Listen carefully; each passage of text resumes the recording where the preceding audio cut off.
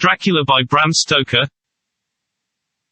Chapter 1 Jonathan Harkis' journal kept in shorthand. The 3rd of May Bistritz. I left Munich at 8:35 p.m. on the 1st of May, arriving at Vienna early next morning, should have arrived at 6:46 but the train was an hour late. Budapest seems a wonderful place, from the glimpse which I got of it from the train and the little I could walk through the streets. I feared to go very far from the station, as we had arrived late and would start as near the correct time as possible. The impression I had was that we were leaving the west and entering the east. The most western of splendid bridges over the Danube, which is here of noble width and depth, took us among the traditions of Turkish rule. We left in pretty good time, and came after nightfall to Klausenburg. Here I stopped for the night at the Hotel Royal. I had for dinner, or rather supper, a chicken done up some way with red pepper, which was very good but thirsty. Reminder, get the recipe for Mina. I asked the waiter, and he said it was called paprika Hendel, and that, as it was a national dish, I should be able to get it anywhere along the Carpathians. I found my smattering of German very useful here. Indeed, I don't know how I should be able to get on without it. Having had some time at my disposal when in London, I had visited the British Museum, and made search among the books and maps in the library regarding Transylvania. It had struck me that some foreknowledge of the country could hardly fail to have some importance in dealing with a nobleman of that country. I find that the district he named is in the extreme east of the country, just on the borders of 3 states, Transylvania, Moldavia and Bukovina, in the midst of the Carpathian Mountains, one of the wildest and least known portions of Europe. I was not able to light on any map or work giving the exact locality of the castle Dracula, as there are no maps of this country as yet to compare with our own Ordnance Survey maps, but I found that Bistritz, the post town named by Count Dracula, is a fairly well-known place. I shall enter here some of my notes, as they may refresh my memory when I talk over my travels with Mina. In the population of Transylvania there are 4 distinct nationalities: Saxons in the south, and mixed with them the Warlicks, who are the descendants of the Dachshunds, Magyars in the west, and Sekeles in the east and north. I am going among the latter, who claim to be descended from Attila and the Huns. This may be so, for when the Magyars conquered the country in the 11th century they found the Huns settled in it. I read that every known superstition in the world is gathered into the horseshoe of the Carpathians, as if it were the center of some sort of imaginative whirlpool. If so, my stay may be very interesting. Reminder, I must ask the Count all about them. I did not sleep well, though my bed was comfortable enough, for I had all sorts of queer dreams. There was a dog howling all night under my window, which may have had something to do with it, or it may have been the paprika, for I had to drink up all the water in my carafe, and was still thirsty. Towards morning I slept and was wakened by the continuous knocking at my door, so I guess I must have been sleeping soundly then. I had for breakfast more paprika, and a sort of porridge of maize flour which they said was mammaliga, and eggplant stuffed with forcemeat, a very excellent dish, which they call implatata. Reminder, get the recipe for this also. I had to hurry breakfast, for the train started a little before 8, or rather it ought to have done so, for after rushing to the station at 7:30 I had to sit in the carriage for more than an hour before we began to move. It seems to me that the further east you go the more unpunctual are the trains.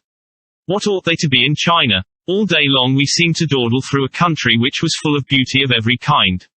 Sometimes we saw little towns or castles on the top of steep hills such as we see in old missals, sometimes we ran by rivers and streams which seemed from the wide stony margin on each side of them to be subject to great floods. It takes a lot of water, and running strong, to sweep the outside edge of a river clear. At every station there were groups of people, sometimes crowds, and in all sorts of attire. Some of them were just like the peasants at home or those I saw coming through France and Germany, with short jackets and round hats and homemade trousers, but others were very picturesque. The women looked pretty, except when you got near them, but they were very clumsy about the waist. They had all full white sleeves of some kind or other, and most of them had big belts with a lot of strips of something fluttering from them like the dresses in a ballet, but of course there were petticoats under them.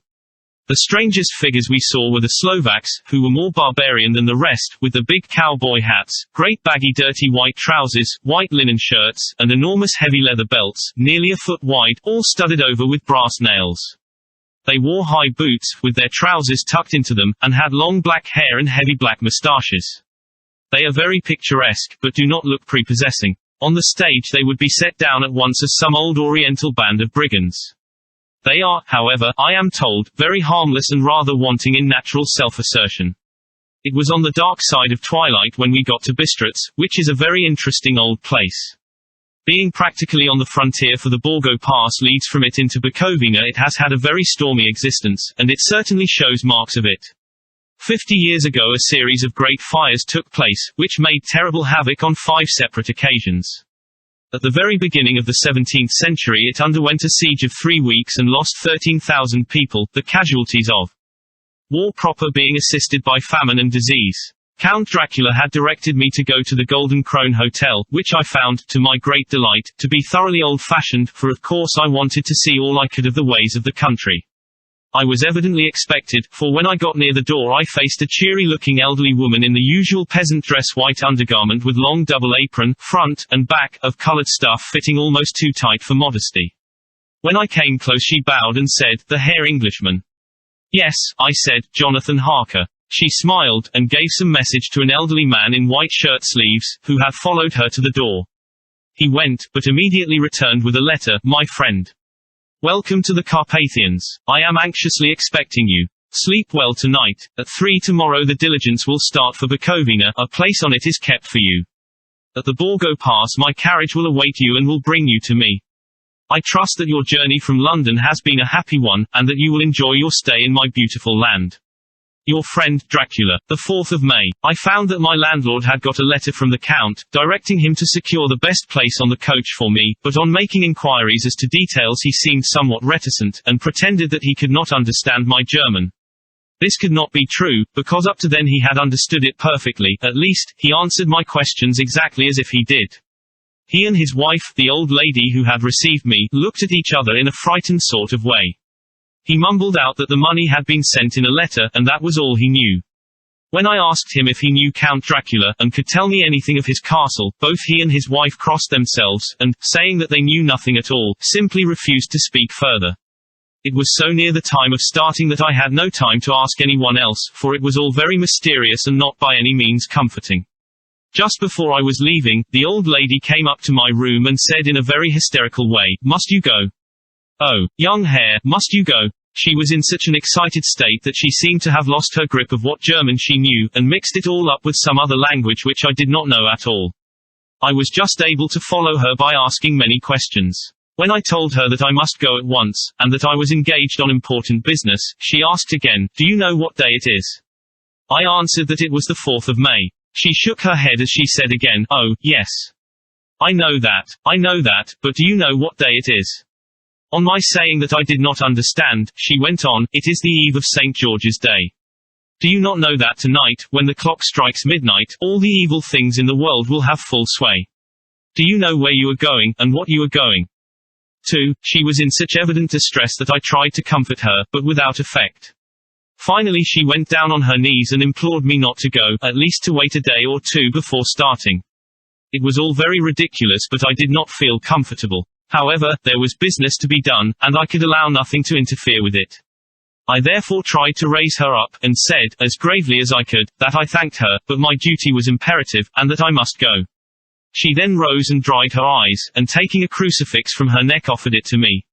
I did not know what to do, for, as an English churchman, I have been taught to regard such things as in some measure idolatrous, and yet it seemed so ungracious to refuse an old lady meaning so well and in such a state of mind.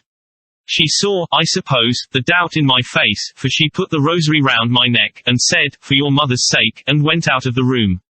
I am writing up this part of the diary whilst I am waiting for the coach, which is, of course, late, and the crucifix is still round my neck. Whether it is the old lady's fear, or the many ghostly traditions of this place, or the crucifix itself, I do not know, but I am not feeling nearly as easy in my mind as usual. If this book should ever reach Mina before I do, let it bring my goodbye. Here comes the coach. The 5th of May. The castle. The grey of the morning has passed, and the sun is high over the distant horizon, which seems jagged, whether with trees or hills I know not, for it is so far off that big things and little are mixed. I am not sleepy, and, as I am not to be called till I awake, naturally I write till sleep comes. There are many odd things to put down, and, lest who reads them may fancy that I dined too well before I left Bistritz, let me put down my dinner exactly. I dined on what they called robber steak, bits of bacon, onion, and beef, seasoned with red pepper, and strung on sticks and roasted over the fire, in the simple style of the London cat's meat. The wine was golden mediash, which produces a queer sting on the tongue, which is, however, not disagreeable. I had only a couple of glasses of this, and nothing else. When I got on the coach, the driver had not taken his seat, and I saw him talking with the landlady. They were evidently talking of me, for every now and then they looked at me, and some of the people who were sitting on the bench outside the door, which they call by a name meaning word bearer, came and listened, and then looked at me, most of them pityingly. I could hear a lot of words, often repeated, queer words, for there were many nationalities in the crowd, so I quietly got my polyglot dictionary from my bag and looked them out. I must say they were not cheering to me, for amongst them were Ordog, Satan, Pokal, Hell, Stregoica, Witch, Brolok, and VL Koslak, both of which mean the same thing, one being Slovak and the other Servian for something that is either werewolf or vampire. Memo, I must ask the Count about these superstitions. When we started, the crowd round the inn door, which had by this time swelled to a considerable size, all made the sign of the cross and pointed 2 fingers towards me. With some difficulty I got a fellow passenger to tell me what they meant. He would not answer at first, but on learning that I was English, he explained that it was a charm or guard against the evil eye. This was not very pleasant for me, just starting for an unknown place to meet an unknown man, but everyone seemed so kind-hearted, and so sorrowful, and so sympathetic that I could not but be touched. I shall never forget the last glimpse which I had of the inn yard and its crowd of picturesque figures, all crossing themselves, as they stood round the wide archway, with its background of rich foliage of oleander and orange trees in green tubs clustered in the centre of the yard. Then our driver, whose wide linen drawers covered the whole front of the box seat, Gotza, they call them, cracked his big whip over his 4 small horses, which ran abreast, and we set off on our journey. I soon lost sight and recollection of ghostly fears in the beauty of the scene as we drove along, although had I known the language, or rather languages, which my fellow passengers were speaking, I might not have been able to throw them off so easily. Before us lay a green sloping land full of forests and woods, with here and there steep hills, crowned with clumps of trees or with farmhouses, the blank gable end to the road. There was everywhere a bewildering mass of fruit, blossom, apple, plum, pear, cherry, and as we drove by I could see the green grass under the trees spangled with the fallen petals. In and out amongst these green hills of what they call here the Mittelland, ran the road, losing itself as it swept round the grassy curve, or was shut out by the straggling ends of pine woods, which here and there ran down the hillsides like tongues of flame. The road was rugged, but still we seemed to fly over it with a feverish haste. I could not understand then what the haste meant, but the driver was evidently bent on losing no time in reaching Borgo-Prund. I was told that this road is in summertime excellent, but that it had not yet been put in order after the winter snows. In this respect it is different from the general run of roads in the Carpathians, for it is an old tradition that they are not to be kept in too good order. Of old the Hospodars would not repair them, lest the Turk should think that they were preparing to bring in foreign troops, and so hasten the war which was always really at loading point. Beyond the green swelling hills of the Mittelland rose mighty slopes of forest up to the lofty steeps of the Carpathians themselves. Right and left of us they towered, with the afternoon sun falling full upon them and bringing out all the glorious colors of this beautiful range, deep blue and purple in the shadows of the peaks, green and brown where grass and rock mingled, and an endless perspective of jagged rock and pointed crags, till these were themselves lost in the distance, where the snowy peaks rose grandly. Here and there seemed mighty rifts in the mountains, through which, as the sun began to sink, we saw now and again the white gleam of falling water. One of my companions touched my arm as we swept round the base of a hill and opened up the lofty, snow-covered peak of a mountain, which seemed, as we wound on our serpentine way, to be right before us. Look! Isten Sek, God's seat, and he crossed himself reverently. As we wound on our endless way, and the sun sank lower and lower behind us, the shadows of the evening began to creep round us. This was emphasized by the fact that the snowy mountain top still held the sunset, and seemed to glow out with a delicate cool pink. Here and there we passed Czechs and Slovaks, all in picturesque attire, but I noticed that goiter was painfully prevalent. By the roadside were many crosses, and as we swept by, my companions all crossed themselves. Here and there was a peasant man or woman kneeling before a shrine, who did not even turn round as we approached, but seemed in the self-surrender of devotion to have neither eyes nor ears for the outer world. There were many things new to me, for instance, hay ricks in the trees, and here and there very beautiful masses of weeping birch, their white stems shining like silver through the delicate green of the leaves. Now and again we passed a letter wagon, the ordinary peasant's cart with its long, snake-like vertebra, calculated to suit the inequalities of the road. On this was sure to be seated quite a group of homecoming peasants, the Czechs with their white, and the Slovaks with the colored sheepskins, the latter carrying lance fashion their long staves, with axe at end. As the evening fell it began to get very cold, and the growing twilight seemed to merge into one dark mistiness. The gloom of the trees, oak, beech, and pine, though in the valleys which ran deep between the spurs of the hills, as we ascended through the pass, the dark firs stood out here and there against the background of late-lying snow. Sometimes, as the road was cut through the pine woods that seemed in the darkness to be closing down upon us, great masses of greyness, which here and there bestrewed the trees, produced a peculiarly weird and solemn effect, which carried on the thoughts and grim fancies engendered earlier in the evening, when the falling sunset threw into strange relief the ghost-like clouds which amongst the Carpathians seemed to wind ceaselessly through the valleys. Sometimes the hills were so steep that, despite our driver's haste, the horses could only go slowly. I wished to get down and walk up them, as we do at home, but the driver would not hear of it. No, no, he said, you must not walk here, the dogs are too fierce, and then he added, with what he evidently meant for grim pleasantry, for he looked round to catch the approving smile of the rest, and you may have enough of such matters before you go to sleep. The only stop he would make was a moment's pause to light his lamps. When it grew dark there seemed to be some excitement amongst the passengers, and they kept speaking to him, one after the other, as though urging him to further speed. He lashed the horses unmercifully with his long whip, and with wild cries of encouragement urged them on to further exertions. Then through the darkness I could see a sort of patch of grey light ahead of us, as though there were a cleft in the hills. The excitement of the passengers grew greater, the crazy coach rocked on its great leather springs, and swayed like a boat tossed on a stormy sea. I had to hold on. The road grew more level, and we appeared to fly along. Then the mountains seemed to come nearer to us on each side and to frown down upon us. We were entering on the Borgo Pass. One by one several of the passengers offered me gifts, which they pressed upon me with an earnestness which would take no denial. These were certainly of an odd and varied kind, but each was given in simple good faith, with a kindly word, and a blessing, and that strange mixture of fear-meaning movements which I had seen outside the hotel at Bistritz, the sign of the cross and the guard against the evil eye. Then, as we flew along, the driver leaned forward, and on each side the passengers, craning over the edge of the coach, peered eagerly into the darkness. It was evident that something very exciting was either happening or expected, but though I asked each passenger, no one would give me the slightest explanation. This state of excitement kept on for some little time, and at last we saw before us the pass opening out on the eastern side. There were dark, rolling clouds overhead, and in the air the heavy, oppressive sense of thunder. It seemed as though the mountain range had separated two atmospheres, and that now we had got into the thunderous one. I was now myself looking out for the conveyance which was to take me to the Count. Each moment I expected to see the glare of lamps through the blackness, but all was dark. The only light was the flickering rays of our own lamps, in which the steam from our hard-driven horses rose in a white cloud. We could see now the sandy road lying white before us, but there was on it no sign of a vehicle. The passengers drew back with a sigh of gladness, which seemed to mock my own disappointment. I was already thinking what I had best do, when the driver, looking at his watch, said to the others something which I could hardly hear. It was spoken so quietly and in so low a tone, I thought it was an hour less than the time. Then turning to me, he said in German worse than my own, "There is no carriage here. The Herr is not expected after all. He will now come on to Bukovina, and return tomorrow or the next day.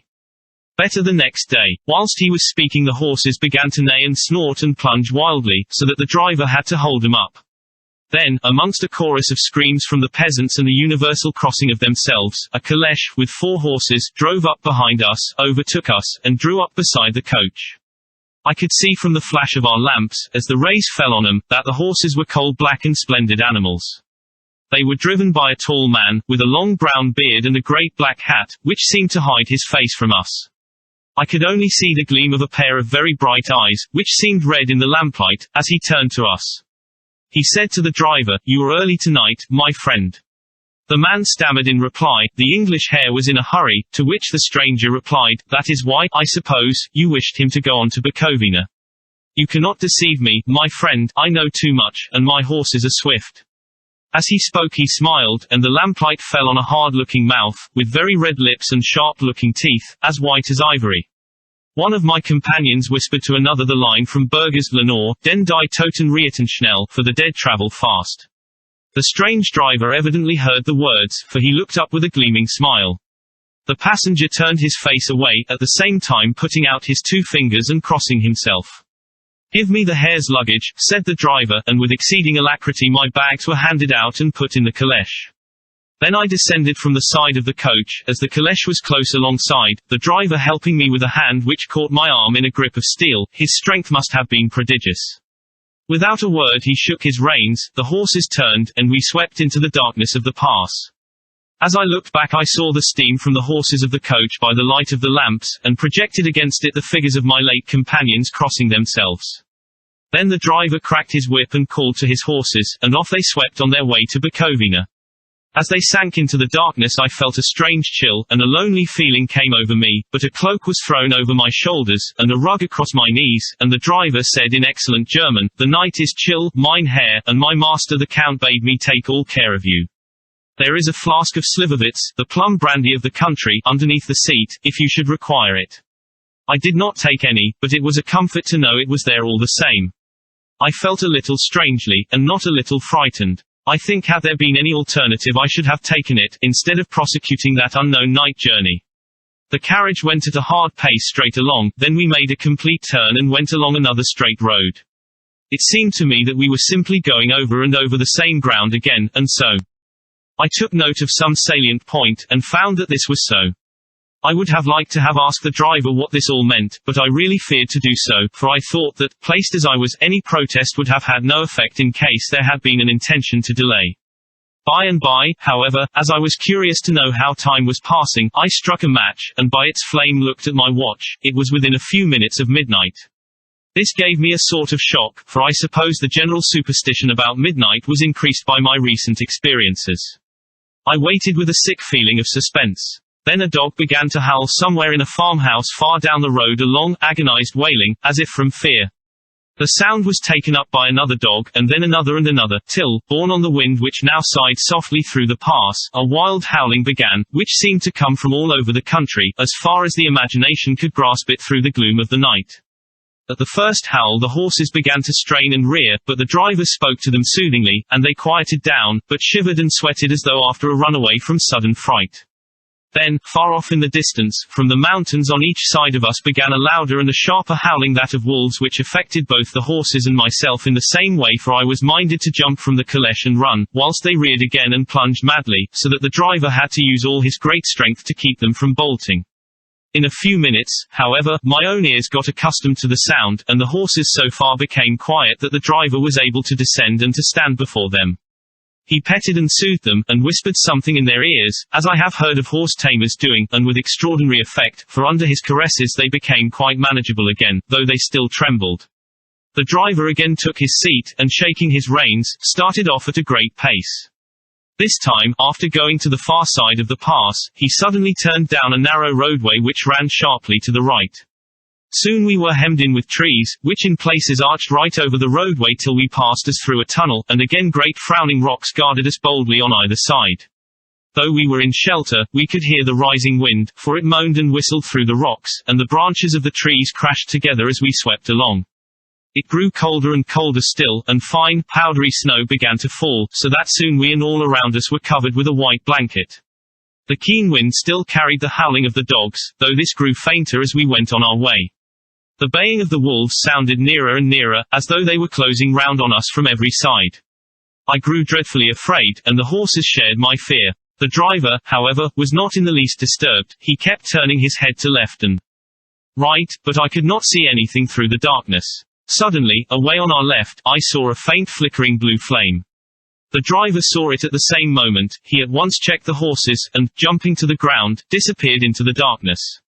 I did not know what to do, the less as the howling of the wolves grew closer, but while I wondered the driver suddenly appeared again, and without a word took his seat, and we resumed our journey. I think I must have fallen asleep and kept dreaming of the incident, for it seemed to be repeated endlessly, and now looking back, it is like a sort of awful nightmare. Once the flame appeared so near the road, that even in the darkness around us I could watch the driver's motions. He went rapidly to where the blue flame arose. It must have been very faint, for it did not seem to illumine the place around it at all, and gathering a few stones, formed them into some device. Once there appeared a strange optical effect. When he stood between me and the flame he did not obstruct it, for I could see its ghostly flicker all the same. This startled me, but as the effect was only momentary, I took it that my eyes deceived me straining through the darkness. Then for a time there were no blue flames, and we sped onwards through the gloom, with the howling of the wolves around us, as though they were following in a moving circle. At last there came a time when the driver went further afield than he had yet gone, and during his absence, the horses began to tremble worse than ever and to snort and scream with fright. I could not see any cause for it, for the howling of the wolves had ceased altogether, but just then the moon, sailing through the black clouds, appeared behind the jagged crest of a beetling, pine-clad rock, and by its light I saw around us a ring of wolves, with white teeth and lolling red tongues, with long, sinewy limbs and shaggy hair. They were 100 times more terrible in the grim silence which held them than even when they howled. For myself, I felt a sort of paralysis of fear. It is only when a man feels himself face to face with such horrors that he can understand the true import. All at once the wolves began to howl as though the moonlight had had some peculiar effect on them. The horses jumped about and reared, and looked helplessly round with eyes that rolled in a way painful to see, but the living ring of terror encompassed them on every side, and they had perforce to remain within it. I called to the coachman to come, for it seemed to me that our only chance was to try to break out through the ring and to aid his approach. I shouted and beat the side of the caleche, hoping by the noise to scare the wolves from that side, so as to give him a chance of reaching the trap. How he came there, I know not, but I heard his voice raised in a tone of imperious command, and looking towards the sound, saw him stand in the roadway. As he swept his long arms, as though brushing aside some impalpable obstacle, the wolves fell back and back further still. Just then a heavy cloud passed across the face of the moon, so that we were again in darkness. When I could see again the driver was climbing into the caleche, and the wolves had disappeared. This was all so strange and uncanny that a dreadful fear came upon me, and I was afraid to speak or move. The time seemed interminable as we swept on our way, now in almost complete darkness, for the rolling clouds obscured the moon. We kept on ascending, with occasional periods of quick descent, but in the main always ascending. Suddenly, I became conscious of the fact that the driver was in the act of pulling up the horses in the courtyard of a vast ruined castle, from whose tall black windows came no ray of light, and whose broken battlements showed a jagged line against the moonlit sky. Chapter 2 Jonathan Harkis' journal continued the 5th of May. I must have been asleep, for certainly if I had been fully awake I must have noticed the approach of such a remarkable place.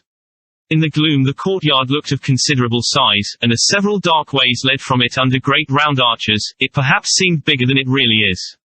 I have not yet been able to see it by daylight. When the caleche stopped, the driver jumped down and held out his hand to assist me to alight. Again I could not but notice his prodigious strength. His hand actually seemed like a steel vice that could have crushed mine if he had chosen. Then he took out my traps, and placed them on the ground beside me as I stood close to a great door, old and studded with large iron nails, and set in a projecting doorway of massive stone. I could see even in the dim light that the stone was massively carved, but that the carving had been much worn by time and weather. As I stood, the driver jumped again into his seat and shook the reins, the horses started forward, and trap and all disappeared down one of the dark openings. I stood in silence where I was, for I did not know what to do. Of bell or knocker there was no sign. Through these frowning walls and dark window openings it was not likely that my voice could penetrate. The time I waited seemed endless, and I felt doubts and fears crowding upon me. What sort of place had I come to, and among what kind of people? What sort of grim adventure was it on which I had embarked? Was this a customary incident in the life of a solicitor's clerk sent out to explain the purchase of a London estate to a foreigner? Solicitor's clerk. Mina would not like that. Solicitor. For just before leaving London I got word that my examination was successful, and I am now a full-blown solicitor. I began to rub my eyes and pinch myself to see if I were awake. It all seemed like a horrible nightmare to me, and I expected that I should suddenly awake, and find myself at home, with the dawn struggling in through the windows, as I had now and again felt in the morning after a day of overwork. But my flesh answered the pinching test, and my eyes were not to be deceived.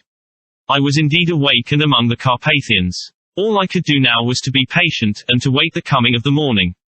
Just as I had come to this conclusion I heard a heavy step approaching behind the great door, and saw through the chinks the gleam of a coming light.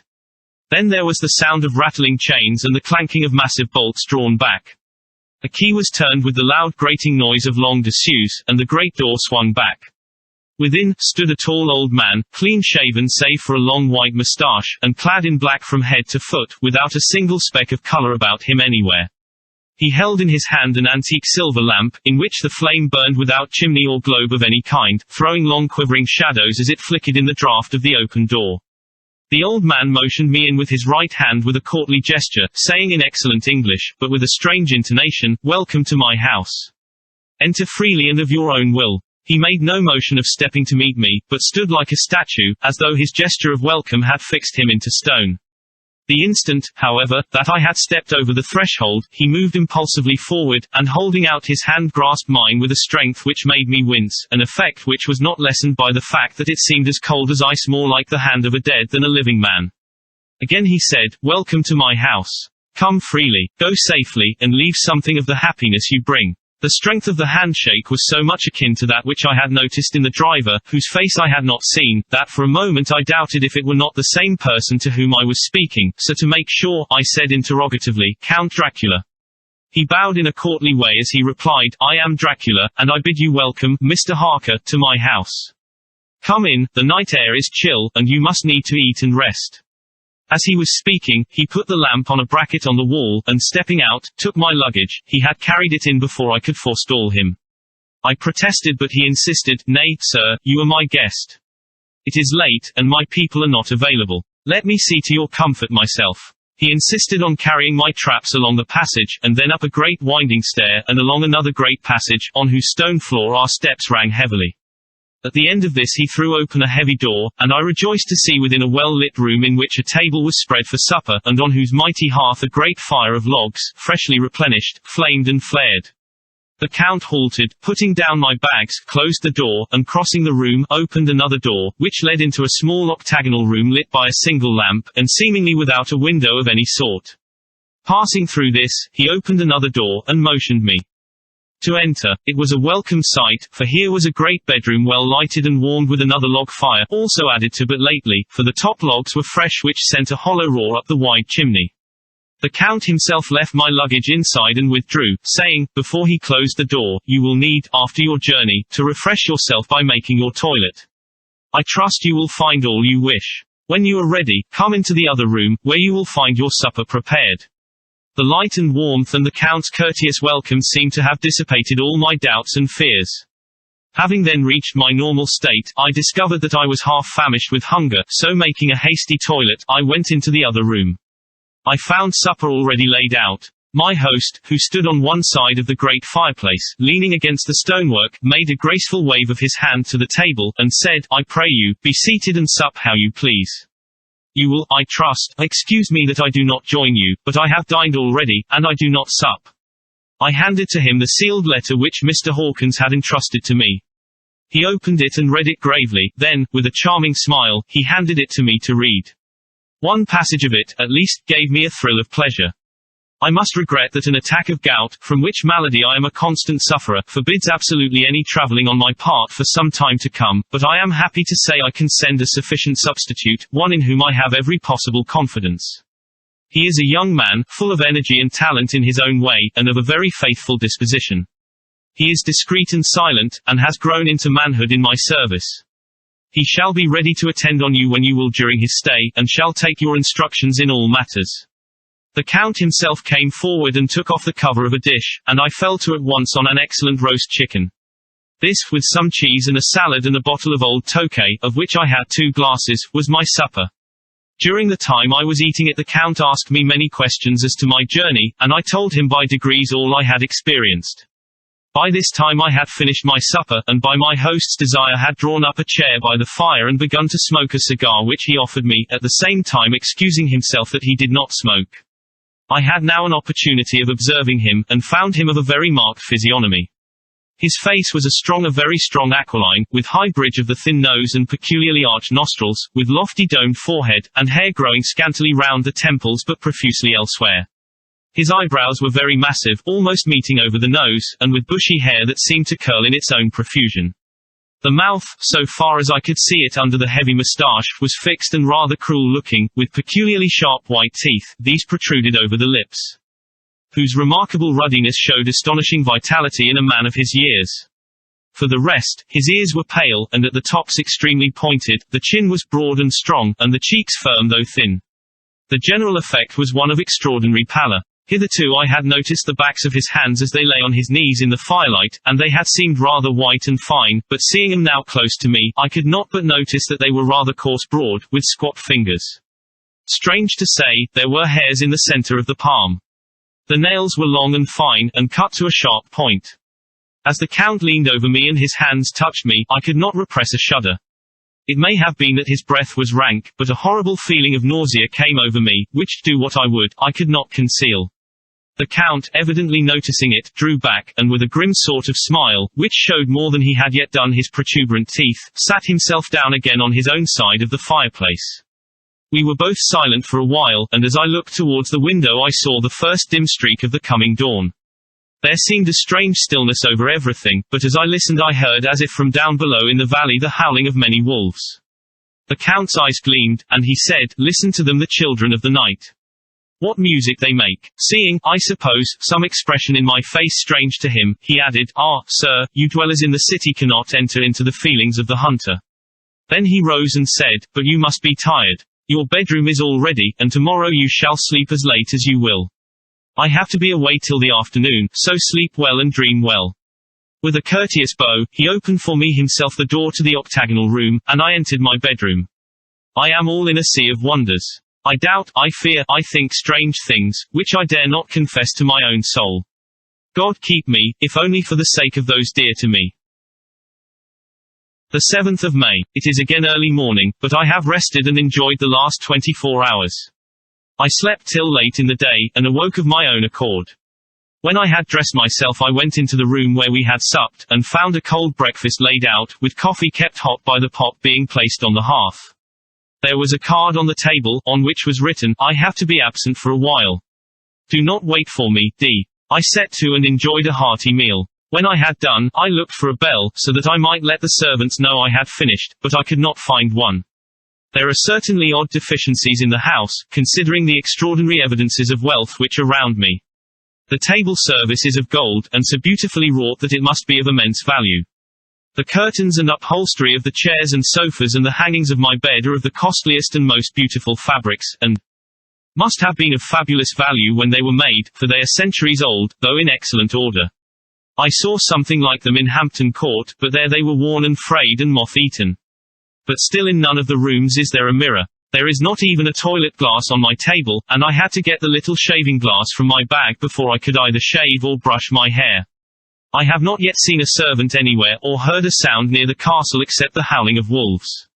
Some time after I had finished my meal I do not know whether to call it breakfast or dinner, for it was between 5 and 6 o'clock when I had it. I looked about for something to read, for I did not like to go about the castle until I had asked the Count's permission. There was absolutely nothing in the room, book, newspaper, or even writing materials, so I opened another door in the room and found a sort of library.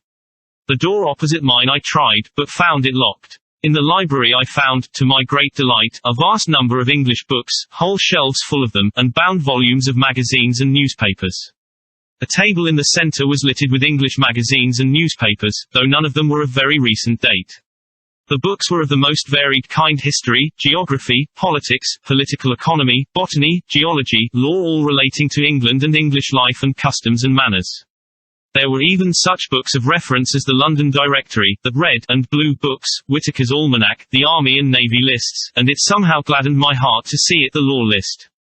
Whilst I was looking at the books, the door opened, and the Count entered. He saluted me in a hearty way, and hoped that I had had a good night's rest. Then he went on, "I am glad you found your way in here, for I am sure there is much that will interest you. These companions," and he laid his hand on some of the books, "have been good friends to me, and for some years past, ever since I had the idea of going to London, have given me many, many hours of pleasure. Through them I have come to know your great England, and to know her is to love her. I long to go through the crowded streets of your mighty London, to be in the midst of the whirl and rush of humanity, to share its life, its change, its death, and all that makes it what it is. But alas, as yet I only know your tongue through books. To you, my friend, I look that I know it to speak." "But, Count," I said, "you know and speak English thoroughly." He bowed gravely. "I thank you, my friend, for your all too flattering estimate, but yet I fear that I am but a little way on the road I would travel. True, I know the grammar and the words, but yet I know not how to speak them." "Indeed," I said, "you speak excellently." "Not so," he answered. Well, I know that, did I move and speak in your London, none there are who would not know me for a stranger. That is not enough for me. Here I am noble, I am boyar, the common people know me, and I am master. But a stranger in a strange land, he is no one, men know him not, and to know not is to care not for. I am content if I am like the rest, so that no man stops if he see me, or pause in his speaking if he hear my words, ha, ha. A stranger, I have been so long master that I would be master still, or at least that none other should be master of me. You come to me not alone as agent of my friend Peter Hawkins, of Exeter, to tell me all about my new estate in London. You shall, I trust, rest here with me a while, so that by our talking I may learn the English intonation, and I would that you tell me when I make error, even of the smallest, in my speaking. I am sorry that I had to be away so long today, but you will, I know, forgive one who has so many important affairs in hand. Of course I said all I could about being willing, and asked if I might come into that room when I chose.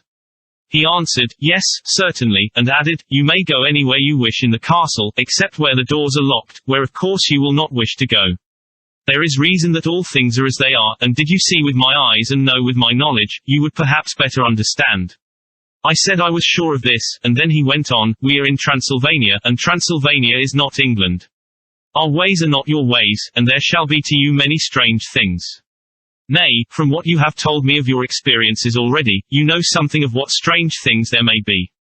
This led to much conversation, and as it was evident that he wanted to talk, if only for talking's sake, I asked him many questions regarding things that had already happened to me or come within my notice. Sometimes he sheered off the subject, or turned the conversation by pretending not to understand, but generally he answered all I asked most frankly. Then as time went on, and I had got somewhat bolder, I asked him of some of the strange things of the preceding night, as, for instance, why the coachman went to the places where he had seen the blue flames.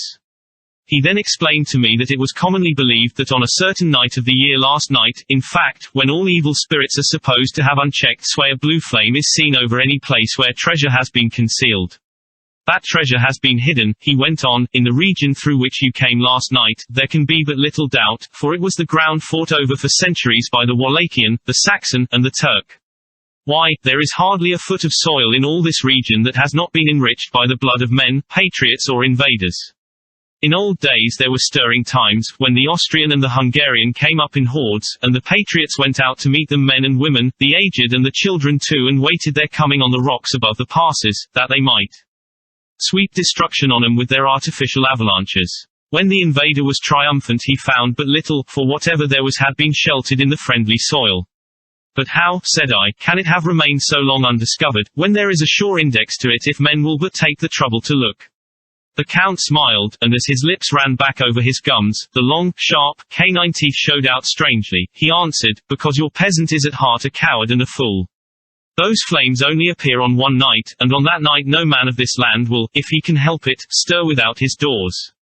And, dear sir, even if he did he would not know what to do.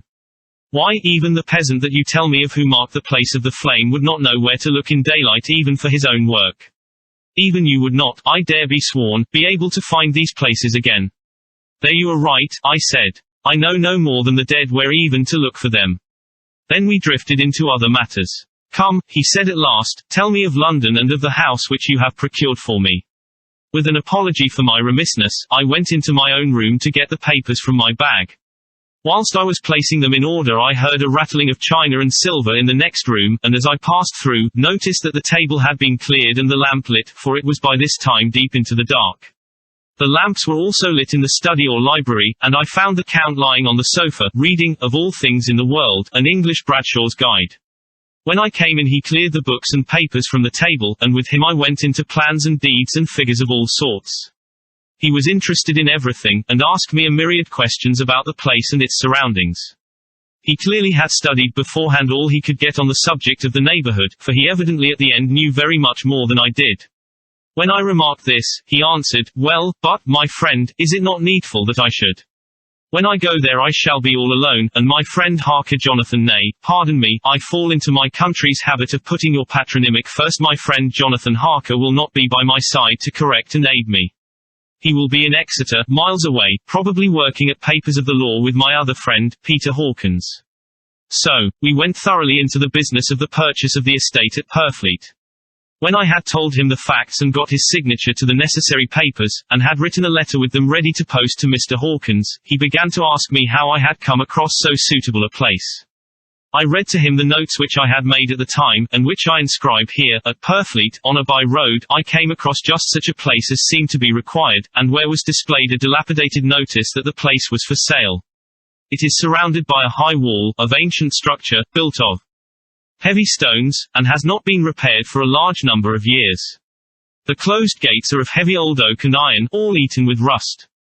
The estate is called Carfax, no doubt a corruption of the old Quatre face, as the house is four-sided, agreeing with the cardinal points of the compass. It contains in all some 20 acres, quite surrounded by the solid stone wall above mentioned. There are many trees on it, which make it in places gloomy, and there is a deep, dark-looking pond or small lake, evidently fed by some springs, as the water is clear and flows away in a fair-sized stream. The house is very large and of all periods back, I should say, to medieval times, for one part is of stone immensely thick, with only a few windows high up and heavily barred with iron. It looks like part of a keep, and is close to an old chapel or church. I could not enter it, as I had not the key of the door leading to it from the house, but I have taken with my Kodak views of it from various points. The house has been added to, but in a very straggling way, and I can only guess at the amount of ground it covers, which must be very great. There are but few houses close at hand, one being a very large house only recently added to and formed into a private lunatic asylum. It is not, however, visible from the grounds. When I had finished, he said, "I am glad that it is old and big. I myself am of an old family, and to live in a new house would kill me. A house cannot be made habitable in a day, and, after all, how few days go to make up a century. I rejoice also that there is a chapel of old times. We Transylvanian nobles love not to think that our bones may lie amongst the common dead. I seek not gaiety nor mirth, not the bright voluptuousness of much sunshine and sparkling waters which please the young and gay. I am no longer young, and my heart, through weary years of mourning over the dead, is not attuned to mirth. Moreover, the walls of my castle are broken, the shadows are many, and the wind breathes cold through the broken battlements and casements. I love the shade and the shadow, and would be alone with my thoughts when I may." Somehow his words and his look did not seem to accord, or else it was that his cast of face made his smile look malignant and saturnine. Presently, with an excuse, he left me, asking me to put all my papers together. He was some little time away, and I began to look at some of the books around me. One was an atlas, which I found opened naturally at England, as if that map had been much used. On looking at it I found in certain places little rings marked, and on examining these I noticed that one was near London on the east side, manifestly where his new estate was situated, the other two were Exeter, and Whitby on the Yorkshire coast. It was the better part of an hour when the Count returned. "Aha," he said, "still at your books? Good, but you must not work always. Come, I am informed that your supper is ready." He took my arm, and we went into the next room, where I found an excellent supper ready on the table.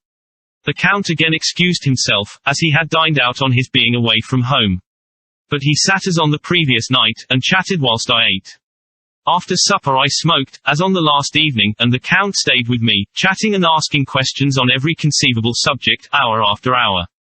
I felt that it was getting very late indeed, but I did not say anything, for I felt under obligation to meet my host's wishes in every way. I was not sleepy, as the long sleep yesterday had fortified me, but I could not help experiencing that chill which comes over one at the coming of the dawn, which is like, in its way, the turn of the tide. They say that people who are near death die generally at the change to the dawn or at the turn of the tide. Anyone who has, when tired, and tied as it were to his post, experienced this change in the atmosphere can well believe it. All at once we heard the crow of a cock coming up with preternatural shrillness through the clear morning air. Count Dracula, jumping to his feet, said, "Why, there is the morning again. How remiss I am to let you stay up so long. You must make your conversation regarding my dear new country of England less interesting, so that I may not forget how time flies by us," and, with a courtly bow, he quickly left me. I went into my own room and drew the curtains, but there was little to notice. My window opened into the courtyard, all I could see was the warm grey of quickening sky. So I pulled the curtains again, and have written of this day.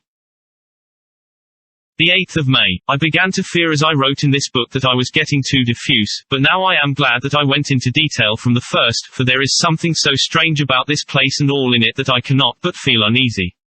I wish I were safe out of it, or that I had never come. It may be that this strange night existence is telling on me, but would that were all. If there were anyone to talk to I could bear it, but there is no one. I have only the Count to speak with, and I fear I am myself the only living soul within the place. Let me be prosaic so far as facts can be, it will help me to bear up, and imagination must not run riot with me.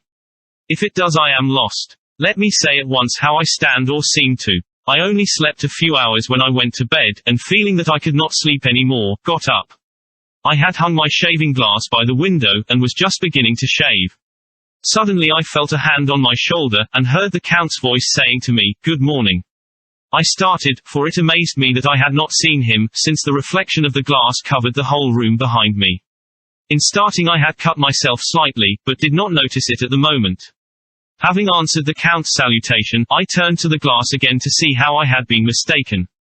This time there could be no error, for the man was close to me, and I could see him over my shoulder. But there was no reflection of him in the mirror. The whole room behind me was displayed, but there was no sign of a man in it, except myself. This was startling, and, coming on the top of so many strange things, was beginning to increase that vague feeling of uneasiness which I always have when the Count is near, but at the instant I saw that the cut had bled a little, and the blood was trickling over my chin. I laid down the razor, turning as I did so half round to look for some sticking plaster. When the Count saw my face, his eyes blazed with a sort of demoniac fury, and he suddenly made a grab at my throat. I drew away, and his hand touched the string of beads which held the crucifix. It made an instant change in him, for the fury passed so quickly that I could hardly believe that it was ever there. "Take care," he said, "take care how you cut yourself. It is more dangerous than you think in this country." Then seizing the shaving glass, he went on, "And this is the wretched thing that has done the mischief. It is a foul bauble of man's vanity. Away with it," and opening the heavy window with one wrench of his terrible hand, he flung out the glass, which was shattered into 1,000 pieces on the stones of the courtyard far below. Then he withdrew without a word. It is very annoying, for I do not see how I am to shave, unless in my watch case or the bottom of the shaving pot, which is fortunately of metal.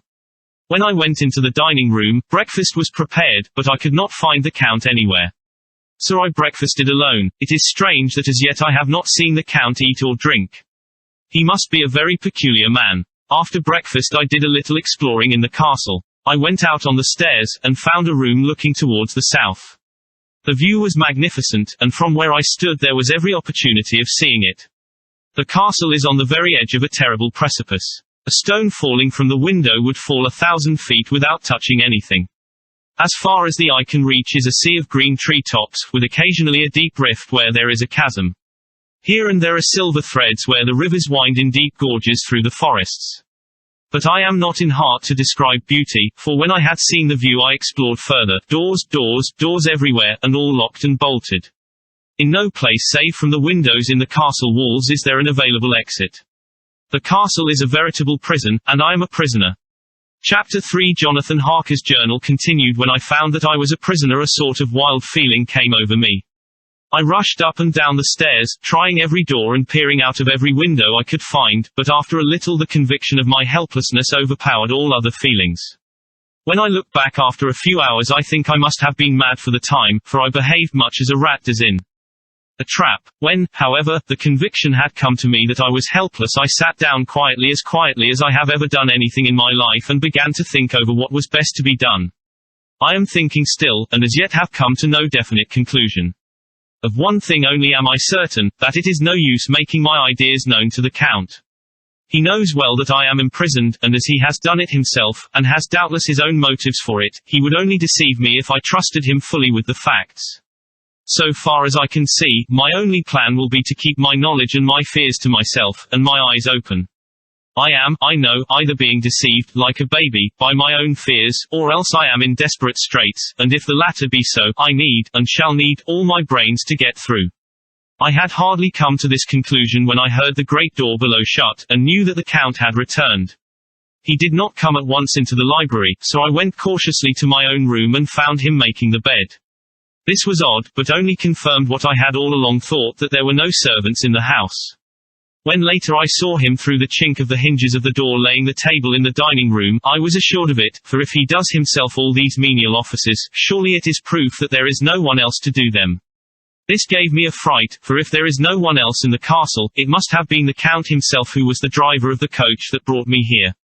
This is a terrible thought, for if so, what does it mean that he could control the wolves, as he did, by only holding up his hand in silence? How was it that all the people at Bistritz and on the coach had some terrible fear for me? What meant the giving of the crucifix, of the garlic, of the wild rose, of the mountain ash? Bless that good woman who hung the crucifix round my neck.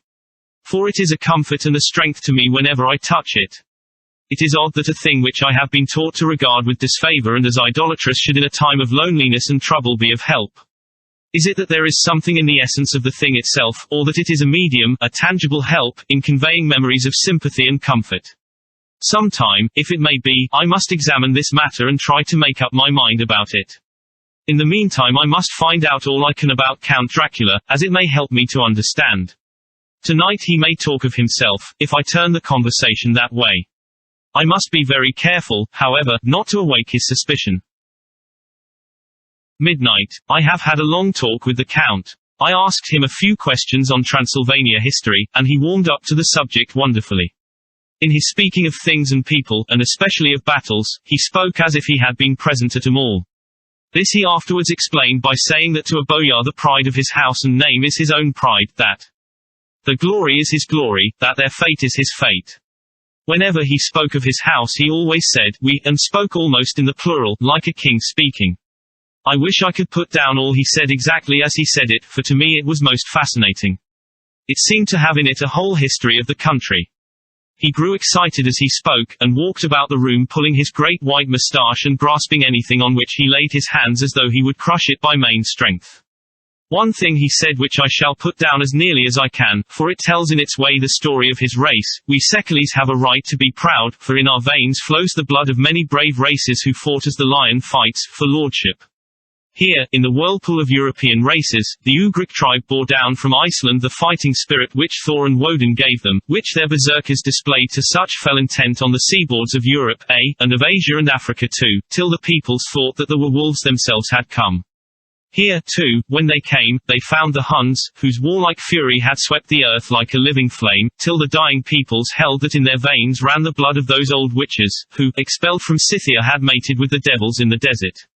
Fools, fools! What devil or what witch was ever so great as Attila, whose blood is in these veins? He held up his arms. Is it a wonder that we were a conquering race, that we were proud, that when the Magyar, the Lombard, the Avar, the Bulgar, or the Turk poured his thousands on our frontiers, we drove them back? Is it strange that when Arpad and his legions swept through the Hungarian fatherland he found us here when he reached the frontier, that the Hunfaglalas was completed there?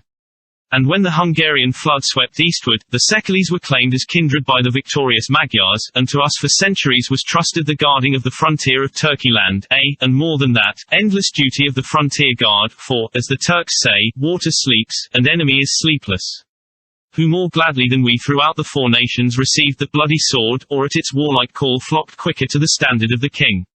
When was redeemed that great shame of my nation, the shame of Cassova, when the flags of the Warlic and the Magyar went down beneath the crescent? Who was it but one of my own race who as voivode crossed the Danube and beat the Turk on his own ground? This was a Dracula indeed. Woe was it that his own unworthy brother, when he had fallen, sold his people to the Turk and brought the shame of slavery on them. Was it not this Dracula, indeed, who inspired that other of his race who in a later age again and again brought his forces over the great river into Turkeyland, who, when he was beaten back, came again, and again, and again, though he had to come alone from the bloody field where his troops were being slaughtered? Since he knew that he alone could ultimately triumph. They said that he thought only of himself. Bah! What good are peasants without a leader? Where ends the war without a brain and heart to conduct it? Again, when, after the Battle of Mohawks, we threw off the Hungarian yoke, we of the Dracula blood were amongst their leaders, for our spirit would not brook that we were not free. Ah, young sir, the Secules and the Dracula as their heart's blood, their brains, and their swords can boast a record that mushroom growths like the Habsburgs and the Romanovs can never reach. The warlike days are over. Blood is too precious a thing in these days of dishonorable peace, and the glories of the great races are as a tale that is told. It was by this time close on morning, and we went to bed. Memo, this diary seems horribly like the beginning of the Arabian Nights, for everything has to break off at cockcrow or like the ghost of Hamlet's father. The 12th of May. Let me begin with facts, bare, meager facts, verified by books and figures, and of which there can be no doubt. I must not confuse them with experiences which will have to rest on my own observation, or my memory of them. Last evening when the Count came from his room he began by asking me questions on legal matters and on the doing of certain kinds of business. I had spent the day wearily over books, and, simply to keep my mind occupied, went over some of the matters I had been examining at Lincoln's Inn.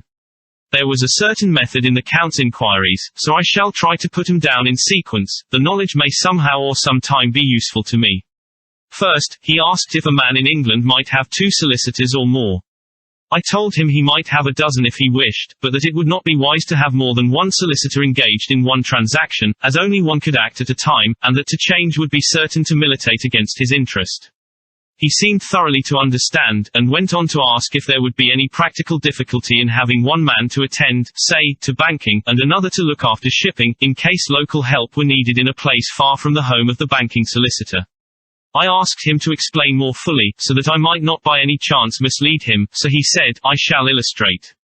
Your friend and mine, Mr. Peter Hawkins, from under the shadow of your beautiful cathedral at Exeter, which is far from London, buys for me through your good self my place at London.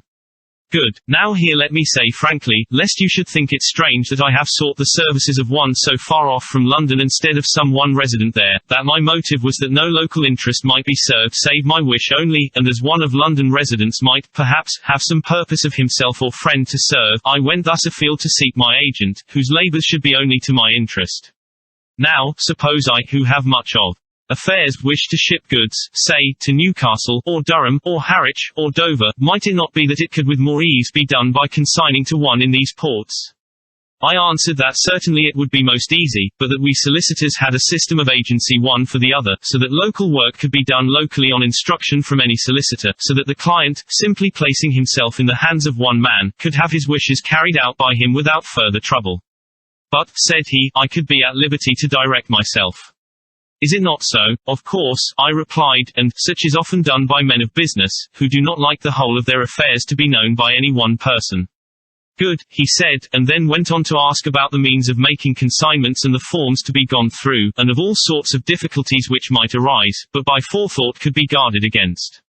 I explained all these things to him to the best of my ability, and he certainly left me under the impression that he would have made a wonderful solicitor, for there was nothing that he did not think of or foresee. For a man who was never in the country, and who did not evidently do much in the way of business, his knowledge and acumen were wonderful. When he had satisfied himself on these points of which he had spoken, and I had verified all as well as I could by the books available, he suddenly stood up and said, Have you written since your first letter to our friend Mr. Peter Hawkins, or to any other? It was with some bitterness in my heart that I answered that I had not, that as yet I had not seen any opportunity of sending letters to anybody. Then write now, my young friend, he said, laying a heavy hand on my shoulder, write to our friend and to any other, and say, if it will please you, that you shall stay with me until a month from now. Do you wish me to stay so long? I asked, for my heart grew cold at the thought. I desire it much, nay, I will take no refusal. When your master, employer, what you will, engaged that someone should come on his behalf, it was understood that my needs only were to be consulted. I have not stinted. Is it not so? What could I do but bow acceptance? It was Mr. Hawkins' interest, not mine, and I had to think of him, not myself, and besides, while Count Dracula was speaking, there was that in his eyes and in his bearing which made me remember that I was a prisoner, and that if I wished it I could have no choice. The Count saw his victory in my bow, and his mastery in the trouble of my face, for he began at once to use them, but in his own smooth, resistless way. I pray you, my good young friend, that you will not discourse of things other than business in your letters. It will doubtless please your friends to know that you are well, and that you look forward to getting home to them. Is it not so? As he spoke he handed me 3 sheets of note paper and 3 envelopes.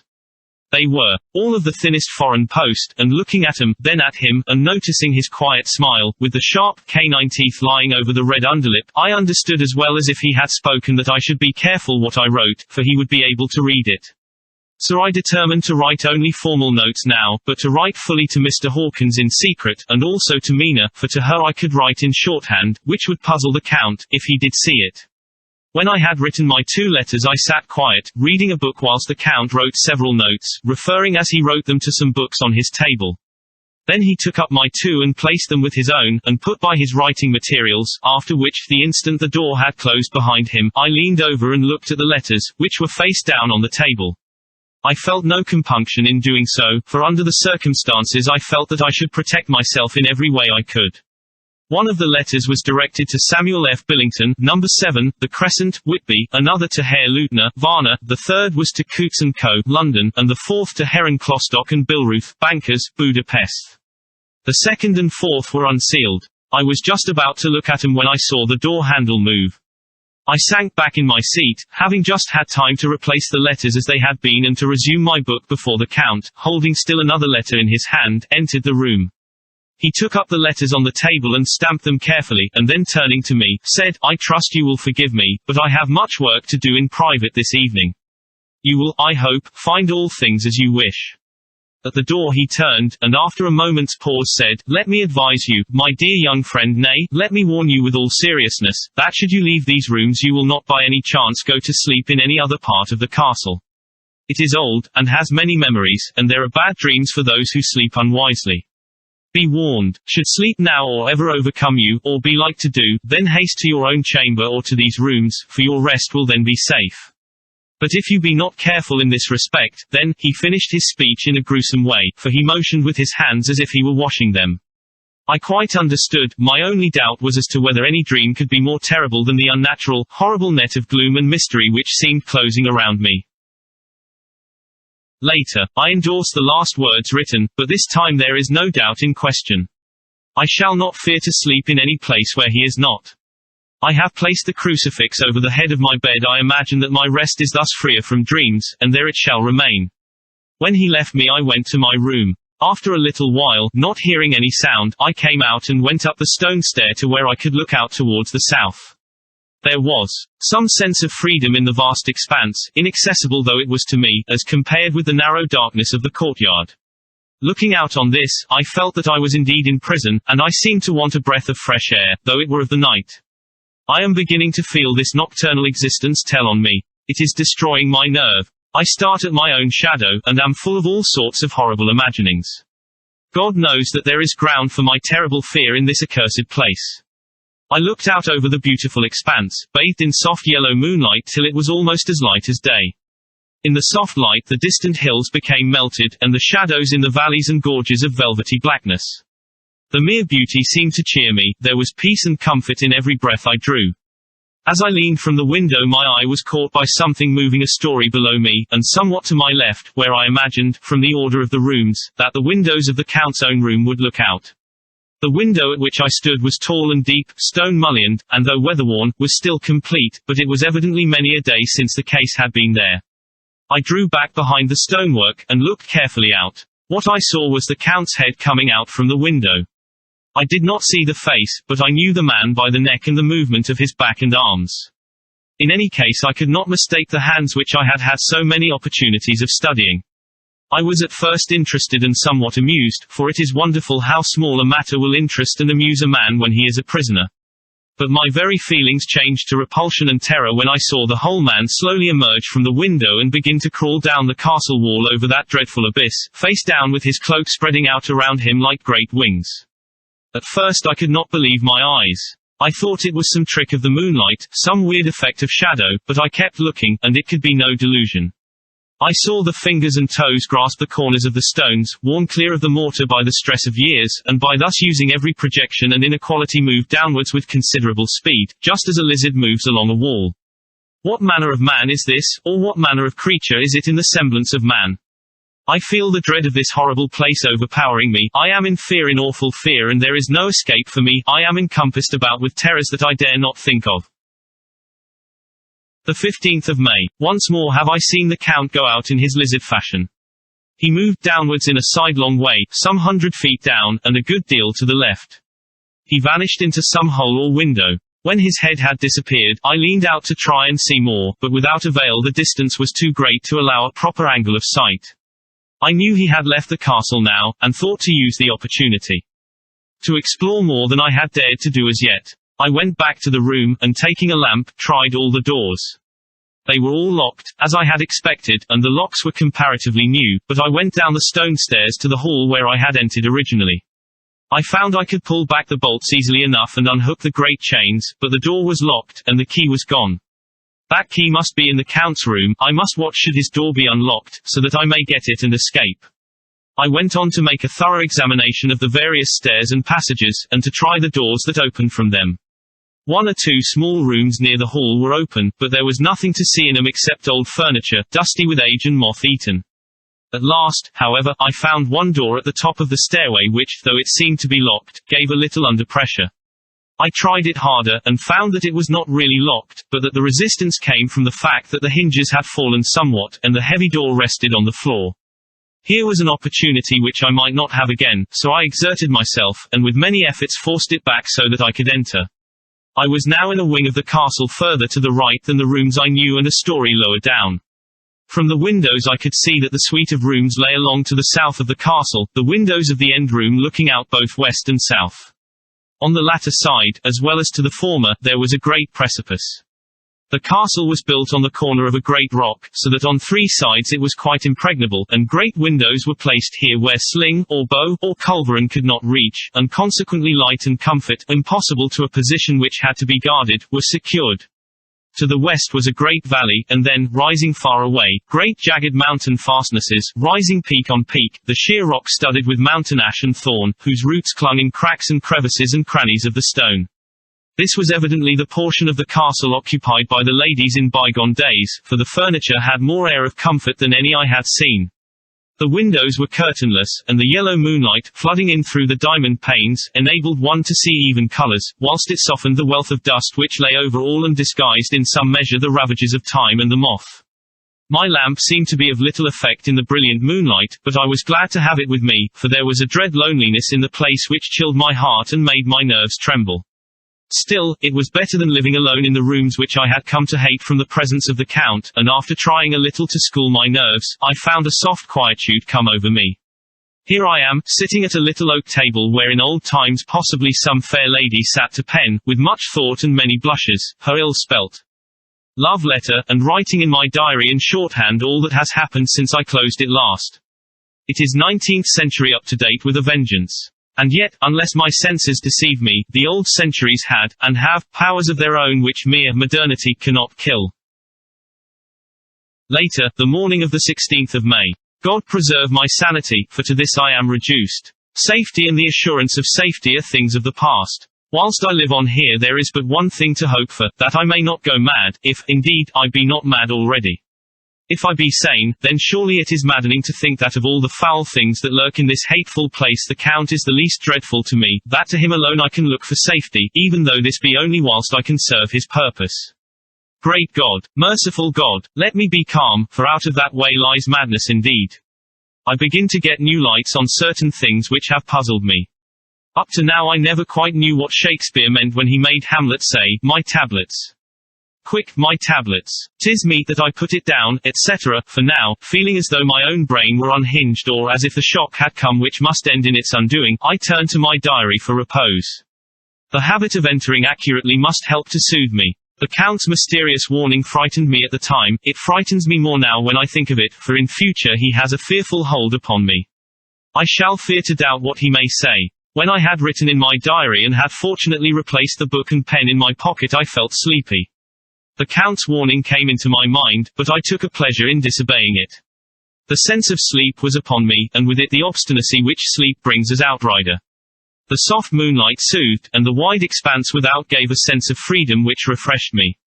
I determined not to return tonight to the gloom-haunted rooms, but to sleep here, where, of old, ladies had sat and sung and lived sweet lives whilst the gentle breasts were sad for their menfolk away in the midst of remorseless wars. I drew a great couch out of its place near the corner, so that as I lay, I could look at the lovely view to east and south, and unthinking of and uncaring for the dust, composed myself for sleep. I suppose I must have fallen asleep, I hope so, but I fear, for all that followed was startlingly real, so real that now sitting here in the broad, full sunlight of the morning, I cannot in the least believe that it was all sleep. I was not alone. The room was the same, unchanged in any way since I came into it. I could see along the floor, in the brilliant moonlight, my own footsteps marked where I had disturbed the long accumulation of dust. In the moonlight opposite me were 3 young women, ladies by their dress and manner. I thought at the time that I must be dreaming when I saw them, for, though the moonlight was behind them, they threw no shadow on the floor. They came close to me, and looked at me for some time, and then whispered together. 2 were dark, and had high aquiline noses, like the Count, and great dark, piercing eyes that seemed to be almost red when contrasted with the pale yellow moon. The other was fair as can be, with great wavy masses of golden hair and eyes like pale sapphires. I seemed somehow to know her face, and to know it in connection with some dreamy fear, but I could not recollect at the moment how or where. All 3 had brilliant white teeth that shone like pearls against the ruby of the voluptuous lips. There was something about them that made me uneasy, some longing and at the same time some deadly fear. I felt in my heart a wicked, burning desire that they would kiss me with those red lips. It is not good to note this down, lest some day it should meet Mina's eyes and cause her pain, but it is the truth. They whispered together, and then they all 3 laughed such a silvery, musical laugh, but as hard as though the sound never could have come through the softness of human lips. It was like the intolerable, tingling sweetness of water glasses when played on by a cunning hand. The fair girl shook her head coquettishly, and the other 2 urged her on. One said, "Go on. You are first, and we shall follow, yours is the right to begin." The other added, "He is young and strong, there are kisses for us all."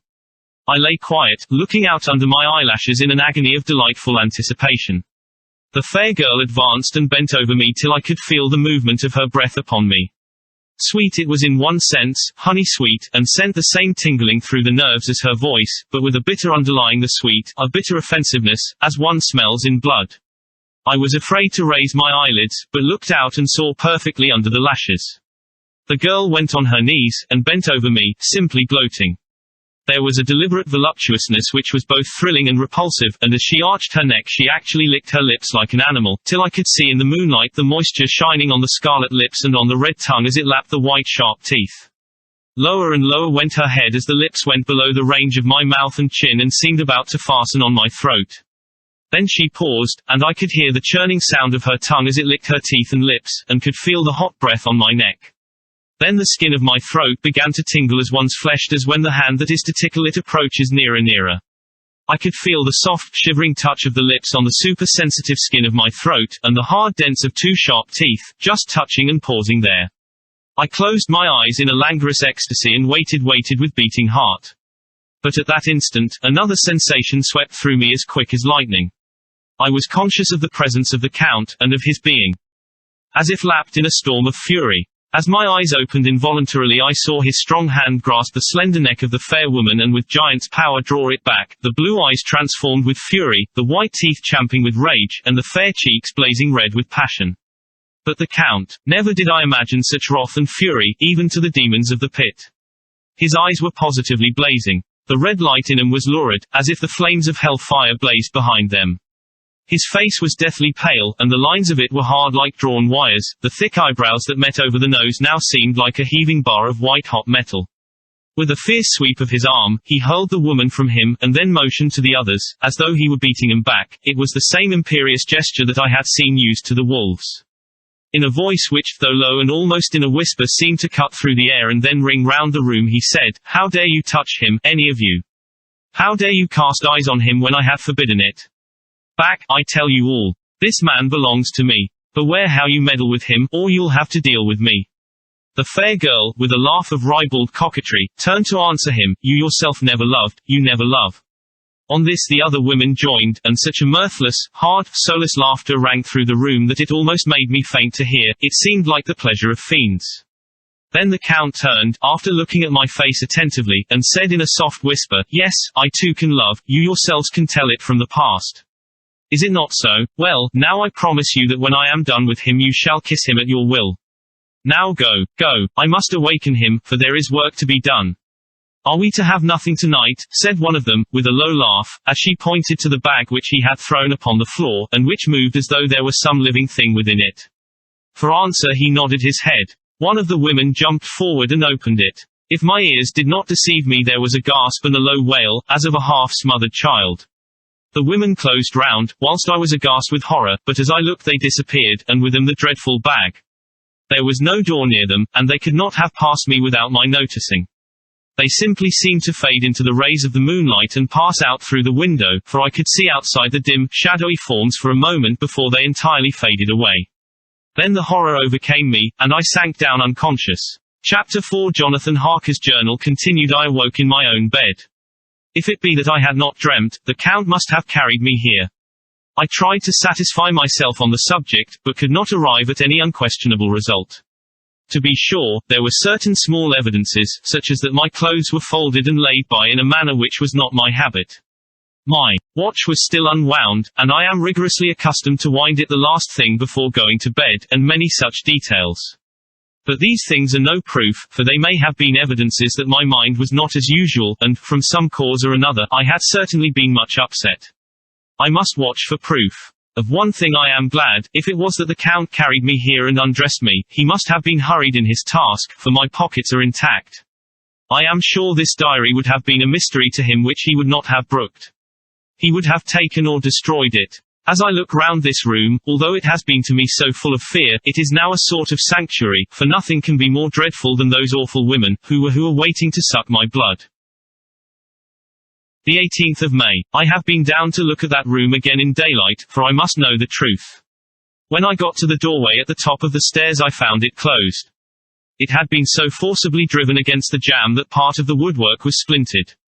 I could see that the bolt of the lock had not been shot, but the door is fastened from the inside.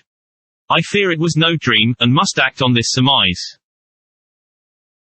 The 19th of May. I am surely in the toils. Last night the Count asked me in the suavest tones to write 3 letters, one saying that my work here was nearly done, and that I should start for home within a few days, another that I was starting on the next morning from the time of the letter, and the third that I had left the castle and arrived at Bistritz. I would fain have rebelled, but felt that in the present state of things it would be madness to quarrel openly with the Count whilst I am so absolutely in his power, and to refuse would be to excite his suspicion and to arouse his anger. He knows that I know too much, and that I must not live, lest I be dangerous to him. My only chance is to prolong my opportunities.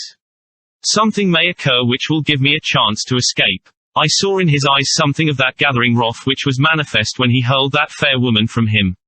He explained to me that posts were few and uncertain, and that my writing now would ensure ease of mind to my friends, and he assured me with so much impressiveness that he would countermand the later letters, which would be held over at Bistritz until due time in case chance would admit of my prolonging my stay, that to oppose him would have been to create new suspicion. I therefore pretended to fall in with his views, and asked him what dates I should put on the letters. He calculated a minute, and then said, the first should be June 12th, the second June 19th, and the third June 29th. I know now the span of my life. God help me. The 28th of May. There is a chance of escape, or at any rate of being able to send word home. A band of Cisgani have come to the castle, and are encamped in the courtyard. These Cisgani are. Watch was still unwound, and I am rigorously accustomed to wind it the last thing before going to bed, and many such details. But these things are no proof, for they may have been evidences that my mind was not as usual, and, from some cause or another, I had certainly been much upset. I must watch for proof. Of one thing I am glad, if it was that the Count carried me here and undressed me, he must have been hurried in his task, for my pockets are intact. I am sure this diary would have been a mystery to him which he would not have brooked. He would have taken or destroyed it. As I look round this room, although it has been to me so full of fear, it is now a sort of sanctuary, for nothing can be more dreadful than those awful women, who were waiting to suck my blood. The 18th of May. I have been down to look at that room again in daylight, for I must know the truth. When I got to the doorway at the top of the stairs I found it closed. It had been so forcibly driven against the jamb that part of the woodwork was splintered. I could see that the bolt of the lock had not been shot, but the door is fastened from the inside. I fear it was no dream, and must act on this surmise. The 19th of May. I am surely in the toils. Last night the Count asked me in the suavest tones to write 3 letters, one saying that my work here was nearly done, and that I should start for home within a few days, another that I was starting on the next morning from the time of the letter, and the third that I had left the castle and arrived at Bistritz. I would fain have rebelled, but felt that in the present state of things it would be madness to quarrel openly with the Count whilst I am so absolutely in his power, and to refuse would be to excite his suspicion and to arouse his anger. He knows that I know too much, and that I must not live, lest I be dangerous to him. My only chance is to prolong my opportunities. Something may occur which will give me a chance to escape. I saw in his eyes something of that gathering wrath which was manifest when he hurled that fair woman from him. He explained to me that posts were few and uncertain, and that my writing now would ensure ease of mind to my friends, and he assured me with so much impressiveness that he would countermand the later letters, which would be held over at Bistritz until due time in case chance would admit of my prolonging my stay, that to oppose him would have been to create new suspicion. I therefore pretended to fall in with his views, and asked him what dates I should put on the letters. He calculated a minute, and then said, the first should be June 12th, the second June 19th, and the third June 29th. I know now the span of my life. God help me. The 28th of May. There is a chance of escape, or at any rate of being able to send word home. A band of Cisgani have come to the castle, and are encamped in the courtyard. These Cisgani are. Rest. I may not have the pleasure to talk tonight, since there are many labors to me, but you will sleep, I pray. I passed to my room and went to bed, and, strange to say, slept without dreaming. Despair has its own calms. The 31st of May. This morning when I woke I thought I would provide myself with some paper and envelopes from my bag and keep them in my pocket, so that I might write in case I should get an opportunity, but again a surprise, again a shock. Every scrap of paper was gone, and with it all my notes, my memoranda, relating to railways and travel, my letter of credit, in fact all that might be useful to me were I once outside the castle. I sat and pondered a while, and then some thought occurred to me, and I made search of my portmanteau and in the wardrobe where I had placed my clothes.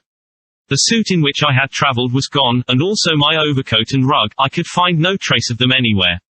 This looked like some new scheme of villainy. The 17th of June. This morning, as I was sitting on the edge of my bed cudgelling my brains, I heard without a cracking of whips and pounding and scraping of horses' feet up the rocky path beyond the courtyard. With joy I hurried to the window, and saw drive into the yard 2 great letter wagons, each drawn by 8 sturdy horses, and at the head of each pair a Slovak, with his wide hat, great nail-studded belt, dirty sheepskin, and high boots. They had also their long staves in hand. I ran to the door, intending to descend and try and join them through the main hall, as I thought that way might be open for them. Again a shock, my door was fastened on the outside. Then I ran to the window and cried to them. They looked up at me stupidly and pointed, but just then the hetman of the Cisgani came out, and seeing them pointing to my window, said something, at which they laughed. Henceforth no effort of mine, no piteous cry or agonized entreaty, would make them even look at me. They resolutely turned away. The letter wagons contained great, square boxes, with handles of thick rope. These were evidently empty by the ease with which the Slovaks handled them, and by their resonance as they were roughly moved. When they were all unloaded and packed in a great heap in one corner of the yard, the Slovaks were given some money by the Cisgani, and spitting on it for luck, lazily went each to his horse's head. Shortly afterwards, I heard the cracking of their whips die away in the distance. The 24th of June, before morning. Last night the Count left me early, and locked himself into his own room. As soon as I dared I ran up the winding stair, and looked out of the window, which opened south. I thought I would watch for the Count, for there is something going on. The Cisgani are quartered somewhere in the castle and are doing work of some kind. I know it, for now and then I hear a far-away muffled sound as of mattock and spade, and whatever it must be the end of some ruthless villainy. I had been at the window somewhat less than half an hour, when I saw something coming out of the Count's window. I drew back and watched carefully, and saw the whole man emerge. It was a new shock to me to find that he had on the suit of clothes which I had worn whilst travelling here, and slung over his shoulder the terrible bag which I had seen the women take away. There could be no doubt as to his quest, and in my garb, too. This, then, is his new scheme of evil, that he will allow others to see me, as they think, so that he may both leave evidence that I have been seen in the towns or villages posting my own letters, and that any wickedness which he may do shall by the local people be attributed to me. It makes me rage to think that this can go on, and whilst I am shut up here, a veritable prisoner, but without that protection of the law which is even a criminal's right and It makes me rage to think that this can go on, and whilst I am shut up here, a veritable prisoner, but without that protection of the law which is even a criminal's right and consolation. I thought I would watch for the Count's return, and for a long time sat doggedly at the window. Then I began to notice that there were some quaint little specks floating in the rays of the moonlight. They were like the tiniest grains of dust, and they whirled round and gathered in clusters in a nebulous sort of way.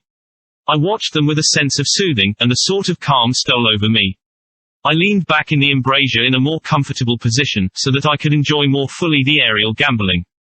Something made me start up, a low, piteous howling of dogs somewhere far below in the valley, which was hidden from my sight. Louder it seemed to ring in my ears, and the floating motes of dust to take new shapes to the sound as they danced in the moonlight. I felt myself struggling to awake to some call of my instincts, nay, my very soul was struggling, and my half-remembered sensibilities were striving to answer the call. I was becoming hypnotized. Quicker and quicker danced the dust, the moonbeams seemed to quiver as they went by me into the mass of gloom beyond. More and more they gathered till they seemed to take dim phantom shapes. And then I started, broad awake and in full possession of my senses, and ran screaming from the place.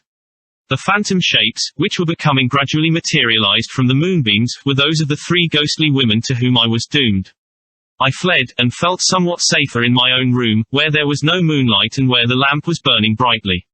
When a couple of hours had passed I heard something stirring in the Count's room, something like a sharp wail quickly suppressed, and then there was silence, deep, awful silence, which chilled me.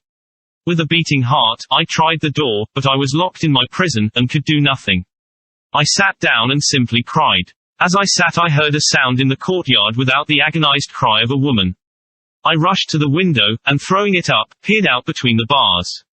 There, indeed, was a woman with disheveled hair, holding her hands over her heart as one distressed with running. She was leaning against a corner of the gateway. When she saw my face at the window she threw herself forward, and shouted in a voice laden with menace, "Monster, give me my child!" She threw herself on her knees, and raising up her hands, cried the same words in tones which wrung my heart. Then she tore her hair and beat her breast, and abandoned herself to all the violences of extravagant emotion. Finally, she threw herself forward, and, though I could not see her, I could hear the beating of her naked hands against the door. Somewhere high overhead, probably on the tower, I heard the voice of the Count calling in his harsh, metallic whisper. His call seemed to be answered from far and wide by the howling of wolves. Before many minutes had passed a pack of them poured, like a pent-up dam when liberated, through the wide entrance into the courtyard. There was no cry from the woman, and the howling of the wolves was but short. Before long they streamed away singly, licking their lips. I could not pity her, for I knew now what had become of her child, and she was better dead. What shall I do? What can I do? How can I escape from this dreadful thing of night and gloom and fear? The 25th of June, morning. No man knows till he has suffered from the night how sweet and how dear to his heart and eye the morning can be. When the sun grew so high this morning that it struck the top of the great gateway opposite my window, the high spot which it touched seemed to me as if the dove from the ark had lighted there. My fear fell from me as if it had been a vaporous garment which dissolved in the warmth. I must take action of some sort whilst the courage of the day is upon me. Last night one of my post-dated letters went to post, the first of that fatal series which is to blot out the very traces of my existence from the earth. Let me not think of it. Action. It has always been at nighttime that I have been molested or threatened, or in some way in danger or in fear. I have not yet seen the Count in the daylight. Can it be that he sleeps when others wake, that he may be awake whilst they sleep? If I could only get into his room. But there is no possible way. The door is always locked, no way for me. Yes, there is a way, if one dares to take it. Where his body has gone, why may not another body go? I have seen him myself crawl from his window. Why should not I imitate him, and go in by his window? The chances are desperate, but my need is more desperate still. I shall risk it. At the worst it can only be death, and a man's death is not a calf's, and the dreaded hereafter may still be open to me. God help me in my task. Goodbye, Mina, if I fail. Goodbye, my faithful friend and second father. Goodbye, all, and last of all Mina. Same day, later, I have made the effort, and God, helping me, have come safely back to this room. I must put down every detail in order. I went whilst my courage was fresh straight to the window on the south side, and at once got outside on the narrow ledge of stone which runs around the building on this side. The stones are big and roughly cut, and the mortar has by process of time been washed away between them. I took off my boots, and ventured out on the desperate way. I looked down once, so as to make sure that a sudden glimpse of the awful depth would not overcome me, but after that kept my eyes away from it. I knew pretty well the direction and distance of the Count's window, and made for it as well as I could, having regard to the opportunities available. I did not feel dizzy. I suppose I was too excited, and the time seemed ridiculously short till I found myself standing on the window sill and trying to raise up the sash. I was filled with agitation, however, when I bent down and slid feet foremost in through the window. Then I looked around for the Count, but, with surprise and gladness, made a discovery. The room was empty. It was barely furnished with odd things, which seemed to have never been used. The furniture was something the same style as that in the south rooms, and was covered with dust. I looked for the key, but it was not in the lock, and I could not find it anywhere. The only thing I found was a great heap of gold in one corner, gold of all kinds, Roman, and British, and Austrian, and Hungarian, and Greek and Turkish money, covered with a film of dust, as though it had lain long in the ground. None of it that I noticed was less than 300 years old. There were also chains and ornaments, some jeweled, but all of them old and stained. At one corner of the room was a heavy door. I tried it, for, since I could not find the key of the room or the key of the outer door, which was the main object of my search, I must make further examination, or all my efforts would be in vain. It was open, and led through a stone passage to a circular stairway, which went steeply down. I descended, minding carefully where I went, for the stairs were dark, being only lit by loopholes in the heavy masonry. At the bottom there was a dark, tunnel-like passage, through which came a deathly, sickly odor, the odor of old earth newly turned. As I went through the passage the smell grew closer and heavier. At last I pulled open a heavy door which stood ajar, and found myself in an old, ruined chapel, which had evidently been used as a graveyard. The roof was broken, and in 2 places were steps leading to vaults, but the ground had recently been dug over, and the earth placed in great wooden boxes, manifestly those which had been brought by the Slovaks. There was nobody about, and I made search for any further outlet, but there was none. Then I went over every inch of the ground, so as not to lose a chance. I went down even into the vaults, where the dim light struggled, although to do so was a dread to my very soul. Into 2 of these I went, but saw nothing except fragments of old coffins and piles of dust. In the 3rd, however, I made a discovery.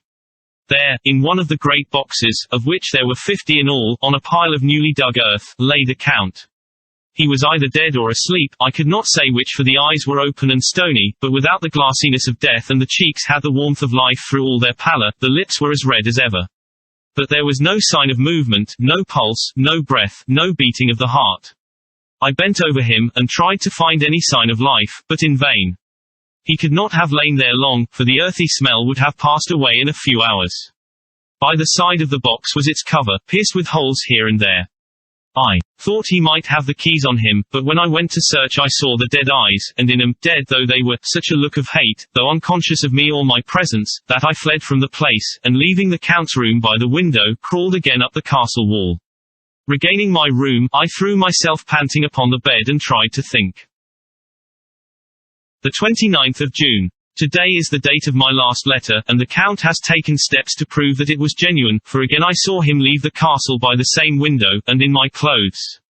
As he went down the wall, lizard fashion, I wished I had a gun or some lethal weapon, that I might destroy him, but I fear that no weapon wrought alone by man's hand would have any effect on him. I dared not wait to see him return, for I feared to see those weird sisters. I came back to the library, and read there till I fell asleep. I was awakened by the Count, who looked at me as grimly as a man can look as he said, "Tomorrow, my friend, we must part. You return to your beautiful England, I to some work which may have such an end that we may never meet.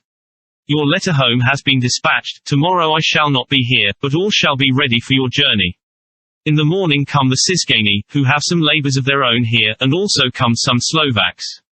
When they have gone, my carriage shall come for you, and shall bear you to the Borgo Pass to meet the diligence from Bukovina to Bistritz. But I am in hopes that I shall see more of you at Castle Dracula."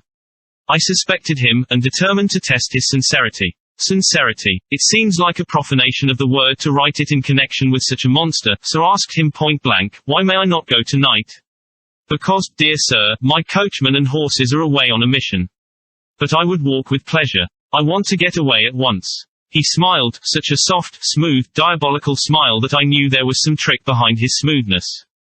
He said, "And your baggage?" "I do not care about it. I can send for it some other time." The Count stood up, and said, with a sweet courtesy which made me rub my eyes, it seemed so real, "You English have a saying which is close to my heart, for its spirit is that which rules our boyars, welcome the coming, speed the parting guest. Come with me, my dear young friend. Not an hour shall you wait in my house against your will, though sad am I at your going, and that you so suddenly desire it. Come." With a stately gravity, he, with the lamp, preceded me down the stairs and along the hall.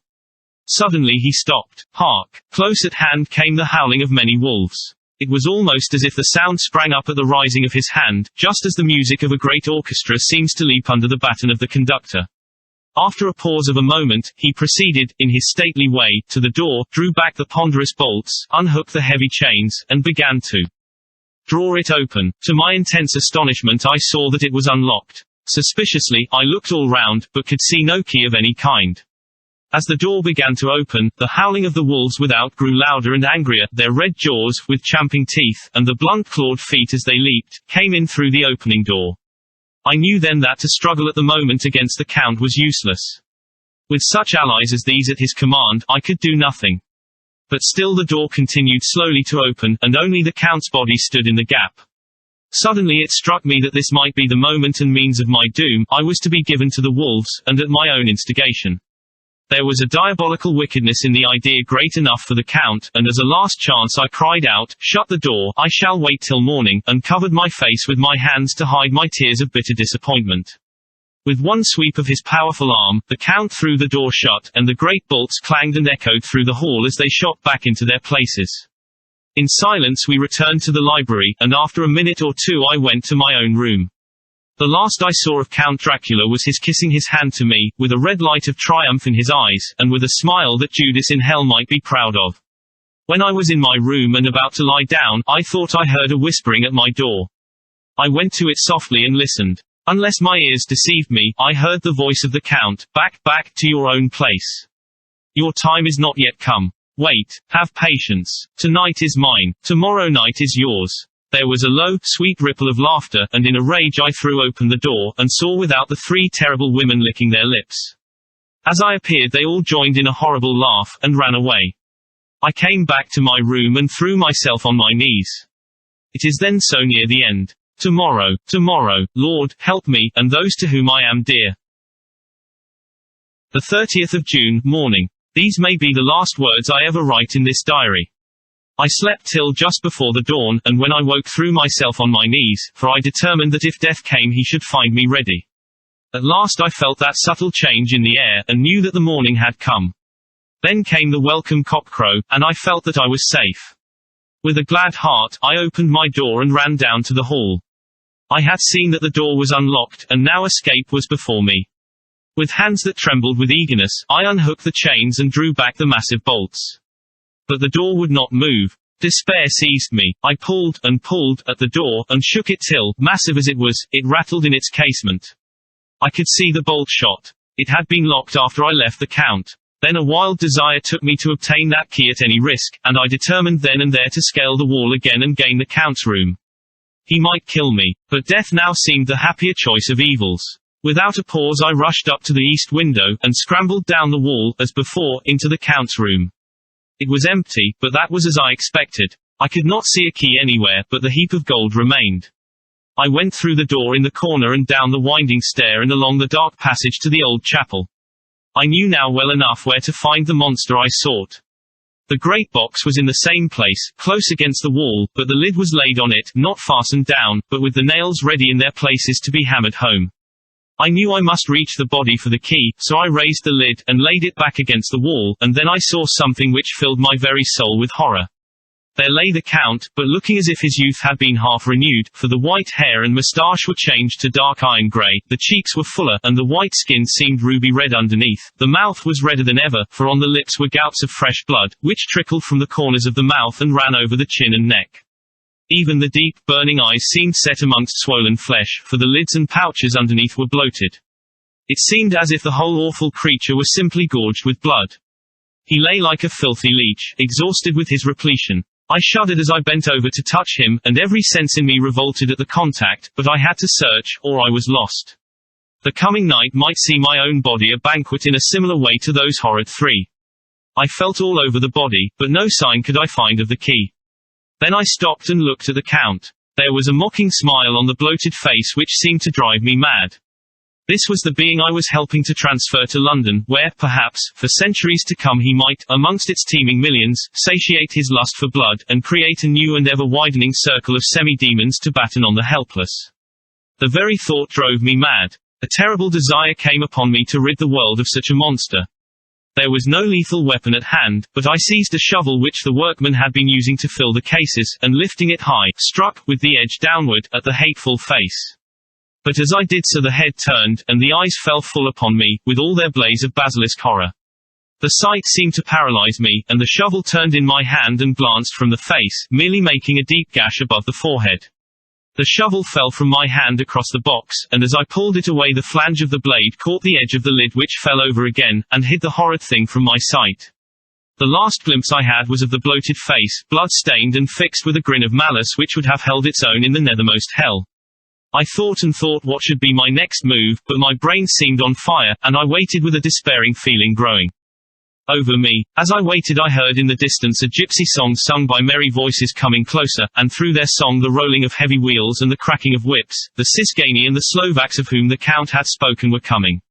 With a last look around and at the box which contained the vile body, I ran from the place and gained the Count's room, determined to rush out at the moment the door should be opened. With strained ears, I listened, and heard downstairs the grinding of the key in the great lock and the falling back of the heavy door. There must have been some other means of entry, or someone had a key for one of the locked doors. Then there came the sound of many feet tramping and dying away in some passage which sent up a clanging echo. I turned to run down again towards the vault, where I might find the new entrance, but at the moment there seemed to come a violent puff of wind, and the door to the winding stair blew to with a shock that set the dust from the lintels flying. When I ran to push it open, I found that it was hopelessly fast. I was again a prisoner, and the net of doom was closing round me more closely. As I write there is in the passage below a sound of many tramping feet and the crash of weights being set down heavily, doubtless the boxes, with their freight of earth. There is a sound of hammering, it is the box being nailed down. Now I can hear the heavy feet tramping again along the hall, with many other idle feet coming behind them. The door is shut, and the chains rattle, there is a grinding of the key in the lock, I can hear the key withdraw, then another door opens and shuts, I hear the creaking of lock and bolt. Hark, in the courtyard and down the rocky way the roll of heavy wheels, the crack of whips, and the chorus of the Cisgani as they pass into the distance. I am alone in the castle with those awful women. 4. Mina is a woman, and there is naught in common. They are devils of the pit. I shall not remain alone with them, I shall try to scale the castle wall farther than I have yet attempted. I shall take some of the gold with me, lest I want it later. I may find a way from this dreadful place. And then away for home. Away to the quickest and nearest train. Away from this cursed spot, from this cursed land, where the devil and his children still walk with earthly feet. At least God's mercy is better than that of these monsters, and the precipice is steep and high. At its foot a man may sleep as a man. Goodbye, all. Mina. Chapter 5. Letter from Miss Mina Murray to Miss Lucy Westenra, the 9th of May. My dearest Lucy, forgive my long delay in writing, but I have been simply overwhelmed with work. The life of an assistant schoolmistress is sometimes trying. I am longing to be with you, and by the sea, where we can talk together freely and build our castles in the air. I have been working very hard lately, because I want to keep up with Jonathan's studies, and I have been practicing shorthand very assiduously. When we are married I shall be able to be useful to Jonathan, and if I can stenograph well enough I can take down what he wants to say in this way and write it out for him on the typewriter, at which also I am practicing very hard. He and I sometimes write letters in shorthand, and he is keeping a stenographic journal of his travels abroad. When I am with you I shall keep a diary in the same way.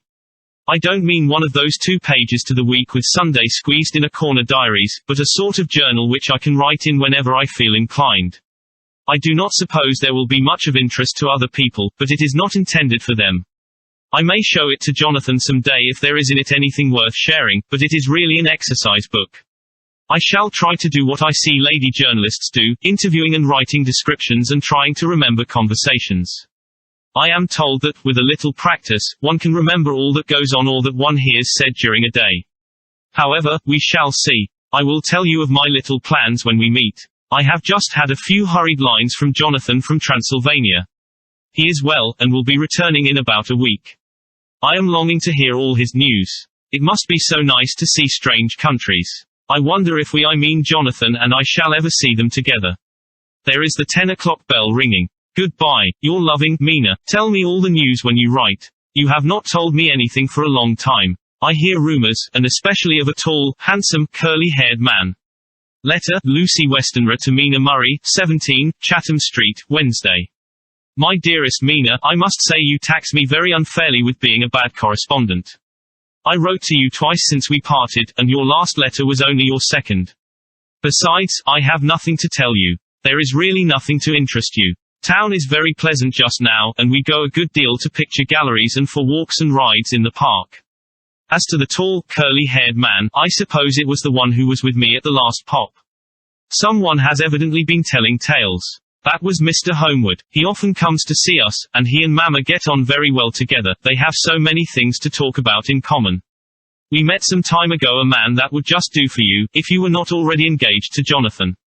He is an excellent party, being handsome, well off, and of good birth. He is a doctor and really clever. Just fancy, he is only 9 and 20, and he has an immense lunatic asylum all under his own care. Mr. Homewood introduced him to me, and he called here to see us, and often comes now. I think he is one of the most resolute men I ever saw, and yet the most calm. He seems absolutely imperturbable. I can fancy what a wonderful power he must have over his patients. He has a curious habit of looking one straight in the face, as if trying to read one's thoughts. He tries this on very much with me, but I flatter myself he has got a tough nut to crack. I know that from my glass. Do you ever try to read your own face? I do, and I can tell you it is not a bad study, and gives you more trouble than you can well fancy if you have never tried it. He says that I afford him a curious psychological study, and I humbly think I do. I do not, as you know, take sufficient interest in dress to be able to describe the new fashions. Dress is a bore, that is slang again, but never mind, Arthur says that every day. There, it is all out. Mina, we have told all our secrets to each other since we were children, we have slept together and eaten together, and laughed and cried together, and now, though I have spoken, I would like to speak more. Oh, Mina, couldn't you guess?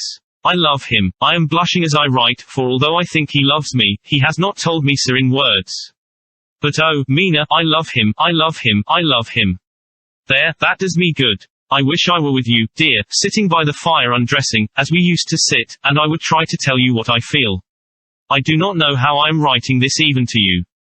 I am afraid to stop, or I should tear up the letter, and I don't want to stop, for I do so want to tell you all. Let me hear from you at once, and tell me all that you think about it. Mina, I must stop. Good night. Bless me in your prayers, and Mina, pray for my happiness. Lucy. P.S. I need not tell you this is a secret. Good night again. L. Letter, Lucy Westenra to Mina Murray, the 24th of May. My dearest Mina, thanks, and thanks again for your sweet letter. It was so nice to be able to tell you and to have your sympathy. My dear, it never rains but it pours. How true the old proverbs are. Here am I, who shall be 20 in September, and yet I never had a proposal till today, not a real proposal, and today I have had 3. Just fancy, 3 proposals in one day. Isn't it awful? I feel sorry, really and truly sorry, for 2 of the poor fellows. Oh, Mina, I am so happy that I don't know what to do with myself. And 3 proposals. But, for goodness sake, don't tell any of the girls, or they would be getting all sorts of extravagant ideas and imagining themselves injured and slighted if in their very first day at home they did not get 6 at least. Some girls are so vain. You and I, Mina dear, who are engaged and are going to settle down soon soberly into old married women, can despise vanity. Well, I must tell you about the 3, but you must keep it a secret, dear, from everyone, except, of course, Jonathan. You will tell him, because I would, if I were in your place, certainly tell Arthur. A woman ought to tell her husband everything, don't you think so, dear? And I must be fair. Men like women, certainly their wives, to be quite as fair as they are, and women, I am afraid, are not always quite as fair as they should be. Well, my dear, number 1 came just before lunch. I told you of him, Dr. John Seward, the lunatic asylum man, with the strong jaw and the good forehead. He was very cool outwardly, but was nervous all the same. He had evidently been schooling himself as to all sorts of little things, and remembered them, but he almost managed to sit down on his silk hat, which men don't generally do when they are cool, and then when he wanted to appear at ease he kept playing with a lancet in a way that made me nearly scream. He spoke to me, Mina, very straightforwardly. He told me how dear I was to him, though he had known me so little, and what his life would be with me to help and cheer him. He was going to tell me how unhappy he would be if I did not care for him, but when he saw me cry he said that he was a brute and would not add to my present trouble. Then he broke off and asked if I could love him in time, and when I shook my head his hands trembled, and then with some hesitation he asked me if I cared already for anyone else. He put it very nicely, saying that he did not want to wring my confidence from me, but only to know, because if a woman's heart was free a man might have hope. And then, Mina, I felt a sort of duty to tell him that there was someone. I only told him that much, and then he stood up, and he looked very strong and very grave as he took both my hands in his and said he hoped I would be happy, and that if I ever wanted a friend I must count him one of my best. Oh, Mina dear, I can't help crying, and you must excuse this letter being all blotted. Being proposed to is all very nice and all that sort of thing, but it isn't at all a happy thing when you have to see a poor fellow, whom you know loves you honestly, going away and looking all broken-hearted, and to know that, no matter what he may say at the moment, you are passing quite out of his life. My dear, I must stop here at present, I feel so miserable, though I am so happy. Evening. Arthur has just gone, and I feel in better spirits than when I left off, so I can go on telling you about the day. Well, my dear, number 2 came after lunch. He is such a nice fellow, an American from Texas, and he looks so young and so fresh that it seems almost impossible that he has been to so many places and has had such adventures. I sympathize with poor Desdemona when she had such a dangerous stream poured in her ear, even by a black man. I suppose that we women are such cowards that we think a man will save us from fears, and we marry him. I know now what I would do if I were a man and wanted to make a girl love me. No, I don't, for there was Mr. Morris telling us his stories, and Arthur never told any, and yet my dear, I am somewhat previous. Mr. Quincy P. Morris found me alone. It seems that a man always does find a girl alone. No, he doesn't, for Arthur tried twice to make a chance, and I helping him all I could. I am not ashamed to say it now. I must tell you beforehand that Mr. Morris doesn't always speak slang, that is to say, he never does so to strangers or before them, for he is really well educated and has exquisite manners, but he found out that it amused me to hear him talk American slang, and whenever I was present, and there was no one to be shocked, he said such funny things. I am afraid, my dear, he has to invent it all, for it fits exactly into whatever else he has to say. But this is a way slang has. I do not know myself if I shall ever speak slang. I do not know if Arthur likes it, as I have never heard him use any as yet. Well, Mr. Morris sat down beside me and looked as happy and jolly as he could, but I could see all the same that he was very nervous. He took my hand in his, and said ever so sweetly, Miss Lucy, I know I ain't good enough to regulate the fixins of your little shoes, but I guess if you wait till you find a man that is you will go join 'em 7 young women with the lamps when you quit. Won't you just hitch up alongside of me and let us go down the long road together, driving in double harness? Well, he did look so good-humored and so jolly that it didn't seem half so hard to refuse him as it did poor Dr. Seward, so I said, as lightly as I could, that I did not know anything of hitching, and that I wasn't broken to harness at all yet. Then he said that he had spoken in a light manner, and he hoped that if he had made a mistake in doing so on so grave, so momentous, an occasion for him, I would forgive him. He really did look serious when he was saying it, and I couldn't help feeling a bit serious too. I know, Mina, you will think me a horrid flirt, though I couldn't help feeling a sort of exultation that he was number 2 in one day. And then, my dear, before I could say a word he began pouring out a perfect torrent of love-making, laying his very heart and soul at my feet. He looked so earnest over it that I shall never again think that a man must be playful always, and never earnest, because he is merry at times. I suppose he saw something in my face which checked him, for he suddenly stopped, and said with a sort of manly fervor that I could have loved him for if I had been free. Lucy, you are an honest-hearted girl, I know. I should not be here speaking to you as I am now if I did not believe you clean grit, right through to the very depths of your soul. Tell me, like one good fellow to another, is there anyone else that you care for? And if there is I'll never trouble you a hair's breadth again, but will be, if you will let me, a very faithful friend. My dear Mina, why are men so noble when we women are so little worthy of them? Here was I almost making fun of this great-hearted, true gentleman. I burst into tears. I am afraid, my dear, you will think this a very sloppy letter in more ways than one, and I really felt very badly. Why can't they let a girl marry 3 men, or as many as want her, and save all this trouble? But this is heresy, and I must not say it. I am glad to say that, though I was crying, I was able to look into Mr. Morris's brave eyes, and I told him out straight, yes, there is someone I love, though he has not told me yet that he even loves me. I was right to speak to him so frankly, for quite a light came into his face, and he put out both his hands and took mine. I think I put them into his and said in a hearty way, that's my brave girl. It's better worth being late for a chance of winning you than being in time for any other girl in the world. Don't cry, my dear. If it's for me, I'm a hard nut to crack, and I take it standing up. If that other fellow doesn't know his happiness, well, he'd better look for it soon, or he'll have to deal with me. Little girl, your honesty and pluck have made me a friend, and that's rarer than a lover, it's more unselfish anyhow. My dear, I'm going to have a pretty lonely walk between this and Kingdom Come. Won't you give me one kiss? It'll be something to keep off the darkness now and then. You can, you know, if you like, for that other good fellow he must be a good fellow, my dear, and a fine fellow, or you could not love him hasn't spoken yet. That quite won me, Mina, for it was brave and sweet of him, and noble, too, to a rival wasn't it? And he's so sad, so I leant over and kissed him. He stood up with my 2 hands in his, and as he looked down into my face I am afraid I was blushing very much. He said, little girl, I hold your hand, and you've kissed me, and if these things don't make us friends nothing ever will. Thank you for your sweet honesty to me, and goodbye. He wrung my hand, and taking up his hat, went straight out of the room without looking back, without a tear or a quiver or a pause, and I am crying like a baby.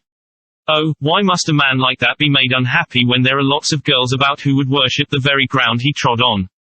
I know I would if I were free, only I don't want to be free. My dear, this quite upset me, and I feel I cannot write of happiness just at once, after telling you of it, and I don't wish to tell of the number 3 until it can be all happy. Ever your loving, Lucy. P.S.O. About number 3 I needn't tell you of number 3, need I? Besides, it was all so confused, it seemed only a moment from his coming into the room till both his arms were round me, and he was kissing me. I am very, very happy, and I don't know what I have done to deserve it.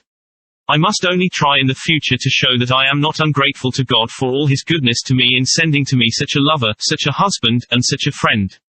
Goodbye. Dr. Seward's diary. Kept in phonograph, the 25th of May. Ebb tide in appetite today. Cannot eat, cannot rest, so diary instead. Since my rebuff of yesterday I have a sort of empty feeling, nothing in the world seems of sufficient importance to be worth the doing. As I knew that the only cure for this sort of thing was work, I went down amongst the patients. I picked out one who has afforded me a study of much interest. He is so quaint that I am determined to understand him as well as I can. Today I seem to get nearer than ever before to the heart of his mystery. I questioned him more fully than I had ever done, with a view to making myself master of the facts of his hallucination. In my manner of doing it there was, I now see, something of cruelty. I seemed to wish to keep him to the point of his madness, a thing which I avoid with the patients as I would the mouth of hell. Memo, under what circumstances would I not avoid the pit of hell? Omnia Rome Venalia sunt. Hell has its price. Verb. Sap. If there be anything behind this instinct it will be valuable to trace it afterwards accurately, so I had better commence to do so, therefore R. M. Renfield, ITUT 59. Sanguine temperament, great physical strength, morbidly excitable, periods of gloom, ending in some fixed idea which I cannot make out. I presume that the sanguine temperament itself and the disturbing influence end in a mentally accomplished finish, a possibly dangerous man, probably dangerous if unselfish. In selfish men caution is as secure an armor for their foes as for themselves.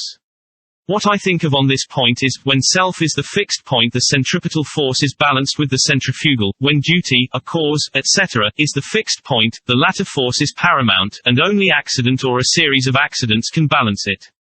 Letter, Quincy P. Morris to Hon. Arthur Homewood, the 25th of May. My dear Art, we've told yarns by the campfire in the prairies, and dressed one another's wounds after trying a landing at the Marquises, and drunk healths on the shore of Titicaca. There are more yarns to be told, and other wounds to be healed, and another health to be drunk. Won't you let this be at my campfire tomorrow night? I have no hesitation in asking you, as I know a certain lady is engaged to a certain dinner party, and that you are free. There will only be one other, our old pal at the career, Jack Seward.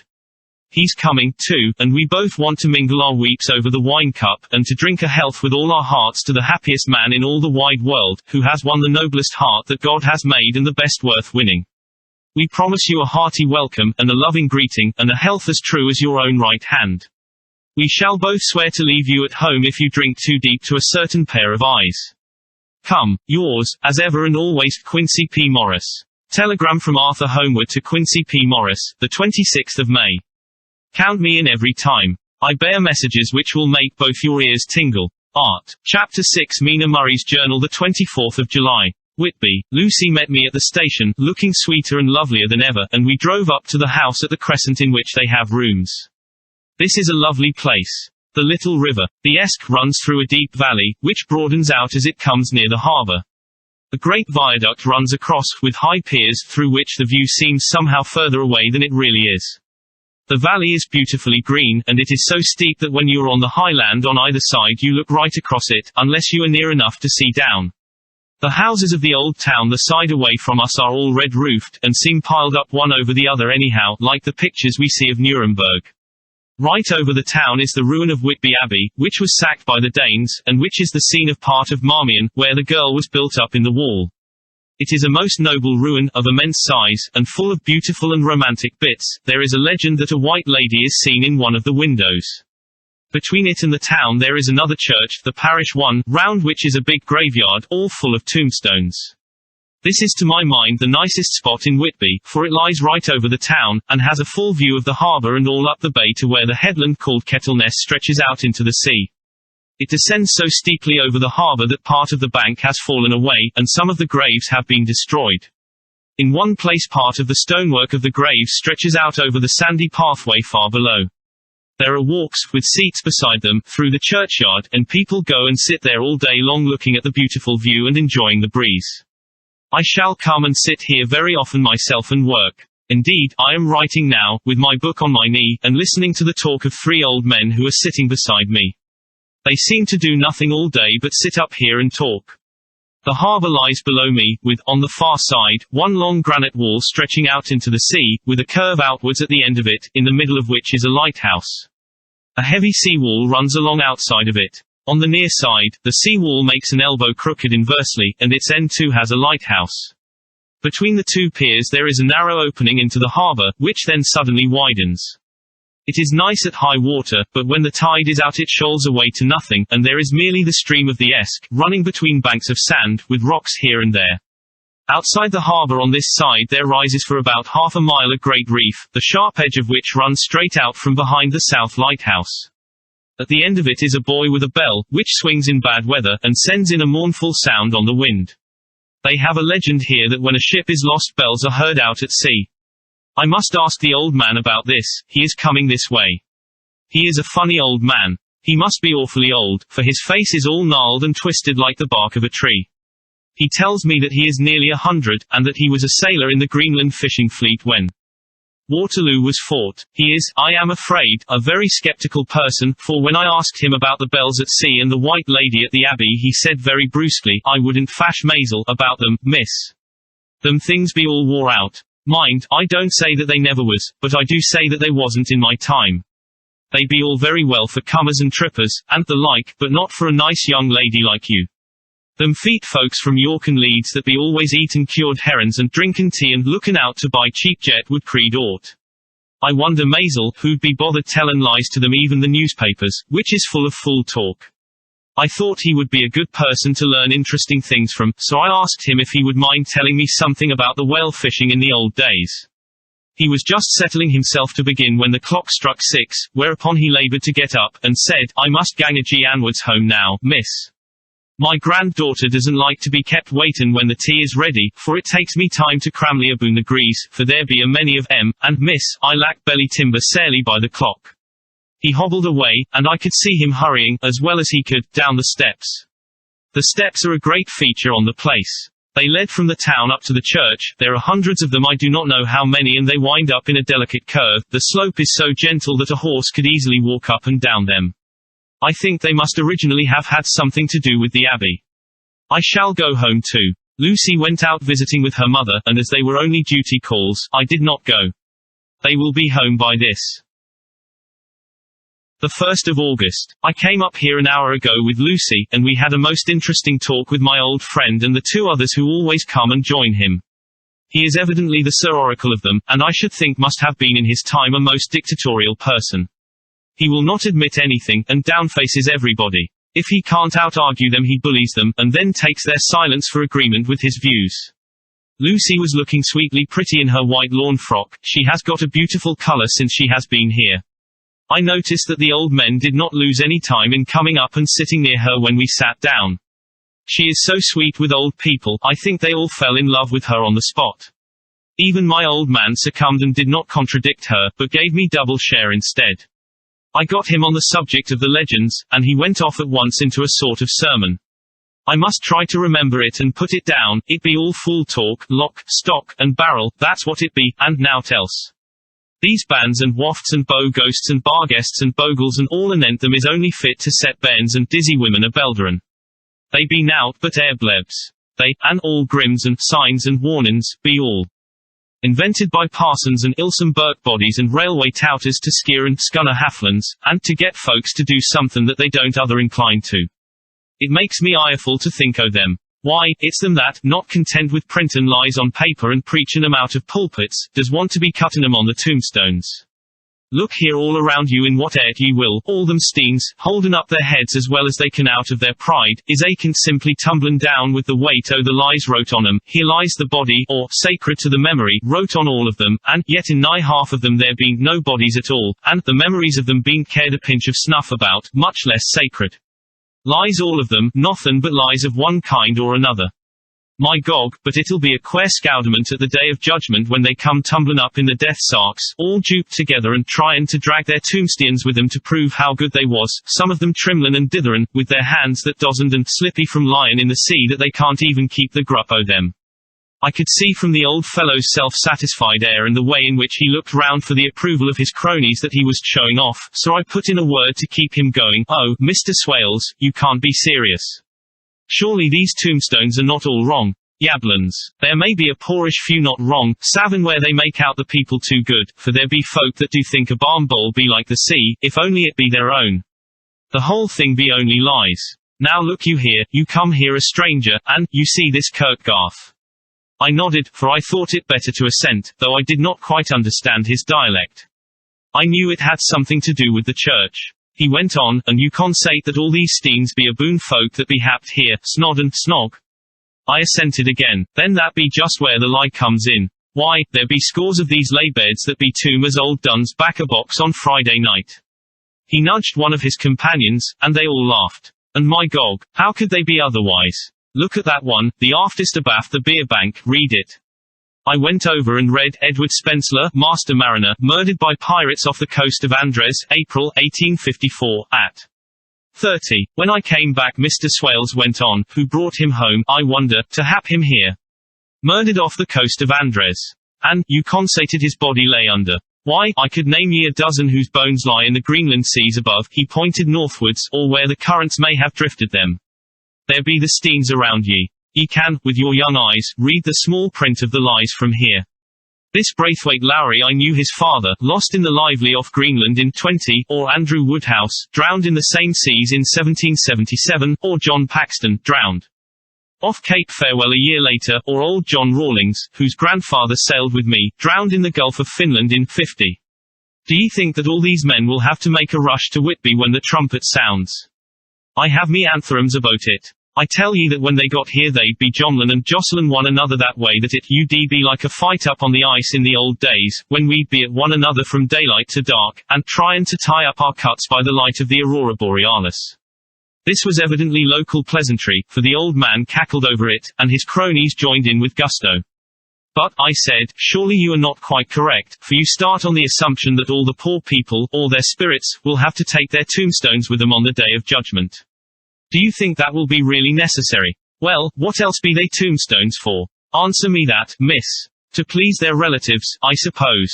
To please their relatives, you suppose. This he said with intense scorn. How will it pleasure their relatives to know that lies is wrote over them, and that everybody in the place knows that they be lies? He pointed to a stone at our feet which had been laid down as a slab, on which the seat was rested, close to the edge of the cliff.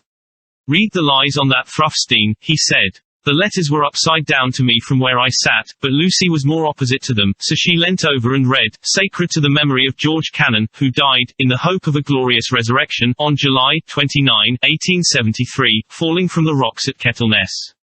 This tomb was erected by his sorrowing mother to her dearly beloved son. He was the only son of his mother, and she was a widow.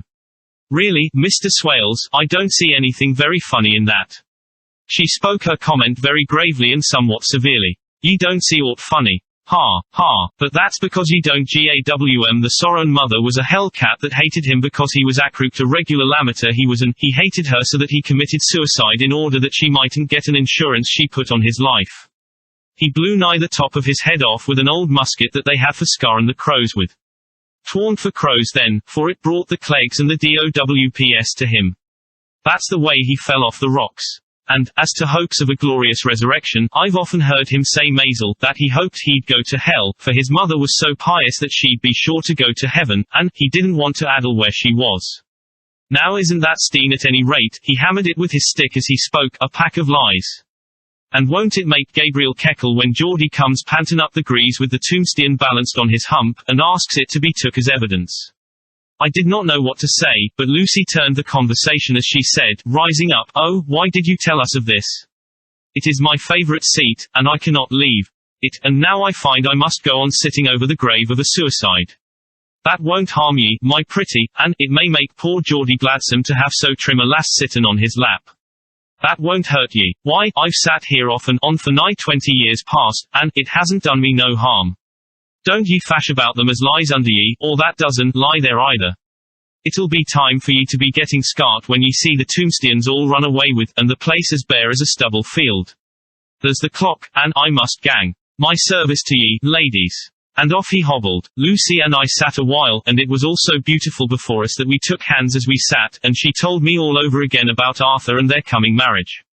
That made me just a little heart sick, for I haven't heard from Jonathan for a whole month. The same day, I came up here alone, for I am very sad. There was no letter for me. I hope there cannot be anything the matter with Jonathan. The clock has just struck 9. I see the lights scattered all over the town, sometimes in rows where the streets are, and sometimes singly. They run right up the Esk and die away in the curve of the valley. To my left the view is cut off by a black line of roof of the old house next the abbey. The sheep and lambs are bleating in the fields away behind me, and there is a clatter of a donkey's hoofs up the paved road below. The band on the pier is playing a harsh waltz in good time, and further along the quay there is a Salvation Army meeting in a back street. Neither of the bands hears the other, but up here I hear and see them both. I wonder where Jonathan is and if he is thinking of me. I wish he were here. Dr. Seward's diary, the 5th of June. The case of Renfield grows more interesting the more I get to understand the man. He has certain qualities very largely developed: selfishness, secrecy, and purpose. I wish I could get at what is the object of the latter. He seems to have some settled scheme of his own, but what it is I do not yet know. His redeeming quality is a love of animals, though, indeed, he has such curious turns in it that I sometimes imagine he is only abnormally cruel. His pets are of odd sorts. Just now his hobby is catching flies. He has at present such a quantity that I have had myself to expostulate. To my astonishment, he did not break out into a fury, as I expected, but took the matter in simple seriousness. He thought for a moment, and then said, "May I have 3 days? I shall clear them away." Of course, I said that would do. I must watch him. The 18th of June. He has turned his mind now to spiders, and has got several very big fellows in a box. He keeps feeding them with his flies, and the number of the latter is becoming sensibly diminished, although he has used half his food in attracting more flies from outside to his room. The 1st of July. His spiders are now becoming as great a nuisance as his flies, and today I told him that he must get rid of them. He looked very sad at this, so I said that he must clear out some of them, at all events. He cheerfully acquiesced in this, and I gave him the same time as before for reduction.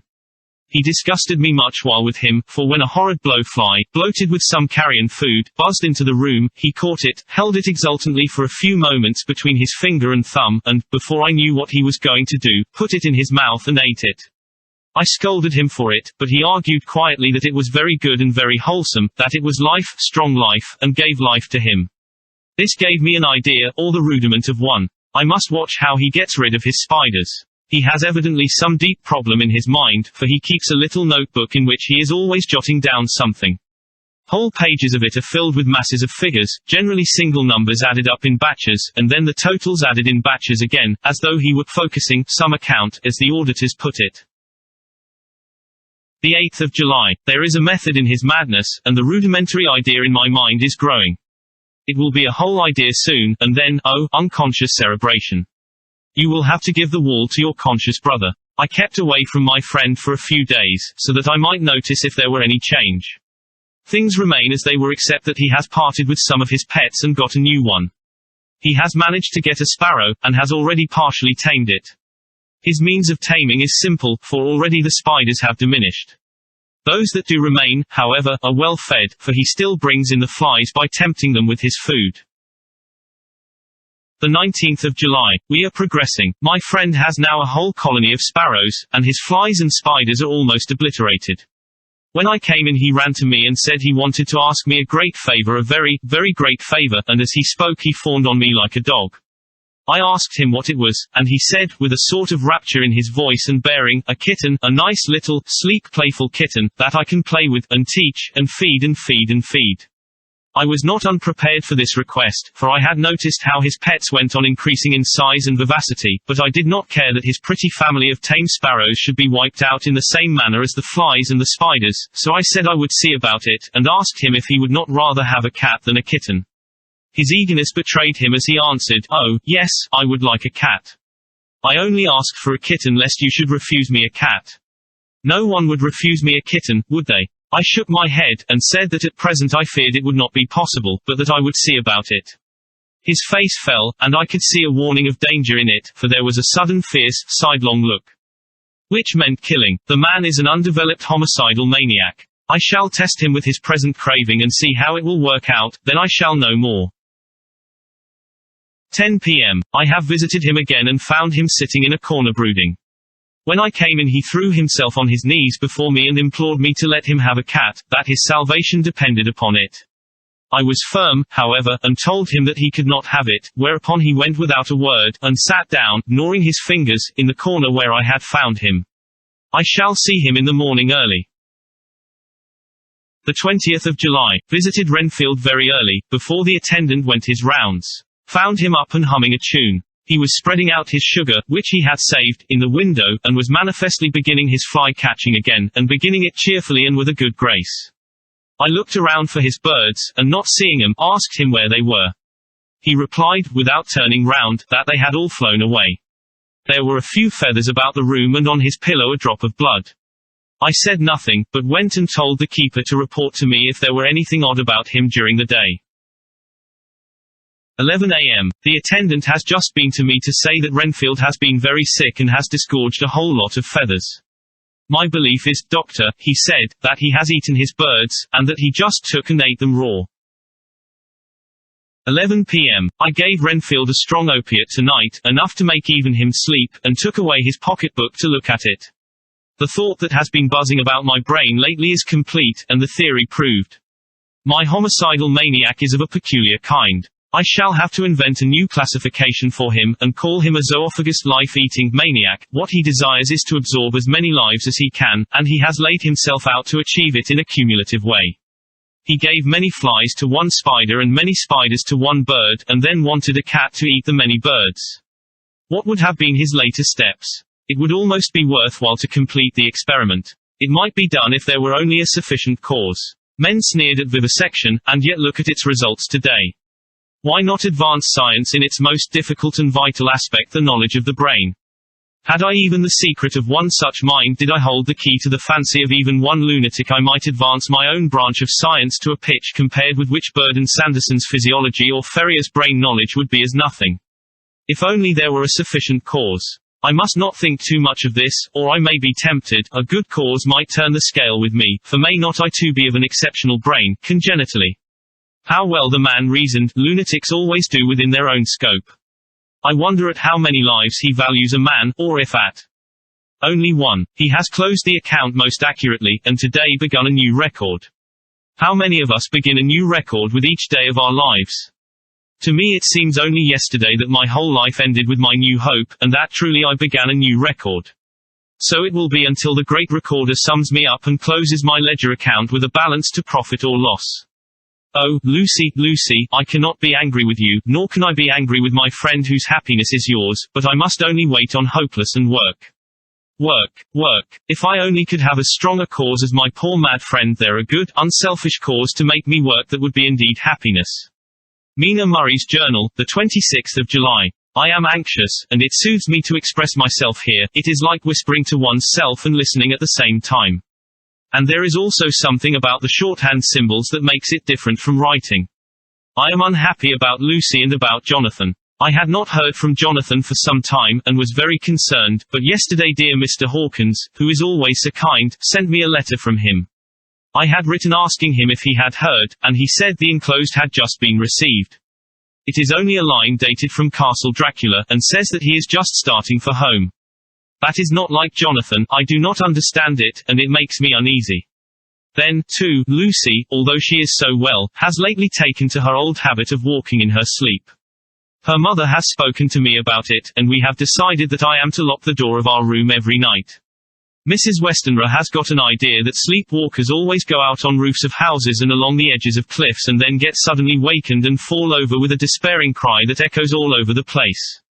Poor dear, she is naturally anxious about Lucy, and she tells me that her husband, Lucy's father, had the same habit, that he would get up in the night and dress himself and go out, if he were not stopped. Lucy is to be married in the autumn, and she is already planning out her dresses and how her house is to be arranged. I sympathize with her, for I do the same, only Jonathan and I will start in life in a very simple way, and shall have to try to make both ends meet. Mr. Homewood, he is the Honourable Arthur Homewood, only son of Lord Godalming, is coming up here very shortly as soon as he can leave town, for his father is not very well, and I think dear Lucy is counting the moments till he comes. She wants to take him up to the seat on the churchyard cliff and show him the beauty of Whitby. I dare say it is the waiting which disturbs her. She will be all right when he arrives. The 27th of July. No news from Jonathan. I am getting quite uneasy about him, though why I should I do not know, but I do wish that he would write, if it were only a single line. Lucy walks more than ever, and each night I am awakened by her moving about the room. Fortunately, the weather is so hot that she cannot get cold, but still the anxiety and the perpetually being wakened is beginning to tell on me, and I am getting nervous and wakeful myself. Thank God, Lucy's health keeps up. Mr. Homewood has been suddenly called to ring to see his father, who has been taken seriously ill. Lucy frets at the postponement of seeing him, but it does not touch her looks. She is a trifle stouter, and her cheeks are a lovely rose pink. She has lost that anemic look which she had. I pray it will all last. The 3rd of August. Another week gone, and no news from Jonathan, not even to Mr. Hawkins, from whom I have heard. Oh, I do hope he is not ill. He surely would have written. I look at that last letter of his, but somehow it does not satisfy me. It does not read like him, and yet it is his writing. There is no mistake of that. Lucy has not walked much in her sleep the last week, but there is an odd concentration about her which I do not understand. Even in her sleep she seems to be watching me. She tries the door, and finding it locked, goes about the room searching for the key. The 6th of August. Another 3 days, and no news. This suspense is getting dreadful. If I only knew where to write to or where to go to, I should feel easier, but no one has heard a word of Jonathan since that last letter. I must only pray to God for patience. Lucy is more excitable than ever, but is otherwise well. Last night was very threatening, and the fishermen say that we are in for a storm. I must try to watch it and learn the weather signs. Today is a grey day, and the sun as I write is hidden in thick clouds, high over Kettleness. Everything is grey except the green grass, which seems like emerald amongst it, grey earthy rock, grey clouds, tinged with the sunburst at the far edge, hang over the grey sea, into which the sand points stretch like grey fingers. The sea is tumbling in over the shallows and the sandy flats with a roar, muffled in the sea mists drifting inland. The horizon is lost in a grey mist. All is vastness, the clouds are piled up like giant rocks, and there is a brool over the sea that sounds like some presage of doom. Dark figures are on the beach here and there, sometimes half shrouded in the mist, and seem men like trees walking. The fishing boats are racing for home, and rise and dip in the ground swell as they sweep into the harbour, bending to the scuppers. Here comes old Mr. Swales. He is making straight for me, and I can see, by the way he lifts his hat, that he wants to talk. I have been quite touched by the change in the poor old man. When he sat down beside me, he said in a very gentle way, "I want to say something to you, miss."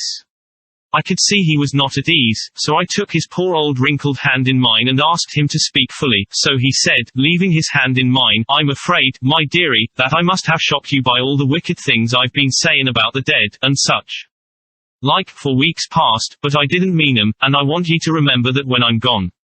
We AUD folks that be daffled, and with 1 foot abaft the crock hool, don't altogether like to think of it, and we don't want to feel scart of it, and that's why I've took to mackin' light of it, so that I'd cheer up my own heart a bit.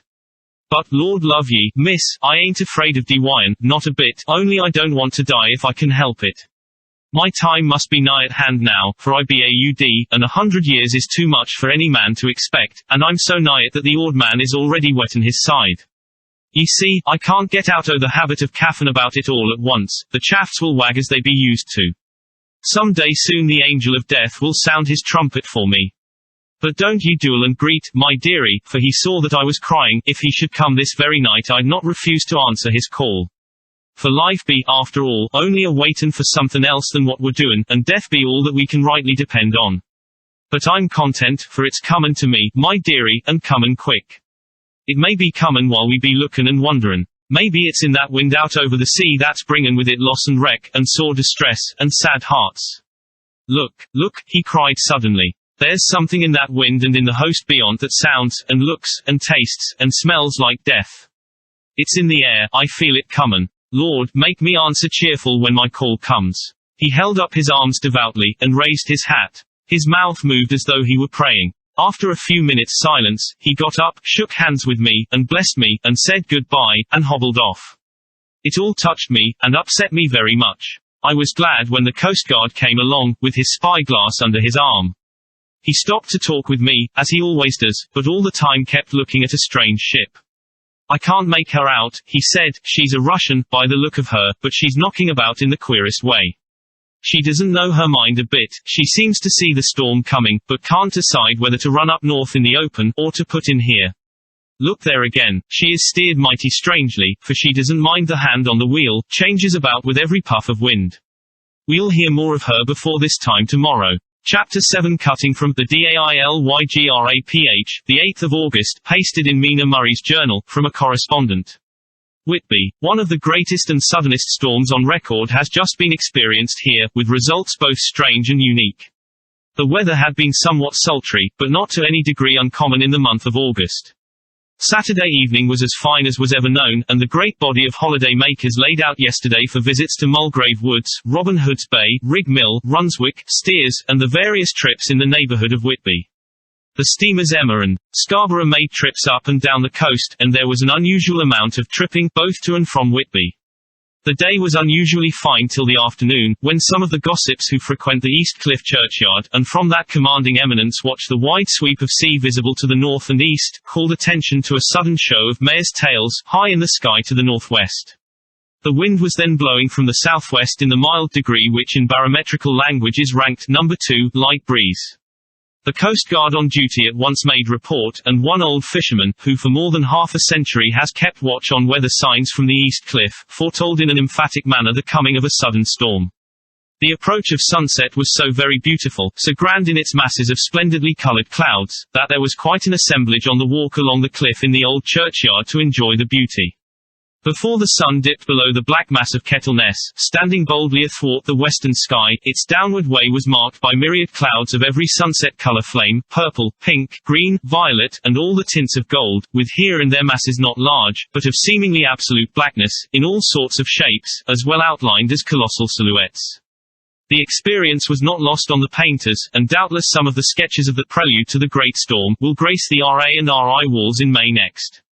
More than one captain made up his mind then and there that his cobble, or his mule, as they term the different classes of boats, would remain in the harbour till the storm had passed. The wind fell away entirely during the evening, and at midnight there was a dead calm, a sultry heat, and that prevailing intensity which, on the approach of thunder, affects persons of a sensitive nature. There were but few lights in sight at sea, for even the coasting steamers, which usually hugged the shore so closely, kept well to seaward, and but few fishing boats were in sight. The only sail noticeable was a foreign schooner with all sails set, which was seemingly going westwards.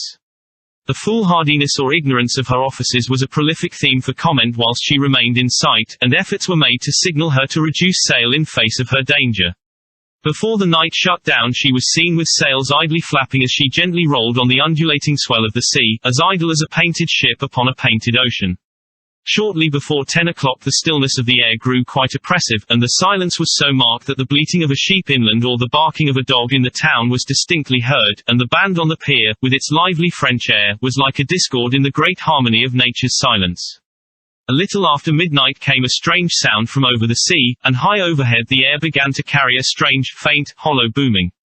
Then, without warning, the tempest broke. With a rapidity which, at the time, seemed incredible, and even afterwards is impossible to realize, the whole aspect of nature at once became convulsed. The waves rose in growing fury, each overtopping its fellow, till in a very few minutes the lately glassy sea was like a roaring and devouring monster.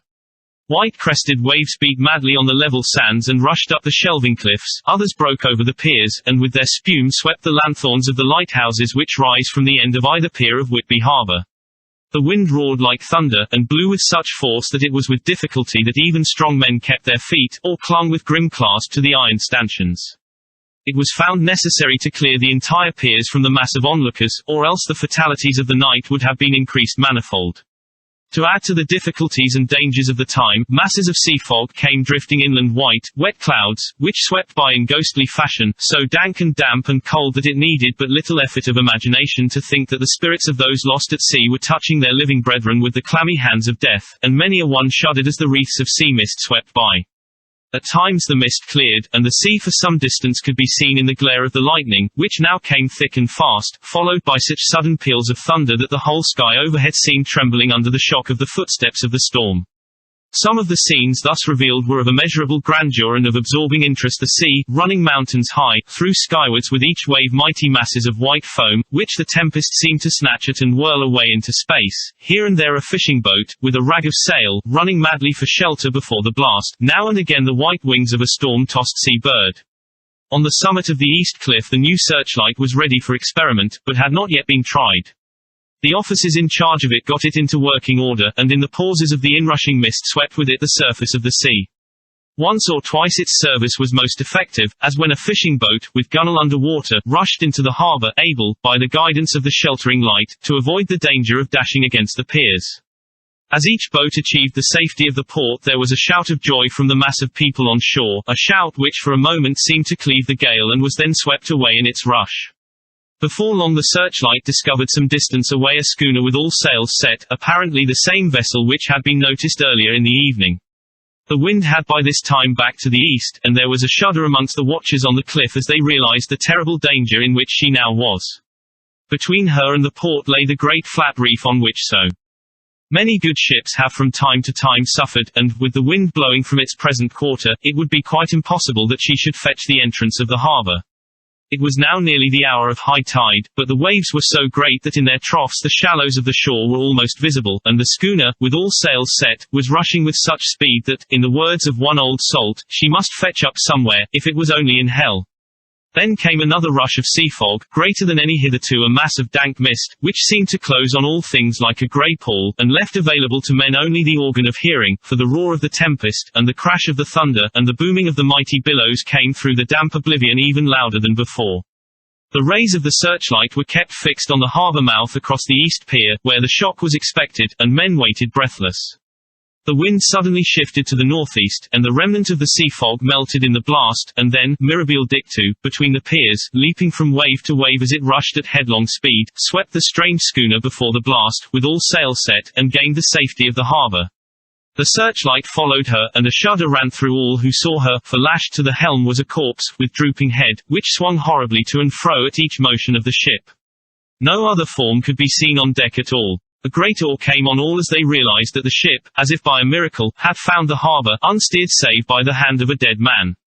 However, all took place more quickly than it takes to write these words. The schooner paused not, but rushing across the harbour, pitched herself on that accumulation of sand and gravel washed by many tides and many storms into the southeast corner of the pier jutting under the east cliff, known locally as Tate Hill Pier. There was of course a considerable concussion as the vessel drove up on the sand heap. Every spar, rope, and stay was strained, and some of the top hammer came crashing down. But, strangest of all, the very instant the shore was touched, an immense dog sprang up on deck from below, as if shot up by the concussion, and running forward, jumped from the bow on the sand. making straight for the steep cliff, where the churchyard hangs over the laneway to the east pier so steeply that some of the flat tombstones, thruffsteins, or through stones, as they call them in the Whitby vernacular, actually project over where the sustaining cliff has fallen away. It disappeared in the darkness, which seemed intensified just beyond the focus of the searchlight. It so happened that there was no one at the moment on Tate Hill Pier, as all those whose houses are in close proximity were either in bed or were out on the heights above. Thus the Coast Guard on duty on the eastern side of the harbour, who at once ran down to the little pier, was the first to climb on board. The men working the searchlight, after scouring the entrance of the harbour without seeing anything, then turned the light on the derelict and kept it there. The Coast Guard ran aft, and when he came beside the wheel, bent over to examine it, and recoiled at once as though under some sudden emotion. This seemed to pique general curiosity, and quite a number of people began to run. It is a good way round from the West Cliff by the drawbridge to Tate Hill Pier, but your correspondent is a fairly good runner, and came well ahead of the crowd. When I arrived, however, I found already assembled on the pier a crowd, whom the Coast Guard and police refused to allow to come on board. By the courtesy of the chief boatman, I was, as your correspondent, permitted to climb on deck, and was one of a small group who saw the dead seaman whilst actually lashed to the wheel. It was no wonder that the Coast Guard was surprised, or even awed, for not often can such a sight have been seen. The man was simply fastened by his hands, tied one over the other, to a spoke of the wheel. Between the inner hand and the wood was a crucifix, the set of beads on which it was fastened being around both wrists and wheel, and all kept fast by the binding cords.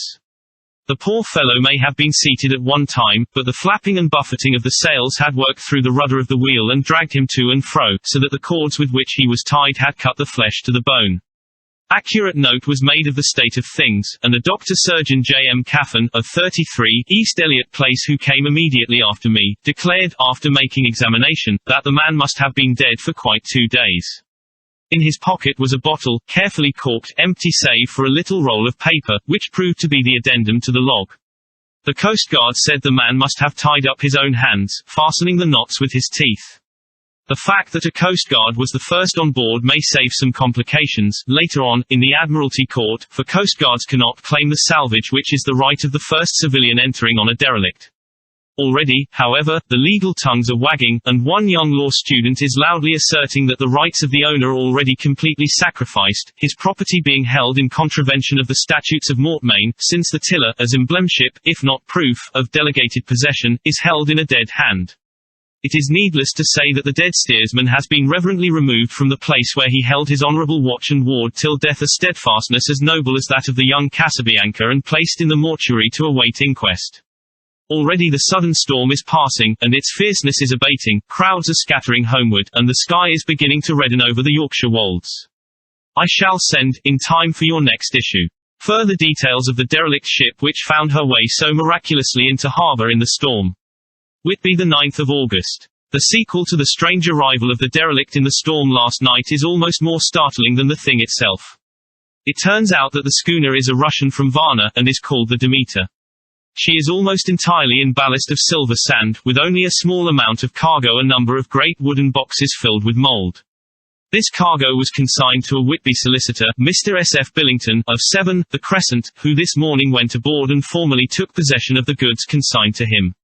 The Russian consul, too, acting for the charter party, took formal possession of the ship, and paid all harbour dues, etc.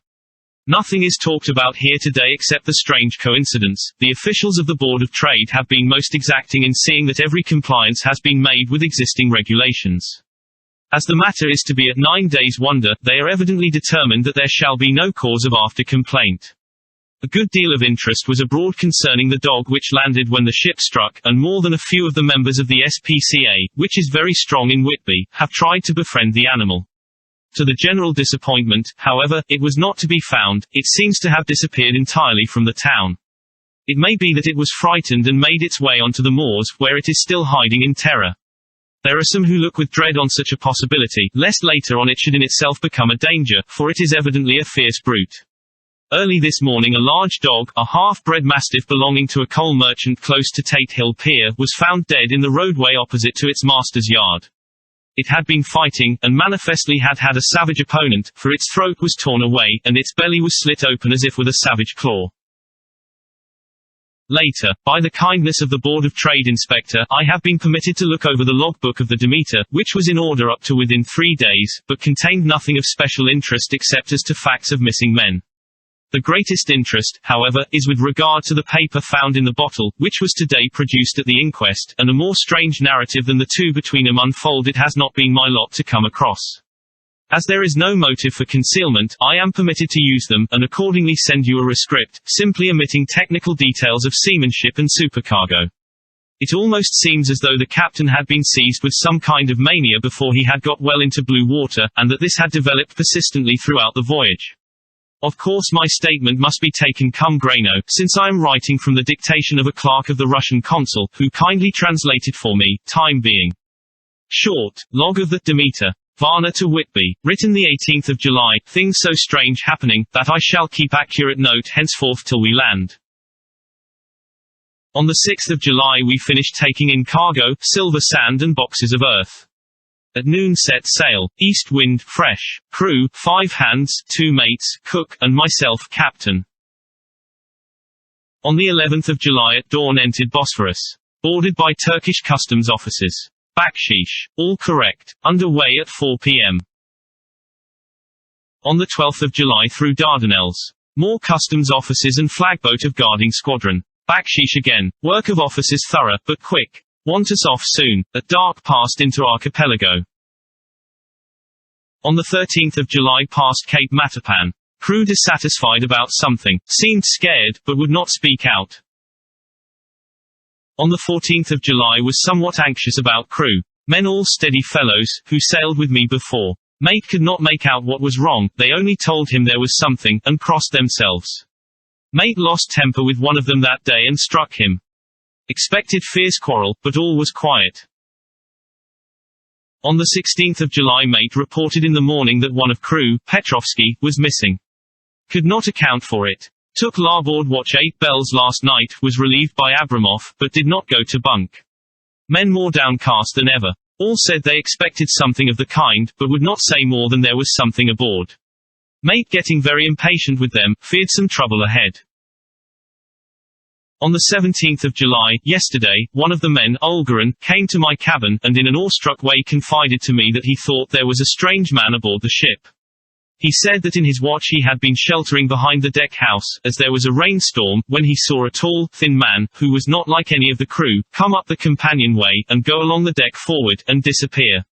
He followed cautiously, but when he got to bows found no one, and the hatchways were all closed.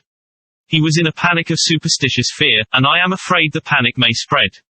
To allay it, I shall today search entire ship carefully from stem to stern. Later in the day I got together the whole crew, and told them, as they evidently thought there was someone in the ship, we would search from stem to stern. First mate angry, said it was folly, and to yield to such foolish ideas would demoralize the men, said he would engage to keep them out of trouble with a handspike.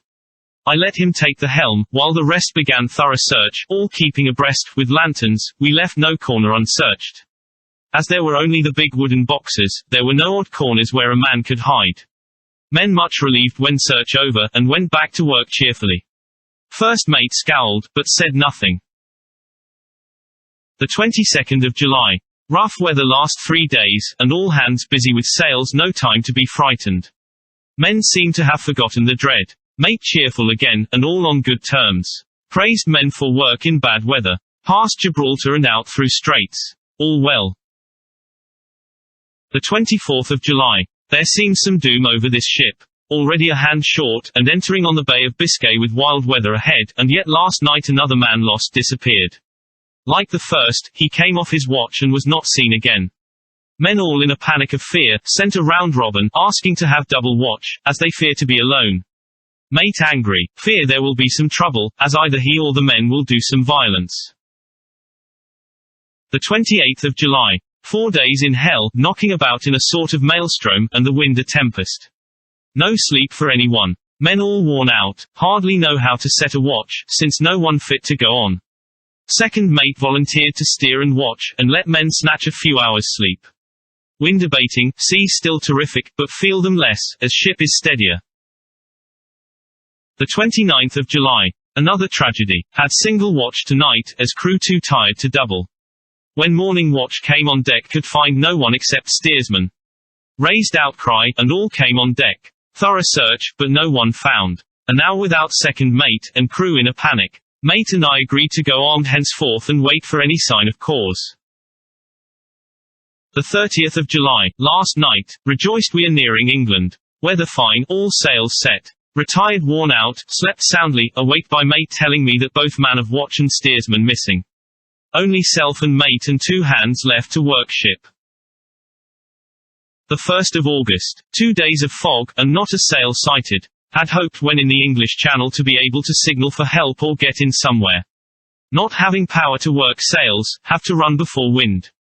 Dare not lower, as could not raise them again. We seem to be drifting to some terrible doom. Mate now more demoralized than either of men. His stronger nature seems to have worked inwardly against himself. Men are beyond fear, working stolidly and patiently, with minds made up to worst.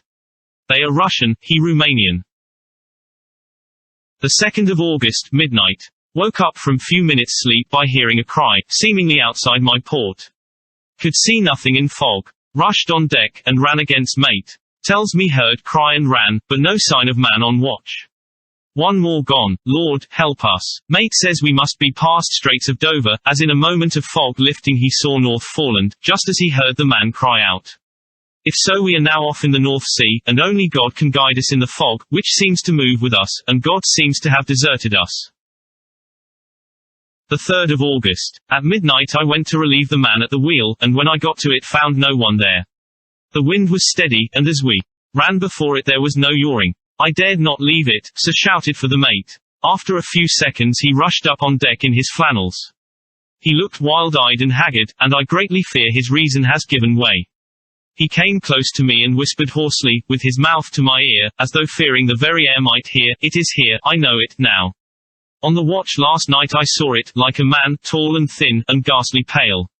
It was in the bows, and looking out. I crept behind it, and gave it my knife, but the knife went through it, empty as the air. And as he spoke he took his knife and drove it savagely into space. Then he went on, but it is here, and I'll find it. It is in the hold, perhaps in one of those boxes. I'll unscrew them one by one and see. You work the helm," and, with a warning look and his finger on his lip, he went below. There was springing up a choppy wind, and I could not leave the helm. I saw him come out on deck again with a tool chest and a lantern, and go down the forward hatchway. He is mad, stark, raving mad, and it's no use my trying to stop him. He can't hurt those big boxes, they are invoiced as clay, and to pull them about is as harmless a thing as he can do. So here I stay, and mind the helm, and write these notes.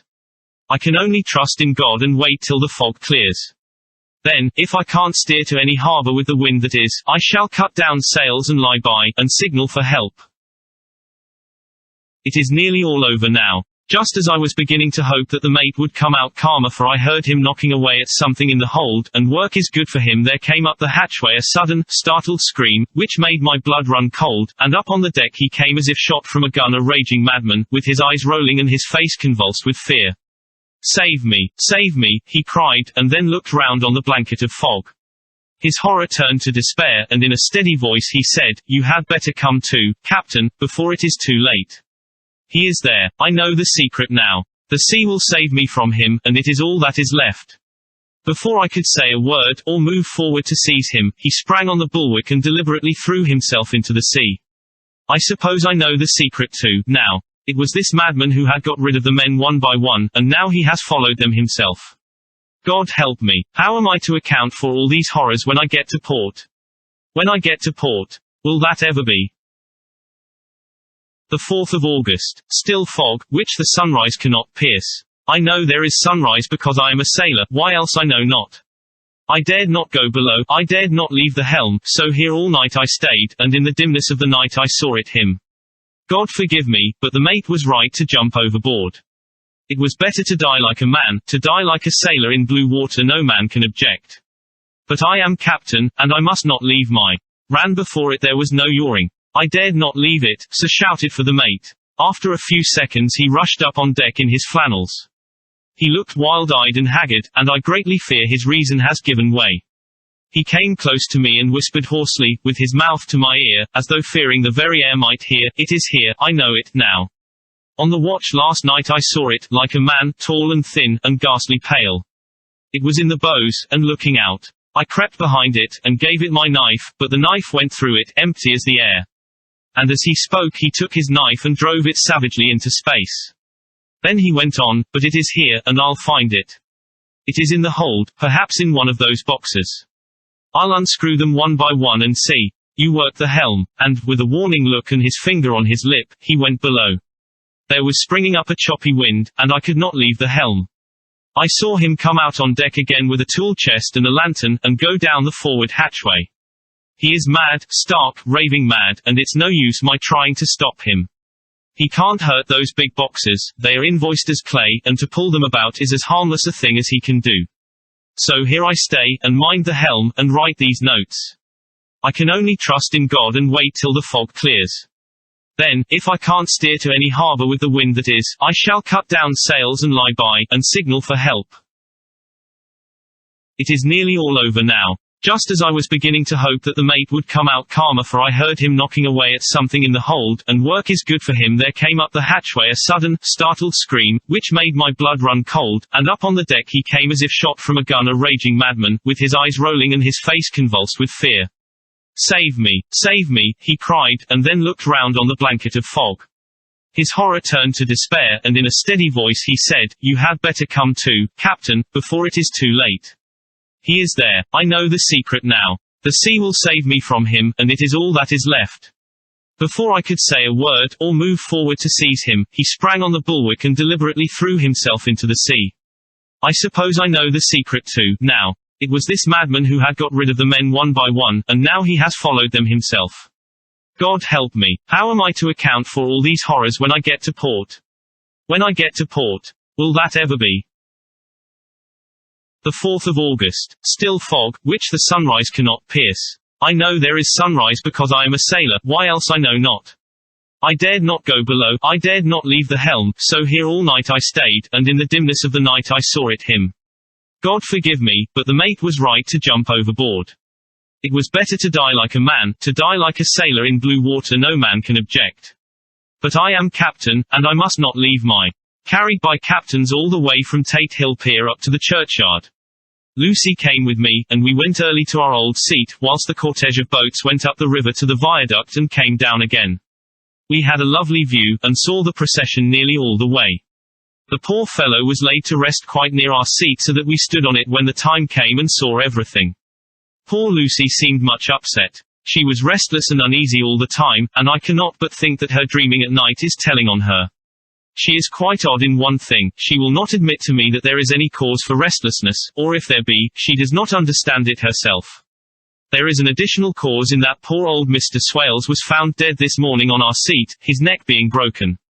He had evidently, as the doctor said, fallen back in the seat in some sort of fright, for there was a look of fear and horror on his face that the men said made him shudder. Poor dear old man, perhaps he had seen death with his dying eyes. Lucy is so sweet and sensitive that she feels influences more acutely than other people do. Just now she was quite upset by a little thing which I did not much heed, though I am myself very fond of animals. One of the men who came up here often to look for the boats was followed by his dog. The dog is always with him. They are both quiet persons, and I never saw the man angry, nor heard the dog bark. During the service the dog would not come to its master, who was on the seat with us, but kept a few yards off, barking and howling. Its master spoke to it gently, and then harshly, and then angrily, but it would neither come nor cease to make a noise. It was in a sort of fury, with its eyes savage, and all its hairs bristling out like a cat's tail when puss is on the warpath. Finally the man, too, got angry, and jumped down and kicked the dog, and then took it by the scruff of the neck and half dragged and half threw it on the tombstone on which the seat is fixed. The moment it touched the stone the poor thing became quiet and fell all into a tremble. It did not try to get away, but crouched down, quivering and cowering, and was in such a pitiable state of terror that I tried, though without effect, to comfort it. Lucy was full of pity, too, but she did not attempt to touch the dog, but looked at it in an agonized sort of way. I greatly fear that she is of too supersensitive a nature to go through the world without trouble. She will be dreaming of this tonight, I am sure.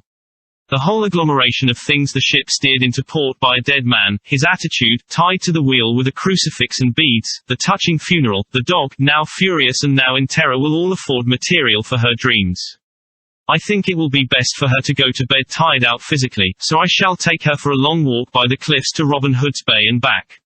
She ought not to have much inclination for sleepwalking then. Chapter 8 Mina Murray's Journal Same day, 11 o'clock p.m. Oh, but I am tired. If it were not that I had made my diary a duty I should not open it tonight. We had a lovely walk. Lucy, after a while, was in gay spirits, owing, I think, to some dear cows who came nosing towards us in a field close to the lighthouse, and frightened the wits out of us. I believe we forgot everything except, of course, personal fear, and it seemed to wipe the slate clean and give us a fresh start. We had a capital, severe tea, at Robin Hood's Bay in a sweet little old-fashioned inn, with a bow window right over the seaweed-covered rocks of the Strand. I believe we should have shocked that new woman, with our appetites. Men are more tolerant, bless them. Then we walked home with some, or rather many, stoppages to rest, and with our hearts full of a constant dread of wild bulls. Lucy was really tired, and we intended to creep off to bed as soon as we could. The young curate came in, however, and Mrs. Westenra asked him to stay for supper. Lucy and I had both a fight for it with the dusty miller. I know it was a hard fight on my part, and I am quite heroic. I think that some day the bishops must get together and see about breeding up a new class of curates, who don't take supper, no matter how they may be pressed to, and who will know when girls are tired. Lucy is asleep and breathing softly. She has more colour in her cheeks than usual, and looks, oh, so sweet. If Mr. Homewood fell in love with her seeing her only in the drawing room, I wonder what he would say if he saw her now. Some of the new women writers will someday start an idea that men and women should be allowed to see each other asleep before proposing or accepting. But I suppose the new woman won't condescend in future to accept, she will do the proposing herself. And a nice job she will make of it, too. There's some consolation in that. I am so happy tonight, because dear Lucy seems better. I really believe she has turned the corner, and that we are over her troubles with dreaming. I should be quite happy if I only knew if Jonathan. God bless and keep him. The 11th of August, 3 a.m. Diary again. No sleep now, so I may as well write. I am too agitated to sleep. We have had such an adventure, such an agonizing experience. I fell asleep as soon as I had closed my diary. Suddenly I became broad awake, and sat up, with a horrible sense of fear upon me, and of some feeling of emptiness around me. The room was dark, so I could not see Lucy's bed. I stole across and felt for her.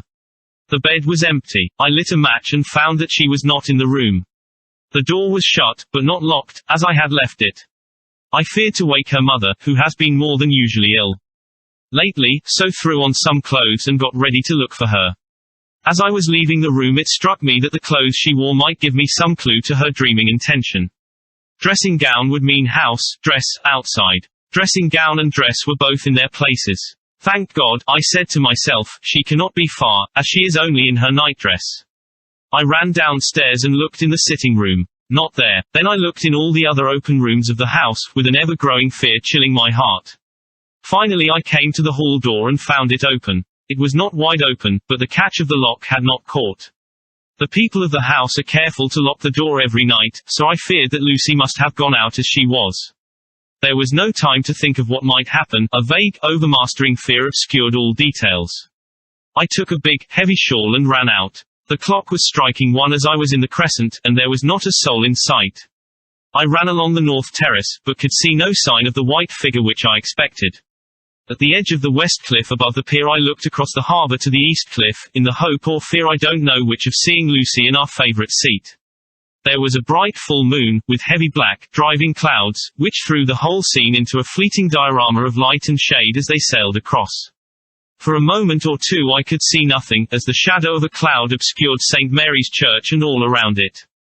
Then as the cloud passed I could see the ruins of the abbey coming into view, and as the edge of a narrow band of light as sharp as a sword cut moved along, the church and the churchyard became gradually visible.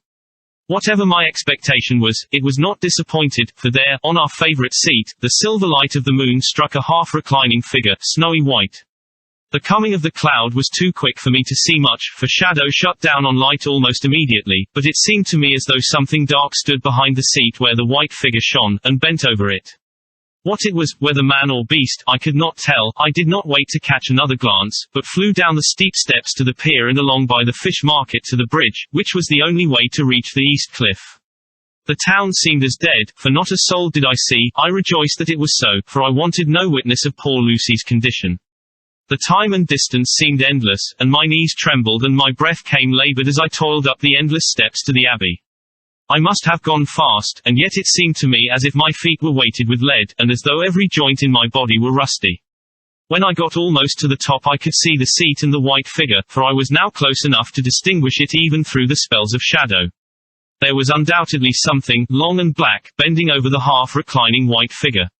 I called, in fright, Lucy, Lucy, and something raised a head, and from where I was I could see a white face and red, gleaming eyes. Lucy did not answer, and I ran on to the entrance of the churchyard. As I entered, the church was between me and the seat, and for a minute or so I lost sight of her. When I came in view again the cloud had passed, and the moonlight struck so brilliantly that I could see Lucy half reclining with her head lying over the back of the seat. She was quite alone, and there was not a sign of any living thing about. When I bent over her I could see that she was still asleep. Her lips were parted, and she was breathing not softly as usual with her, but in long, heavy gasps, as though striving to get her lungs full at every breath. As I came close, she put up her hand in her sleep and pulled the collar of her nightdress close around her throat. Whilst she did so there came a little shudder through her, as though she felt the cold. I flung the warm shawl over her, and drew the edges tight round her neck, for I dreaded lest she should get some deadly chill from the night air, unclad as she was. I feared to wake her all at once, so, in order to have my hands free that I might help her, I fastened the shawl at her throat with a big safety pin, but I must have been clumsy in my anxiety and pinched or pricked her with it, for by and by, when her breathing became quieter, she put her hand to her throat again and moaned. When I had her carefully wrapped up I put my shoes on her feet and then began very gently to wake her. At first she did not respond, but gradually she became more and more uneasy in her sleep, moaning and sighing occasionally. At last, as time was passing fast, and, for many other reasons, I wished to get her home at once, I shook her more forcibly, till finally she opened her eyes and awoke. She did not seem surprised to see me, as, of course, she did not realize all at once where she was. Lucy always wakes prettily, and even at such a time, when her body must have been chilled with cold, and her mind somewhat appalled at waking unclad in a churchyard at night, she did not lose her grace. She trembled a little, and clung to me. When I told her to come at once with me home she rose without a word, with the obedience of a child. As we passed along, the gravel hurt my feet, and Lucy noticed me wince. She stopped and wanted to insist upon my taking my shoes, but I would not. However, when we got to the pathway outside the churchyard, where there was a puddle of water remaining from the storm, I daubed my feet with mud, using each foot in turn on the other, so that as we went home, no one, in case we should meet anyone, should notice my bare feet. Fortune favored us, and we got home without meeting a soul. Once we saw a man, who seemed not quite sober, passing along a street in front of us, but we hid in a door till he had disappeared up an opening such as there are here, steep little closes, or wynds, as they call them in Scotland. My heart beat so loud all the time that sometimes I thought I should faint. I was filled with anxiety about Lucy, not only for her health, lest she should suffer from the exposure, but for her reputation in case the story should get wind.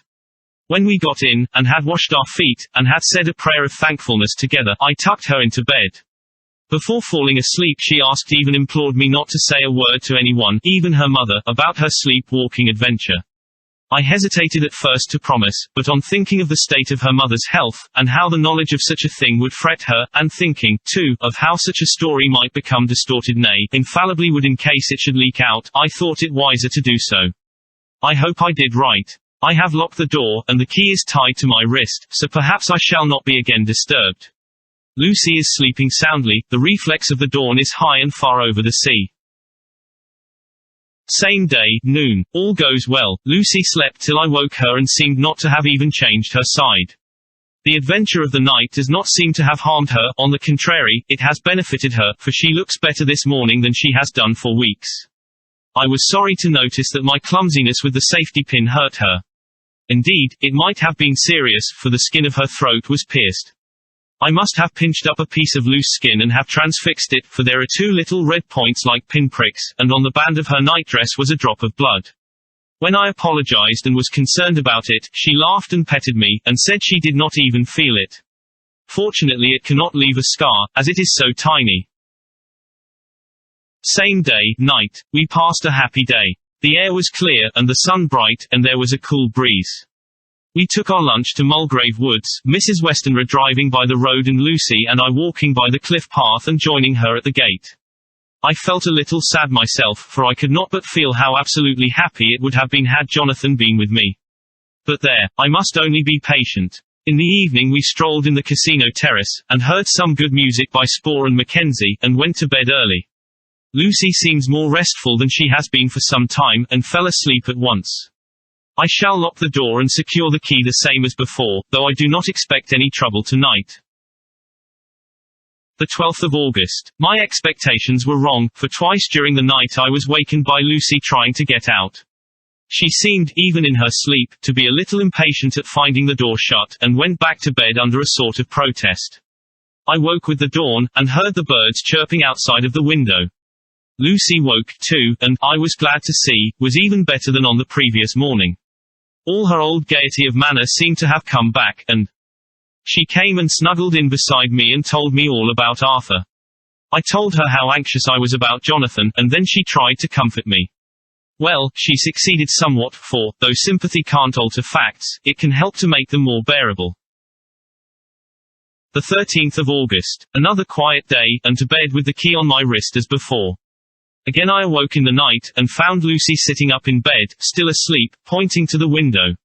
I got up quietly, and pulling aside the blind, looked out. It was brilliant moonlight, and the soft effect of the light over the sea and sky merged together in one great, silent mystery was beautiful beyond words. Between me and the moonlight flitted a great bat, coming and going in great whirling circles. Once or twice it came quite close, but was, I suppose, frightened at seeing me, and flitted away across the harbour towards the abbey. When I came back from the window Lucy had lain down again, and was sleeping peacefully. She did not stir again all night. The 14th of August. On the East Cliff, reading and writing all day. Lucy seems to have become as much in love with the spot as I am, and it is hard to get her away from it when it is time to come home for lunch or tea or dinner. This afternoon she made a funny remark. We were coming home for dinner, and had come to the top of the steps up from the West Pier and stopped to look at the view, as we generally do. The setting sun, low down in the sky, was just dropping behind Kettleness. The red light was thrown over on the East Cliff and the old abbey, and seemed to bathe everything in a beautiful rosy glow. We were silent for a while, and suddenly Lucy murmured as if to herself, "His red eyes again. They are just the same." It was such an odd expression, coming apropos of nothing, that it quite startled me. I slewed round a little, so as to see Lucy well without seeming to stare at her, and saw that she was in a half-dreamy state, with an odd look on her face that I could not quite make out, so I said nothing, but followed her eyes. She appeared to be looking over at our own seat, whereon was a dark figure seated alone. I was a little startled myself, for it seemed for an instant as if the stranger had great eyes like burning flames, but a second look dispelled the illusion. The red sunlight was shining on the windows of St. Mary's Church behind our seat, and as the sun dipped there was just sufficient change in the refraction and reflection to make it appear as if the light moved. I called Lucy's attention to the peculiar effect, and she became herself with a start, but she looked sad all the same. It may have been that she was thinking of that terrible night up there. We never refer to it, so I said nothing, and we went home to dinner. Lucy had a headache and went early to bed. I saw her asleep, and went out for a little stroll myself. I walked along the cliffs to the westward, and was full of sweet sadness, for I was thinking of Jonathan. When coming home it was then bright moonlight, so bright that, though the front of our part of the crescent was in shadow, everything could be well seen. I threw a glance up at our window, and saw Lucy's head leaning out. I thought that perhaps she was looking out for me, so I opened my handkerchief and waved it. She did not notice or make any movement whatever. Just then, the moonlight crept round an angle of the building, and the light fell on the window. There distinctly was Lucy with her head lying up against the side of the window-sill and her eyes shut. She was fast asleep, and by her, seated on the window-sill, was something that looked like a good-sized bird. I was afraid she might get a chill, so I ran upstairs, but as I came into the room she was moving back to her bed, fast asleep, and breathing heavily. She was holding her hand to her throat, as though to protect it from cold. I did not wake her, but tucked her up warmly. I have taken care that the door is locked and the window securely fastened. She looks so sweet as she sleeps, but she is paler than is her wont, and there is a drawn, haggard look under her eyes which I do not like. I fear she is fretting about something. I wish I could find out what it is. The 15th of August. Rose later than usual. Lucy was languid and tired, and slept on after we had been called. We had a happy surprise at breakfast. Arthur's father is better, and wants the marriage to come off soon. Lucy is full of quiet joy, and her mother is glad and sorry at once. Later on in the day she told me the cause. She is grieved to lose Lucy as her very own, but she is rejoiced that she is soon to have someone to protect her. Poor dear, sweet lady. She confided to me that she has got her death warrant. She has not told Lucy, and made me promise secrecy. Her doctor told her that within a few months, at most, she must die, for her heart is weakening. At any time, even now, a sudden shock would be almost sure to kill her. Ah, we were wise to keep from her the affair of the dreadful night of Lucy's sleepwalking. The 17th of August. No diary for 2 whole days. I have not had the heart to write. Some sort of shadowy pall seems to be coming over our happiness. No news from Jonathan, and Lucy seems to be growing weaker, whilst her mother's hours are numbering to a close. I do not understand Lucy's fading away as she is doing. She eats well and sleeps well, and enjoys the fresh air, but all the time the roses in her cheeks are fading, and she gets weaker and more languid day by day. At night I hear her gasping as if for air. I keep the key of our door always fastened to my wrist at night, but she gets up and walks about the room, and sits at the open window. Last night I found her leaning out when I woke up, and when I tried to wake her I could not. She was in a faint. When I managed to restore her she was as weak as water, and cried silently between long, painful struggles for breath. When I asked her how she came to be at the window she shook her head and turned away. I trust her feeling ill may not be from that unlucky prick of the safety pin. I looked at her throat just now as she lay asleep, and the tiny wounds seem not to have healed. They are still open, and, if anything, larger than before, and the edges of them are faintly white. They are like little white dots with red centers. Unless they heal within a day or two, I shall insist on the doctor seeing about them. Letter, Samuel F. Billington and Son, Solicitors, Whitby, to Messrs. Carter, Patterson & Co., London. The 17th of August. Dear Sirs, herewith please receive invoice of goods sent by Great Northern Railway. Same are to be delivered at Carfax, near Purfleet, immediately on receipt at goods station King's Cross. The house is at present empty, but enclosed please find keys, all of which are labelled. You will please deposit the boxes, 50 in number, which form the consignment, in the partially ruined building forming part of the house and marked A on rough diagram enclosed. Your agent will easily recognize the locality, as it is the ancient chapel of the mansion. The goods leave by the train at 9:30 tonight, and will be due at King's Cross at 4:30 tomorrow afternoon. As our client wishes the delivery made as soon as possible, we shall be obliged by your having teams ready at King's Cross at the time named and forthwith conveying the goods to destination. In order to obviate any delays possible through any routine requirements as to payment in your departments, we enclose check herewith for £10, receipt of which please acknowledge. Should the charge be less than this amount, you can return balance. If greater, we shall at once send check for difference on hearing from you. You are to leave the keys on coming away in the main hall of the house, where the proprietor may get them on his entering the house by means of his duplicate key. Pray do not take us as exceeding the bounds of business courtesy in pressing you in all ways to use the utmost expedition. We are, dear sirs, faithfully yours, Samuel F. Billington and Son. Letter, Messrs. Carter, Patterson & Co., London, to Messrs. Billington and Son, Whitby, the 21st of August. Dear sirs, we beg to acknowledge £10 received and to return check £1.17. 9d, amount of overplus, as shown in receipted account herewith. Goods are delivered in exact accordance with instructions, and keys left in parcel in main hall, as directed. We are, dear sirs, yours respectfully. Pro Carter, Patterson & Co. Mina Murray's Journal, the 18th of August. I am happy today, and write sitting on the seat in the churchyard. Lucy is ever so much better. Last night she slept well all night, and did not disturb me once. The roses seem coming back already to her cheeks, though she is still sadly pale and wan-looking. If she were in any way anemic I could understand it, but she is not. She is in gay spirits and full of life and cheerfulness. All the morbid reticence seems to have passed from her, and she has just reminded me, as if I needed any reminding, of that night, and that it was here, on this very seat, I found her asleep. As she told me, she tapped playfully with the heel of her boot on the stone slab and said, "My poor little feet didn't make much noise then." I dare say poor old Mr. Swales would have told me that it was because I didn't want to wake up Geordie. As she was in such a communicative humour, I asked her if she had dreamed at all that night. Before she answered, that sweet, puckered look came into her forehead. "Which Arthur? I call him Arthur from her habit says he loves, and, indeed, I don't wonder that he does." Then she went on in a half-dreaming kind of way, as if trying to recall it to herself. "I didn't quite dream, but it all seemed to be real.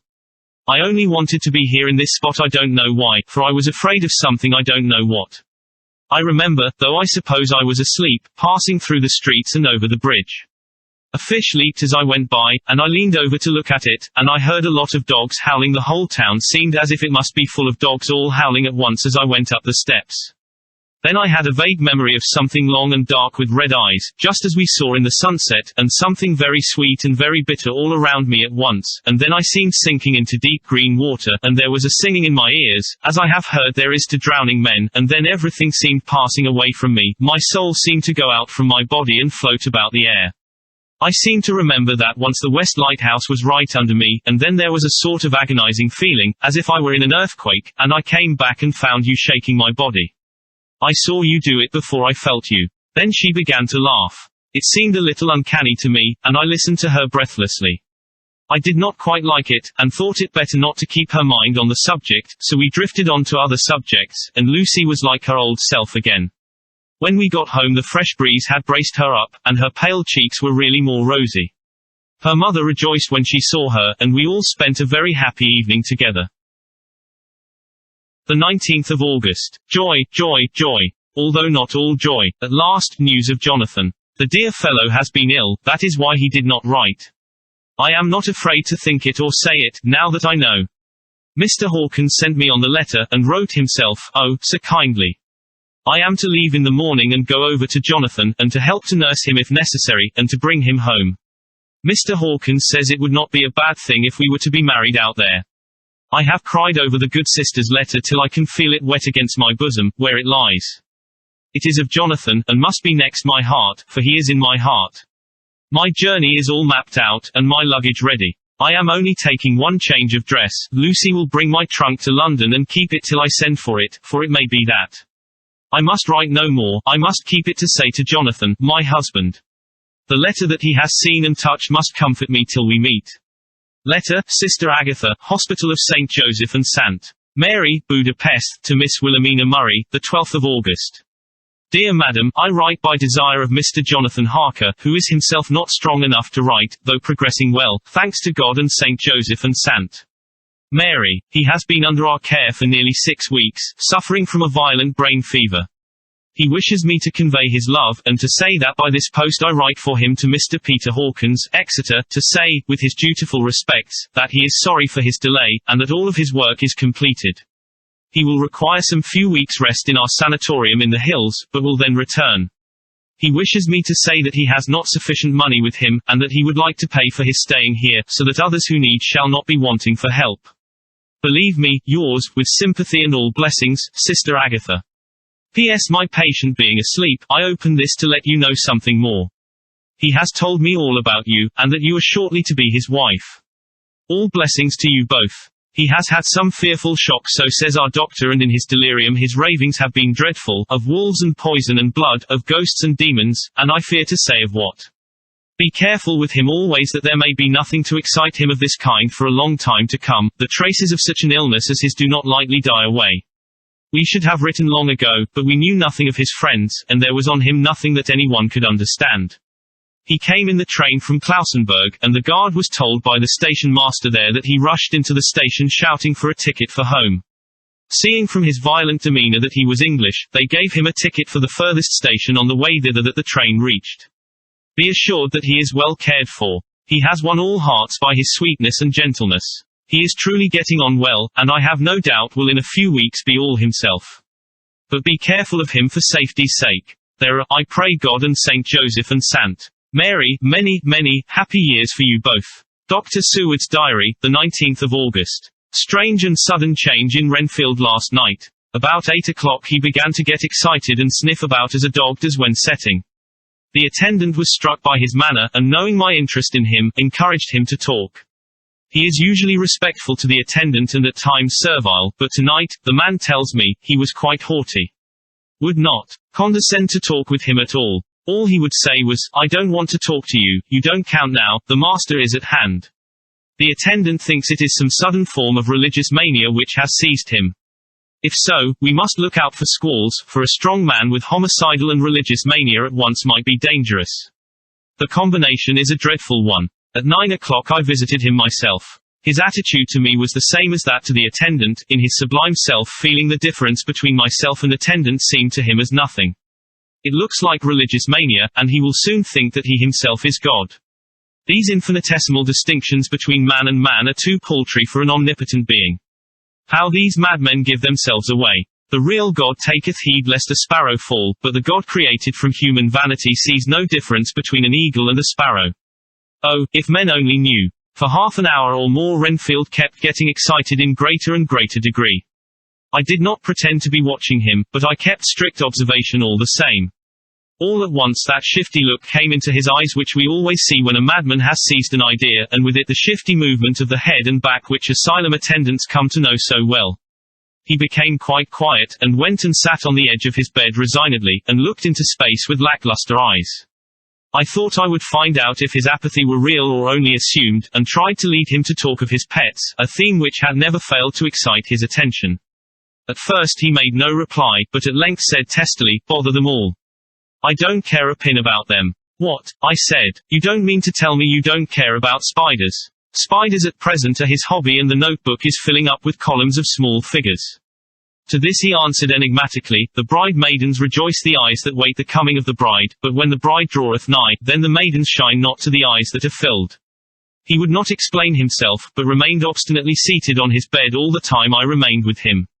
I am weary tonight and low in spirits. I cannot but think of Lucy, and how different things might have been.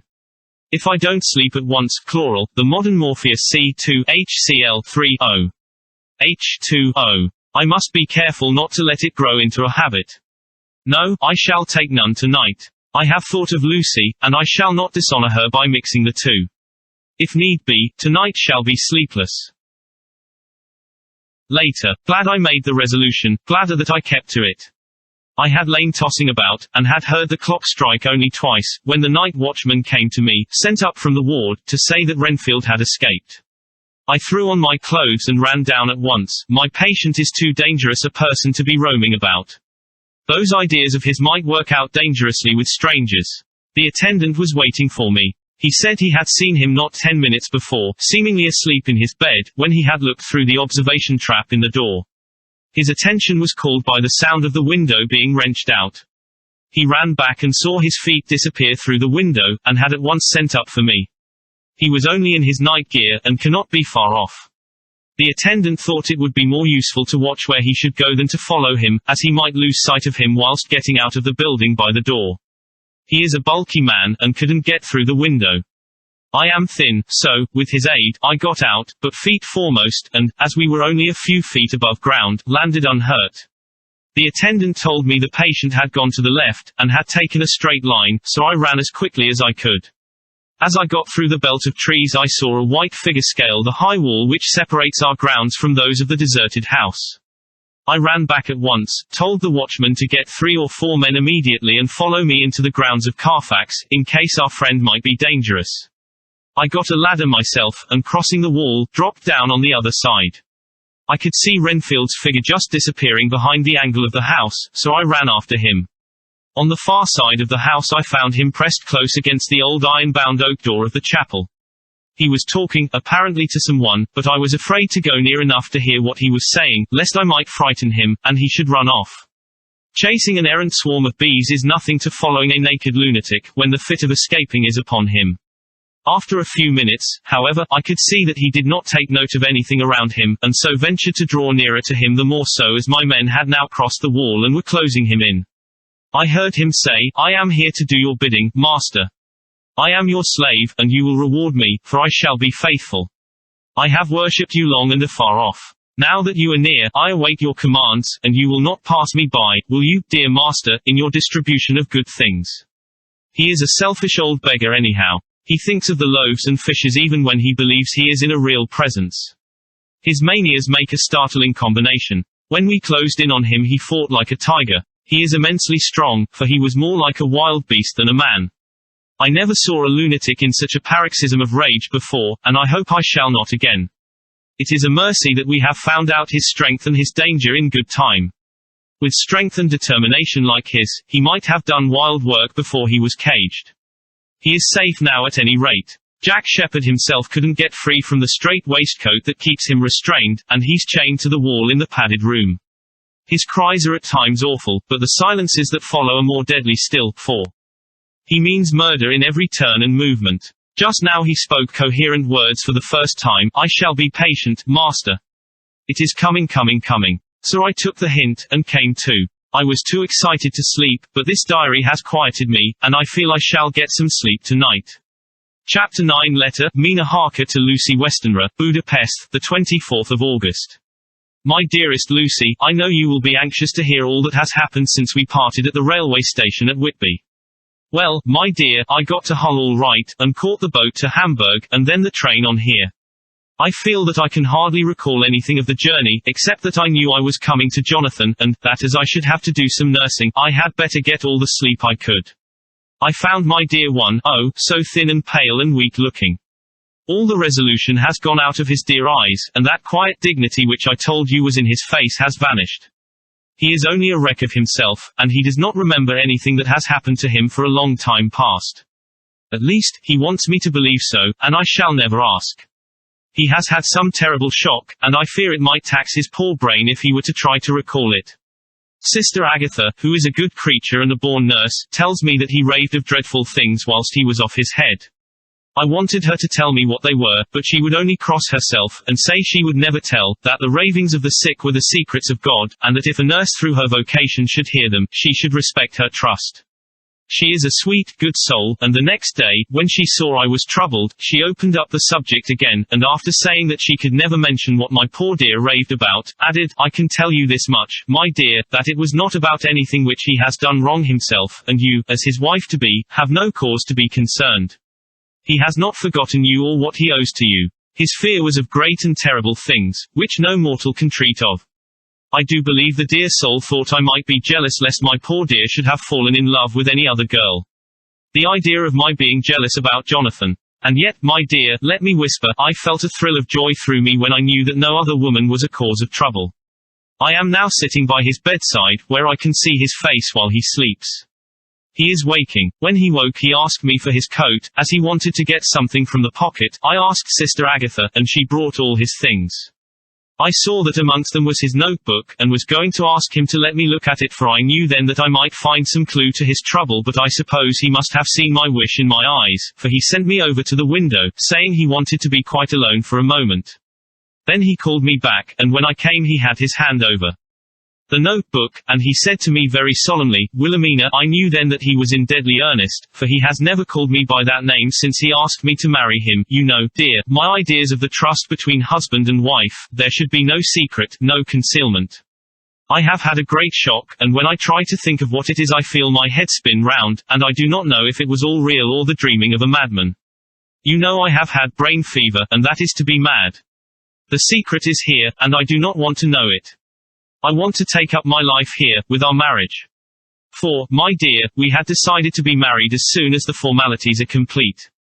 Are you willing, Wilhelmina, to share my ignorance? Here is the book. Take it and keep it, read it if you will, but never let me know, unless, indeed, some solemn duty should come upon me to go back to the bitter hours, asleep or awake, sane or mad, recorded here. He fell back exhausted, and I put the book under his pillow, and kissed him. I have asked Sister Agatha to beg the Superior to let our wedding be this afternoon, and am waiting her reply. She has come and told me that the chaplain of the English Mission Church has been sent for. We are to be married in an hour, or as soon after as Jonathan awakes. Lucy, the time has come and gone. I feel very solemn, but very, very happy. Jonathan woke a little after the hour, and all was ready, and he sat up in bed, propped up with pillows. He answered his I will firmly and strongly. I could hardly speak, my heart was so full that even those words seemed to choke me. The dear sisters were so kind. Please God, I shall never forget them, nor the grave and sweet responsibilities I have taken upon me.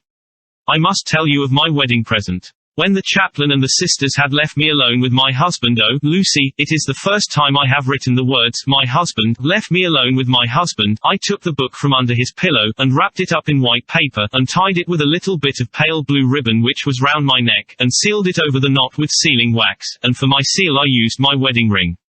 Then I kissed it and showed it to my husband, and told him that I would keep it so, and then it would be an outward and visible sign for us all our lives that we trusted each other, that I would never open it unless it were for his own dear sake or for the sake of some stern duty.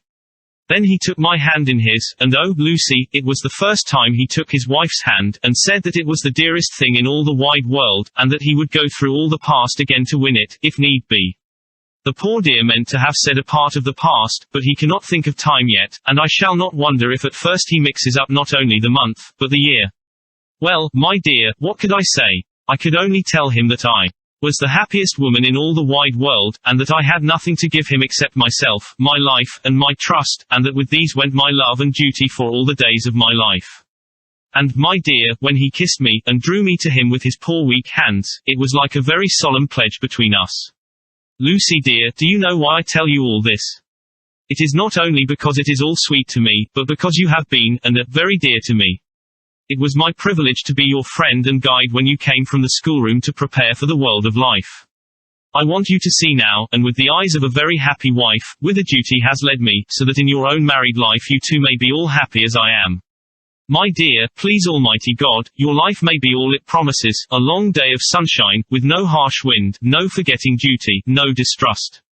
I must not wish you no pain, for that can never be, but I do hope you will be always as happy as I am now.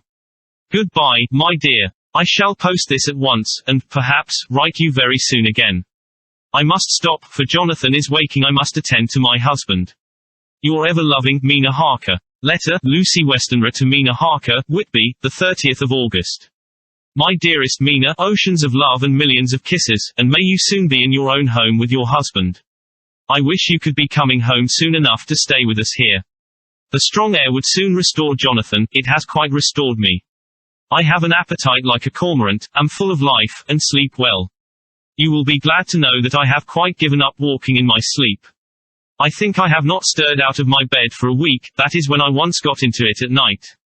Arthur says I am getting fat. By the way, I forgot to tell you that Arthur is here.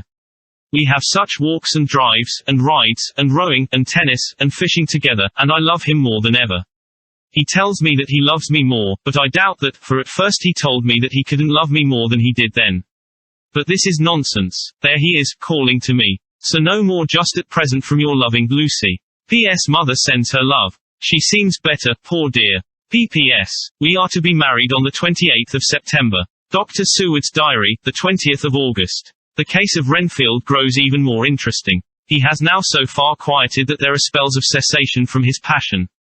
For the first week after his attack he was perpetually violent. Then one night, just as the moon rose, he grew quiet, and kept murmuring to himself, now I can wait, now I can wait. The attendant came to tell me, so I ran down at once to have a look at him. He was still in the strait waistcoat and in the padded room, but the suffused look had gone from his face, and his eyes had something of their old pleading, I might almost say, cringing, softness. I was satisfied with his present condition, and directed him to be relieved. The attendants hesitated, but finally carried out my wishes without protest. It was a strange thing that the patient had humor enough to see the distrust, for, coming close to me, he said in a whisper, all the while looking furtively at him, they think I could hurt you. Fancy me hurting you, the fools. It was soothing, somehow, to the feelings to find myself dissociated even in the mind of this poor madman from the others, but all the same I do not follow his thought. Am I to take it that I have anything in common with him, so that we are, as it were, to stand together, or has he to gain from me some good so stupendous that my well-being is needful to him? I must find out later on. Tonight he will not speak. Even the offer of a kitten or even a full-grown cat will not tempt him. He will only say, I don't take any stock in cats. I have more to think of now, and I can wait, I can wait. After a while I left him. The attendant tells me that he was quiet until just before dawn, and that then he began to get uneasy, and at length violent, until at last he fell into a paroxysm which exhausted him so that he swooned into a sort of coma. Three nights has the same thing happened, violent all day then quiet from moonrise to sunrise. I wish I could get some clue to the cause. It would almost seem as if there was some influence which came and went. Happy thought. We shall tonight play sane wits against mad ones. He escaped before without our help, tonight he shall escape with it. We shall give him a chance, and have the men ready to follow in case they are required. The 23rd of August. The unexpected always happens. How well Disraeli knew life. Our bird, when he found the cage open, would not fly, so all our subtle arrangements were for naught. At any rate, we have proved one thing, that the spells of quietness last a reasonable time. We shall in future be able to ease his bonds for a few hours each day. I have given orders to the night attendant merely to shut him in the padded room, when once he is quiet, until an hour before sunrise. The poor soul's body will enjoy the relief even if his mind cannot appreciate it. Hark! The unexpected again. I am called. The patient has once more escaped. Later, another night adventure. Renfield artfully waited until the attendant was entering the room to inspect.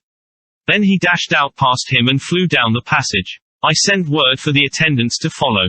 Again he went into the grounds of the deserted house, and we found him in the same place, pressed against the old chapel door. When he saw me he became furious, and had not the attendants seized him in time, he would have tried to kill me. As we were holding him a strange thing happened. He suddenly redoubled his efforts, and then as suddenly grew calm. I looked round instinctively, but could see nothing. Then I caught the patient's eye and followed it, but could trace nothing as it looked into the moonlit sky except a big bat, which was flapping its silent and ghostly way to the west. Bats usually wheel and flit about, but this one seemed to go straight on, as if it knew where it was bound for or had some intention of its own. The patient grew calmer every instant, and presently said, "You needn't tie me, I shall go quietly." Without trouble we came back to the house. I feel there is something ominous in his calm, and shall not forget this night. Lucy Westenra's Diary, Hillingham, the 24th of August. I must imitate Mina, and keep writing things down. Then we can have long talks when we do meet. I wonder when it will be. I wish she were with me again, for I feel so unhappy. Last night I seemed to be dreaming again just as I was at Whitby. Perhaps it is the change of air, or getting home again. It is all dark and horrid to me, for I can remember nothing, but I am full of vague fear, and I feel so weak and worn out. When Arthur came to lunch he looked quite grieved when he saw me, and I hadn't the spirit to try to be cheerful. I wonder if I could sleep in Mother's room tonight. I shall make an excuse and try. The 25th of August. Another bad night. Mother did not seem to take to my proposal. She seems not too well herself, and doubtless she fears to worry me. I tried to keep awake, and succeeded for a while, but when the clock struck 12 it waked me from a doze, so I must have been falling asleep. There was a sort of scratching or flapping at the window, but I did not mind it, and as I remember no more, I suppose I must then have fallen asleep. More bad dreams. I wish I could remember them. This morning I am horribly weak. My face is ghastly pale, and my throat pains me. It must be something wrong with my lungs, for I don't seem ever to get air enough. I shall try to cheer up when Arthur comes, or else I know he will be miserable to see me so. Letter, Arthur Homeward to Dr. Seward, Albemarle Hotel, the 31st of August. My dear Jack, I want you to do me a favor. Lucy is ill, that is, she has no special disease, but she looks awful, and is getting worse every day. I have asked her if there is any cause. I do not dare to ask her mother, for to disturb the poor lady's mind about her daughter in her present state of health would be fatal. Mrs. Westenra has confided to me that her doom is spoken disease of the heart, though poor Lucy does not know it yet. I am sure that there is something preying on my dear girl's mind. I am almost distracted when I think of her. To look at her gives me a pang. I told her I should ask you to see her, and though she demurred at first, I know why, old fellow, she finally consented. It will be a painful task for you, I know, old friend, but it is for her sake, and I must not hesitate to ask, or you to act. You are to come to lunch at Hillingham tomorrow, 2 o'clock, so as not to arouse any suspicion in Mrs. Westenra, and after lunch Lucy will take an opportunity of being alone with you. I shall come in for tea, and we can go away together. I am filled with anxiety, and want to consult with you alone as soon as I can after you have seen her. Do not fail. Arthur. Telegram, Arthur Homeward to Seward, the 1st of September. Am summoned to see my father, who is worse. Am writing. Write me fully by tonight's post to ring. Wire me if necessary. Letter from Dr. Seward to Arthur Homeward, the 2nd of September. My dear old fellow, with regard to Miss Westenra's health, I hasten to let you know at once that in my opinion there is not any functional disturbance or any malady that I know of. At the same time, I am not by any means satisfied with her appearance. She is woefully different from what she was when I saw her last. Of course you must bear in mind that I did not have full opportunity of examination such as I should wish. Our very friendship makes a little difficulty which not even medical science or custom can bridge over. I had better tell you exactly what happened, leaving you to draw, in a measure, your own conclusions. I shall then say what I have done and propose doing. I found Miss Westenra in seemingly gay spirits. Her mother was present, and in a few seconds I made up my mind that she was trying all she knew to mislead her mother and prevent her from being anxious. I have no doubt she guesses, if she does not know, what need of caution there is. We lunched alone, and as we all exerted ourselves to be cheerful, we got, as some kind of reward for our labors, some real cheerfulness amongst us. Then Mrs. Westenra went to lie down, and Lucy was left with me. We went into her boudoir. Until we got there her gaiety remained, for the servants were coming and going.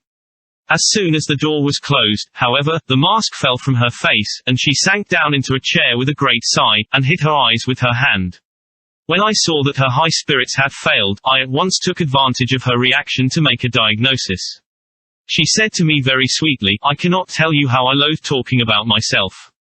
I reminded her that a doctor's confidence was sacred, but that you were grievously anxious about her. She caught on to my meaning at once, and settled that matter in a word. "Tell Arthur everything you choose. I do not care for myself, but all for him. So I am quite free." I could easily see that she is somewhat bloodless, but I could not see the usual anemic signs, and by a chance I was actually able to test the quality of her blood, for in opening a window which was stiff a cord gave way, and she cut her hand slightly with broken glass. It was a slight matter in itself, but it gave me an evident chance, and I secured a few drops of the blood and have analyzed them.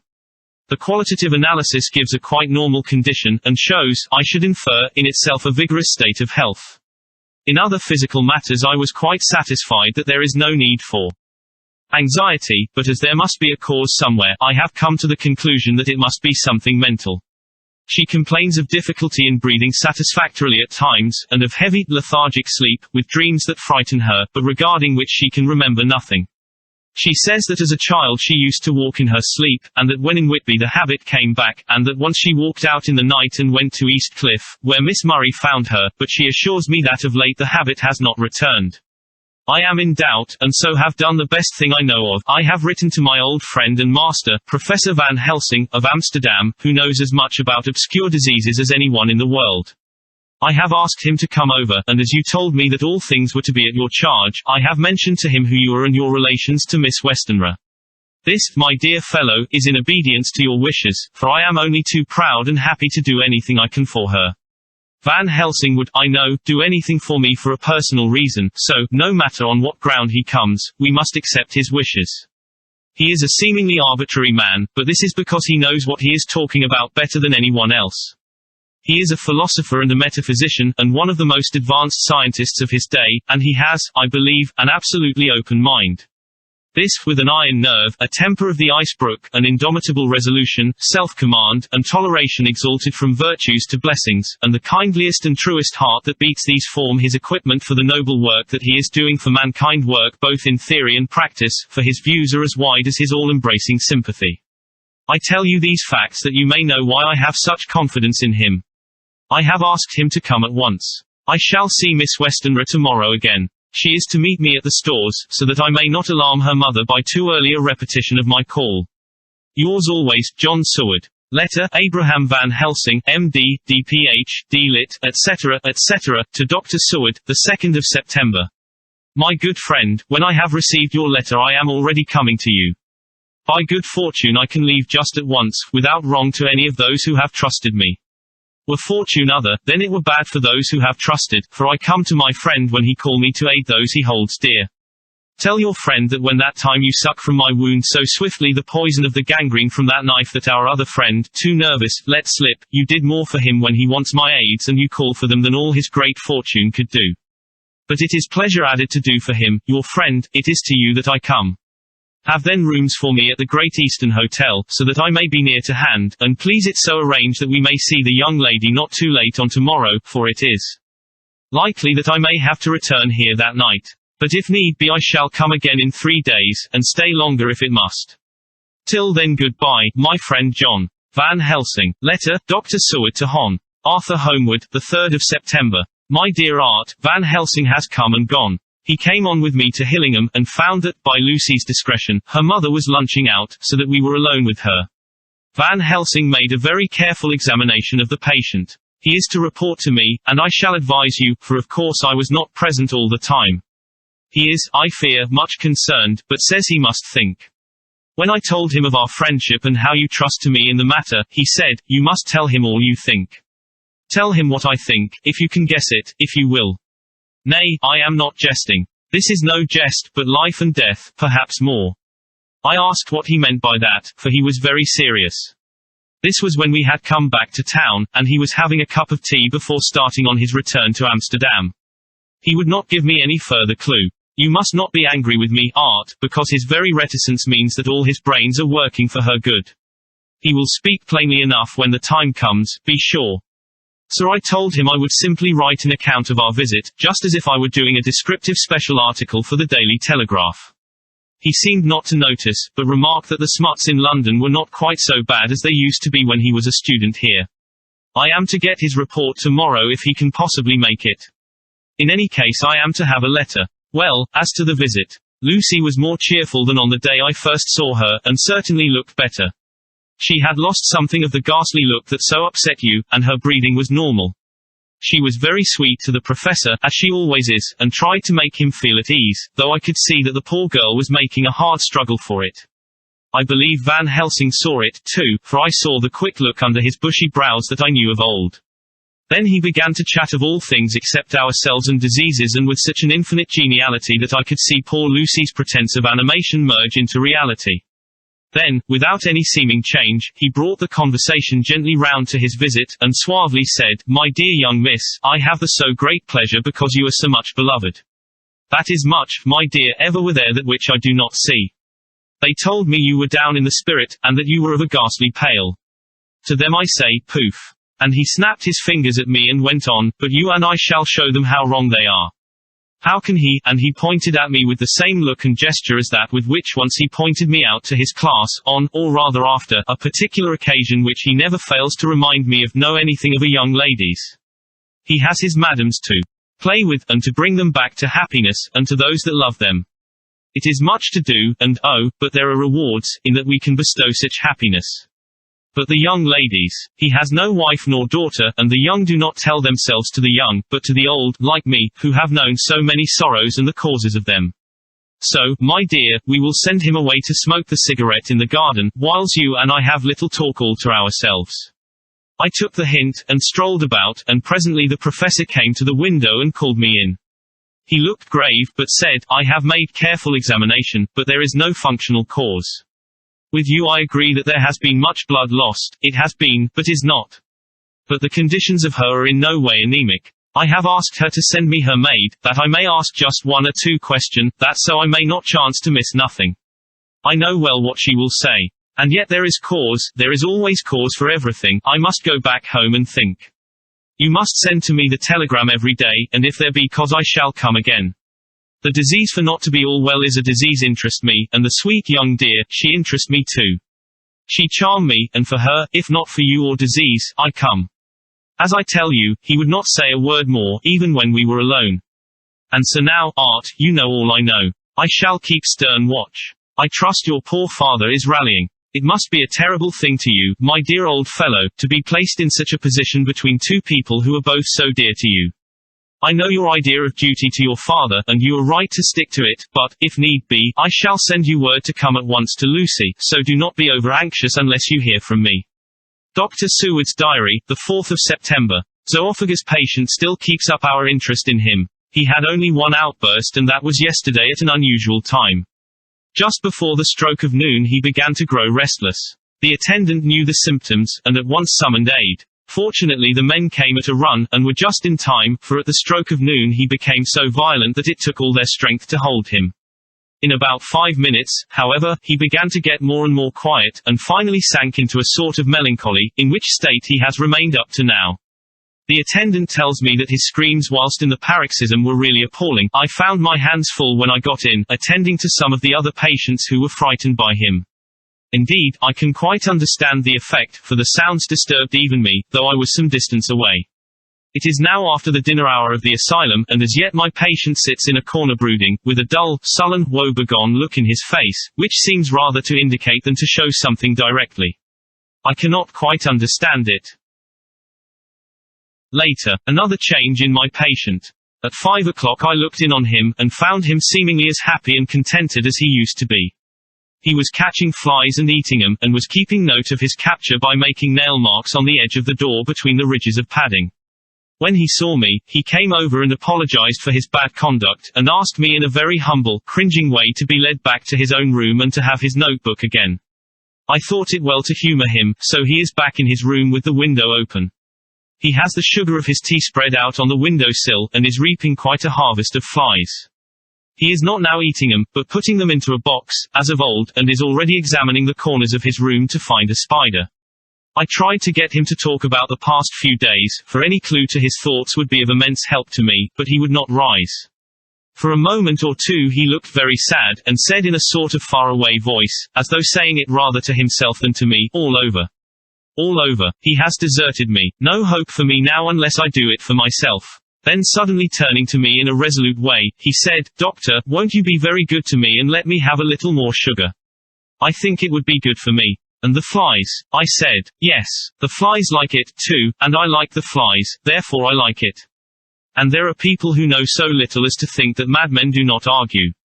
I procured him a double supply, and left him as happy a man as, I suppose, any in the world. I wish I could fathom his mind. Midnight. Another change in him. I had been to see Miss Westenra, whom I found much better, and had just returned, and was standing at our own gate looking at the sunset, when once more I heard him yelling. As his room is on this side of the house, I could hear it better than in the morning. It was a shock to me to turn from the wonderful smoky beauty of a sunset over London, with its lurid lights and inky shadows and all the marvellous tints that come on foul clouds even as on foul water, and to realize all the grim sternness of my own cold stone building, with its wealth of breathing misery, and my own desolate heart to endure it all. I reached him just as the sun was going down, and from his window saw the red disk sink. As it sank he became less and less frenzied, and just as it dipped he slid from the hands that held him, an inert mass, on the floor. It is wonderful, however, what intellectual recuperative power lunatics have, for within a few minutes he stood up quite calmly and looked around him. I signaled to the attendants not to hold him, for I was anxious to see what he would do. He went straight over to the window and brushed out the crumbs of sugar, then he took his fly box, and emptied it outside, and threw away the box, then he shut the window, and crossing over, sat down on his bed. All this surprised me, so I asked him, Are you not going to keep flies any more? No, said he, I am sick of all that rubbish. He certainly is a wonderfully interesting study. I wish I could get some glimpse of his mind or of the cause of his sudden passion. Stop, there may be a clue after all, if we can find why today his paroxysms came on at high noon and at sunset. Can it be that there is a malign influence of the sun at periods which affects certain natures as at times the moon does others? We shall see. Telegram, Seward, London, to Van Helsing, Amsterdam, the 4th of September. Patient still better today. Telegram, Seward, London, to Van Helsing, Amsterdam, the 5th of September. Patient greatly improved. Good appetite, sleeps naturally, good spirits, color coming back. Telegram, Seward, London, to Van Helsing, Amsterdam, the 6th of September. Terrible change for the worse. Come at once, do not lose an hour. I hold over telegram to Homeward till have seen you. Chapter 10 Letter, Dr. Seward to Hon. Arthur Homeward, the 6th of September. My dear Art, my news today is not so good. Lucy this morning had gone back a bit. There is, however, one good thing which has arisen from it. Mrs. Westenra was naturally anxious concerning Lucy, and has consulted me professionally about her. I took advantage of the opportunity, and told her that my old master, Van Helsing, the great specialist, was coming to stay with me, and that I would put her in his charge conjointly with myself, so now we can come and go without alarming her unduly, for a shock to her would mean sudden death, and this, in Lucy's weak condition, might be disastrous to her. We are hedged in with difficulties, all of us, my poor old fellow, but, please God, we shall come through 'em all right. If any need I shall write, so that, if you do not hear from me, take it for granted that I am simply waiting for news.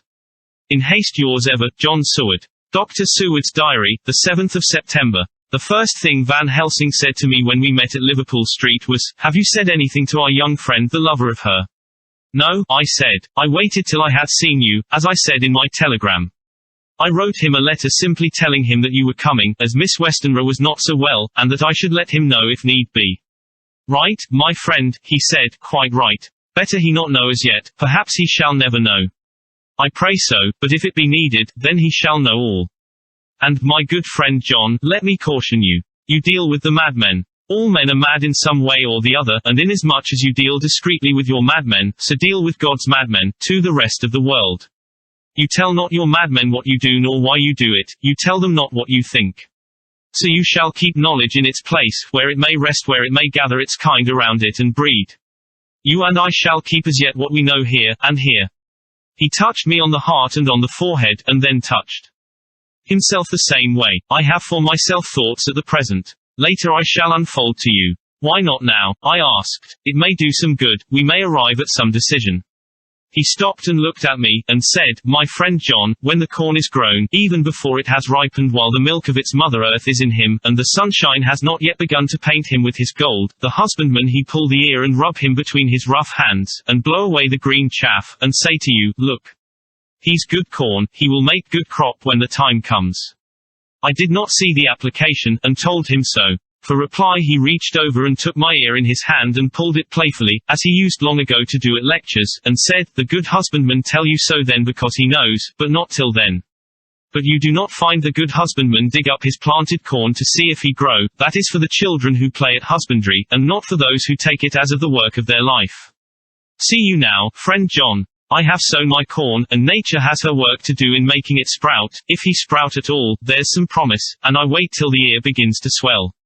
He broke off, for he evidently saw that I understood. Then he went on, and very gravely, "You were always a careful student, and your casebook was ever more full than the rest. You were only student then, now you are master, and I trust that good habit have not fail. Remember, my friend, that knowledge is stronger than memory, and we should not trust the weaker. Even if you have not kept the good practice, let me tell you that this case of our dear miss is one that may be mind, I say may be of such interest to us and others that all the rest may not make him kick the beam, as your people say. Take then good note of it. Nothing is too small. I counsel you, put down in record even your doubts and surmises. Hereafter it may be of interest to you to see how true you guess. We learn from failure, not from success. When I described Lucy's symptoms the same as before, but infinitely more marked, he looked very grave, but said nothing. He took with him a bag in which were many instruments and drugs, the ghastly paraphernalia of our beneficial trade, as he once called, in one of his lectures, the equipment of a professor of the healing craft. When we were shown in, Mrs. Westenra met us. She was alarmed, but not nearly so much as I expected to find her. Nature in one of her beneficent moods has ordained that even death has some antidote to its own terrors. Here, in a case where any shock may prove fatal, matters are so ordered that, from some cause or other, the things not personal, even the terrible change in her daughter to whom she is so attached, do not seem to reach her.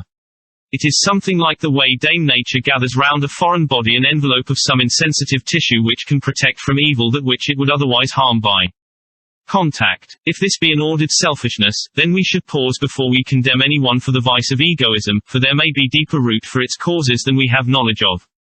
I used my knowledge of this phase of spiritual pathology, and laid down a rule that she should not be present with Lucy or think of her illness more than was absolutely required. She assented readily, so readily that I saw again the hand of nature fighting for life. Van Helsing and I were shown up to Lucy's room. If I was shocked when I saw her yesterday, I was horrified when I saw her today. She was ghastly, chalkily pale, the red seemed to have gone even from her lips and gums, and the bones of her face stood out prominently. Her breathing was painful to see or hear. Van Helsing's face grew set as marble, and his eyebrows converged till they almost touched over his nose. Lucy lay motionless, and did not seem to have strength to speak, so for a while we were all silent. Then Van Helsing beckoned to me, and we went gently out of the room. The instant we had closed the door he stepped quickly along the passage to the next door, which was open. Then he pulled me quickly in with him and closed the door. "My God," he said, "this is dreadful. There is no time to be lost. She will die for sheer want of blood to keep the heart's action as it should be. There must be transfusion of blood at once. Is it you or me?" I am younger and stronger, Professor. It must be me. Then get ready at once. I will bring up my bag. I am prepared. I went downstairs with him, and as we were going there was a knock at the hall door. When we reached the hall the maid had just opened the door, and Arthur was stepping quickly in. He rushed up to me, saying in an eager whisper, "Jack, I was so anxious. I read between the lines of your letter, and have been in an agony. The dad was better, so I ran down here to see for myself. Is not that gentleman Dr. Van Helsing? I am so thankful to you, sir, for coming." When first the professor's eye had lit upon him he had been angry at his interruption at such a time, but now, as he took in his stalwart proportions and recognized the strong young manhood which seemed to emanate from him, his eyes gleamed. Without a pause he said to him gravely as he held out his hand, "Sir, you have come in time. You are the lover of our dear miss. She is bad, very, very bad. Nay, my child, do not go like that." For he suddenly grew pale and sat down in a chair almost fainting. "You are to help her. You can do more than any that live, and your courage is your best help." "What can I do?" asked Arthur hoarsely. "Tell me, and I shall do it. My life is hers, and I would give the last drop of blood in my body for her." The professor has a strongly humorous side, and I could from old knowledge detect a trace of its origin in his answer. "My young sir, I do not ask so much as that, not the last. What shall I do?" There was fire in his eyes, and his open nostril quivered with intent. Van Helsing slapped him on the shoulder. "Come," he said. "You are a man, and it is a man we want. You are better than me, better than my friend John." Arthur looked bewildered, and the professor went on by explaining in a kindly way, "Young miss is bad, very bad. She wants blood, and blood she must have or die. My friend John and I have consulted, and we are about to perform what we call transfusion of blood to transfer from full veins of one to the empty veins which pine for him. John was to give his blood, as he is the more young and strong than me." Here Arthur took my hand and wrung it hard in silence. "But, now you are here, you are more good than us, old or young, who toil much in the world of thought. Our nerves are not so calm and our blood not so bright than yours." Arthur turned to him and said, "If you only knew how gladly I would die for her you would understand." He stopped, with a sort of choke in his voice. "Good boy," said Van Helsing. "In the not so far off you will be happy that you have done all for her you love. Come now and be silent. You shall kiss her once before it is done, but then you must go, and you must leave at my sign. Say no word to madam, you know how it is with her. There must be no shock, any knowledge of this would be one. Come." We all went up to Lucy's room. Arthur by direction remained outside. Lucy turned her head and looked at us, but said nothing. She was not asleep, but she was simply too weak to make the effort. Her eyes spoke to us, that was all. Van Helsing took some things from his bag and laid them on a little table out of sight. Then he mixed a narcotic, and coming over to the bed, said cheerily, "Now, little miss, here is your medicine. Drink it off, like a good child. See, I lift you so that to swallow is easy." Yes, she had made the effort with success.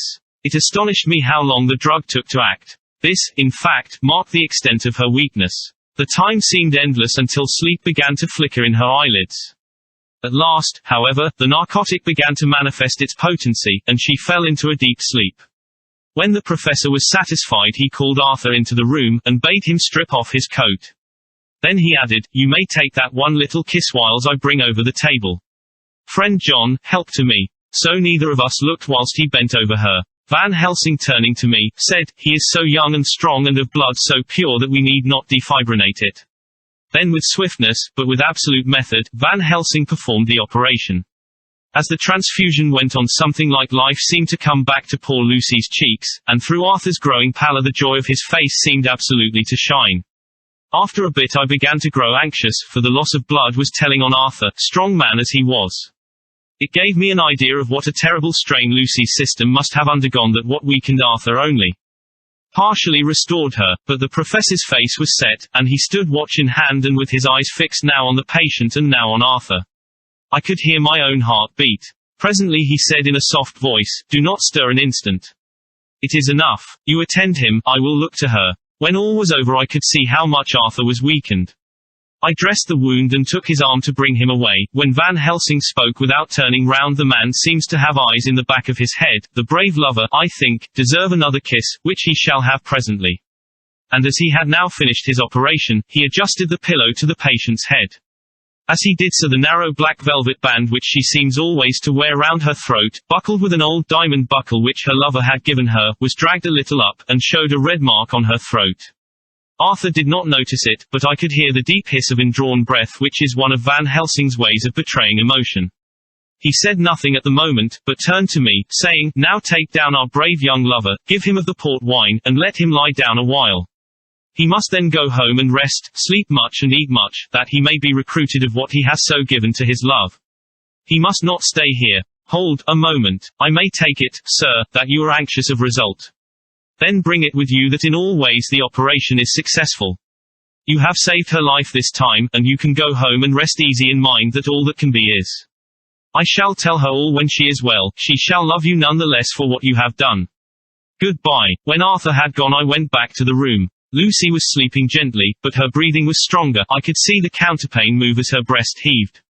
By the bedside sat Van Helsing, looking at her intently. The velvet band again covered the red mark. I asked the professor in a whisper, "What do you make of that mark on her throat? What do you make of it?" "I have not examined it yet," I answered, and then and there proceeded to loose the band. Just over the external jugular vein there were 2 punctures, not large, but not wholesome looking.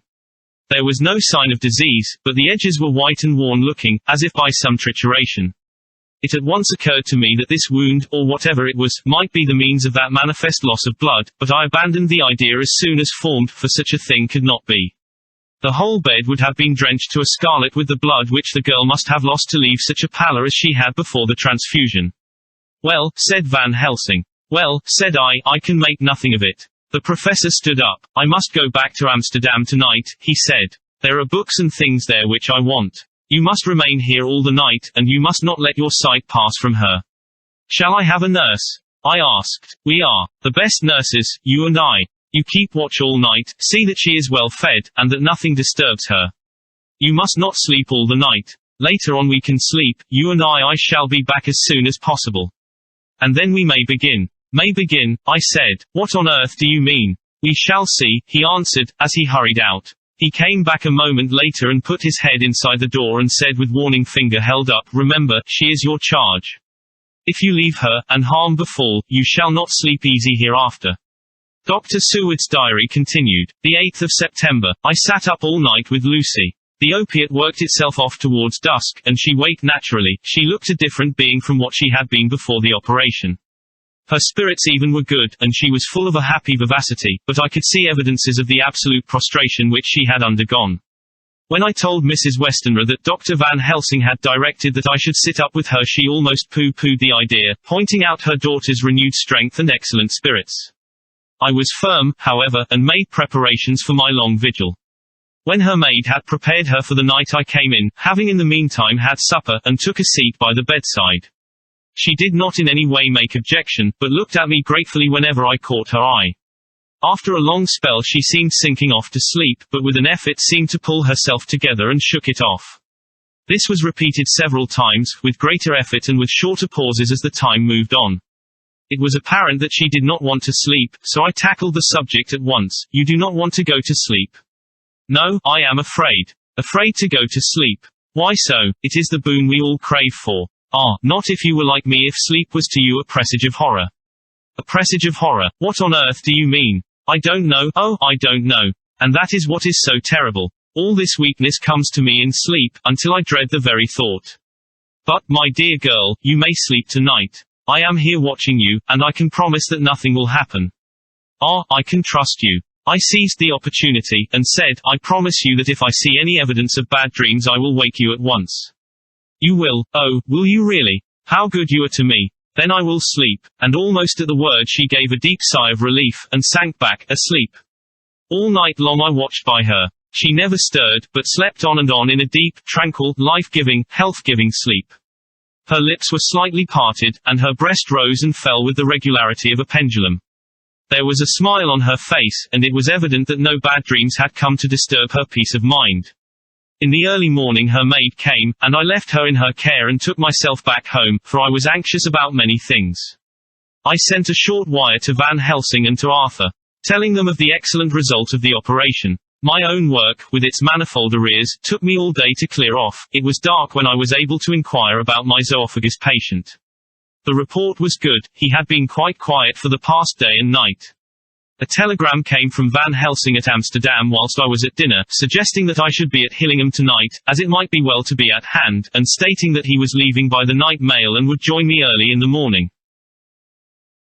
The 9th of September. I was pretty tired and worn out when I got to Hillingham. For 2 nights I had hardly had a wink of sleep, and my brain was beginning to feel that numbness which marks cerebral exhaustion. Lucy was up and in cheerful spirits. When she shook hands with me she looked sharply in my face and said, "No sitting up tonight for you. You are worn out." "I am quite well again, indeed, I am, and if there is to be any sitting up, it is I who will sit up with you." I would not argue the point, but went and had my supper. Lucy came with me, and, enlivened by her charming presence, I made an excellent meal, and had a couple of glasses of the more than excellent port. Then Lucy took me upstairs, and showed me a room next her own, where a cosy fire was burning. "Now," she said, "you must stay here. I shall leave this door open and my door too. You can lie on the sofa, for I know that nothing would induce any of you doctors to go to bed whilst there is a patient above the horizon. If I want anything I shall call out, and you can come to me at once." I could not but acquiesce, for I was dog-tired, and could not have sat up had I tried. So, on her renewing her promise to call me if she should want anything, I lay on the sofa, and forgot all about everything. Lucy Westenra's diary, the 9th of September. I feel so happy tonight. I have been so miserably weak, that to be able to think and move about is like feeling sunshine after a long spell of east wind out of a steel sky. Somehow Arthur feels very, very close to me. I seem to feel his presence warm about me. I suppose it is that sickness and weakness are selfish things and turn our inner eyes and sympathy on ourselves, whilst health and strength give love rein, and in thought and feeling he can wander where he wills. I know where my thoughts are. If Arthur only knew. My dear, your ears must tingle as you sleep, as mine do waking. Oh, the blissful rest of last night. How I slept, with that dear, good Dr. Seward watching me. And tonight I shall not fear to sleep, since he is close at hand and within call. Thank everybody for being so good to me. Thank God. Good night, Arthur. Dr. Seward's diary, the 10th of September. I was conscious of the professor's hand on my head, and started awake all in a second. That is one of the things that we learn in an asylum, at any rate.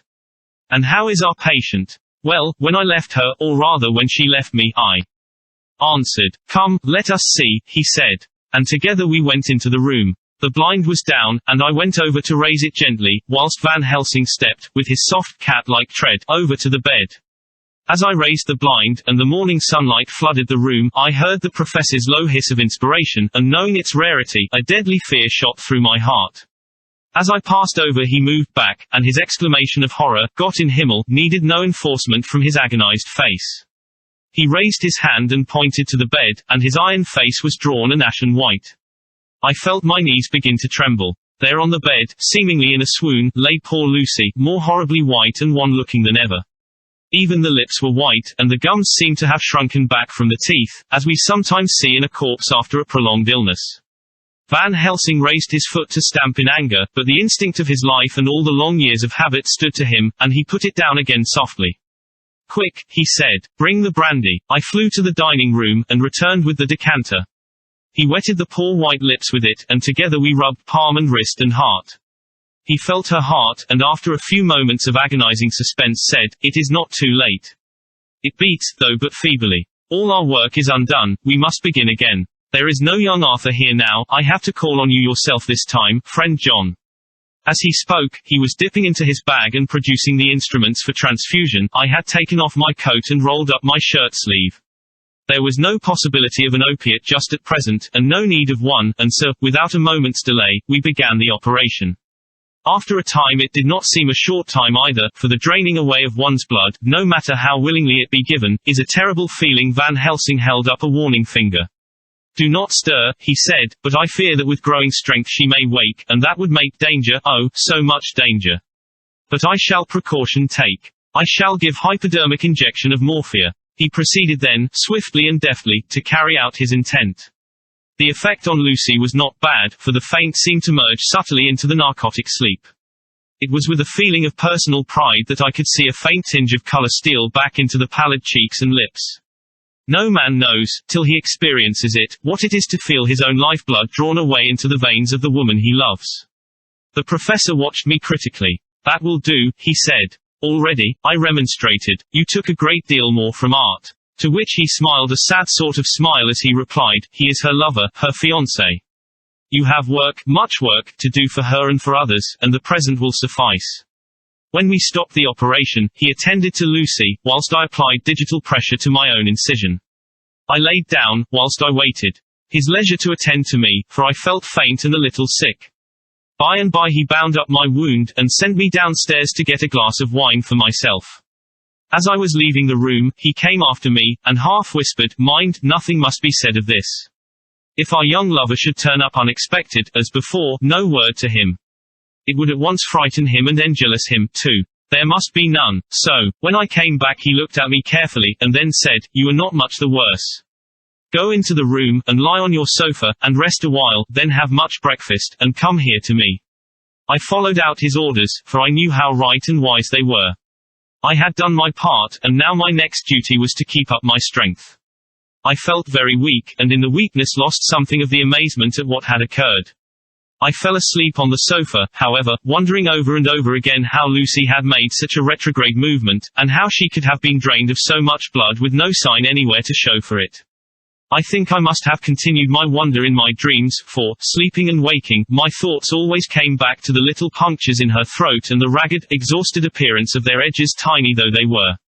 Lucy slept well into the day, and when she woke she was fairly well and strong, though not nearly so much so as the day before. When Van Helsing had seen her, he went out for a walk, leaving me in charge, with strict injunctions that I was not to leave her for a moment. I could hear his voice in the hall, asking the way to the nearest telegraph office.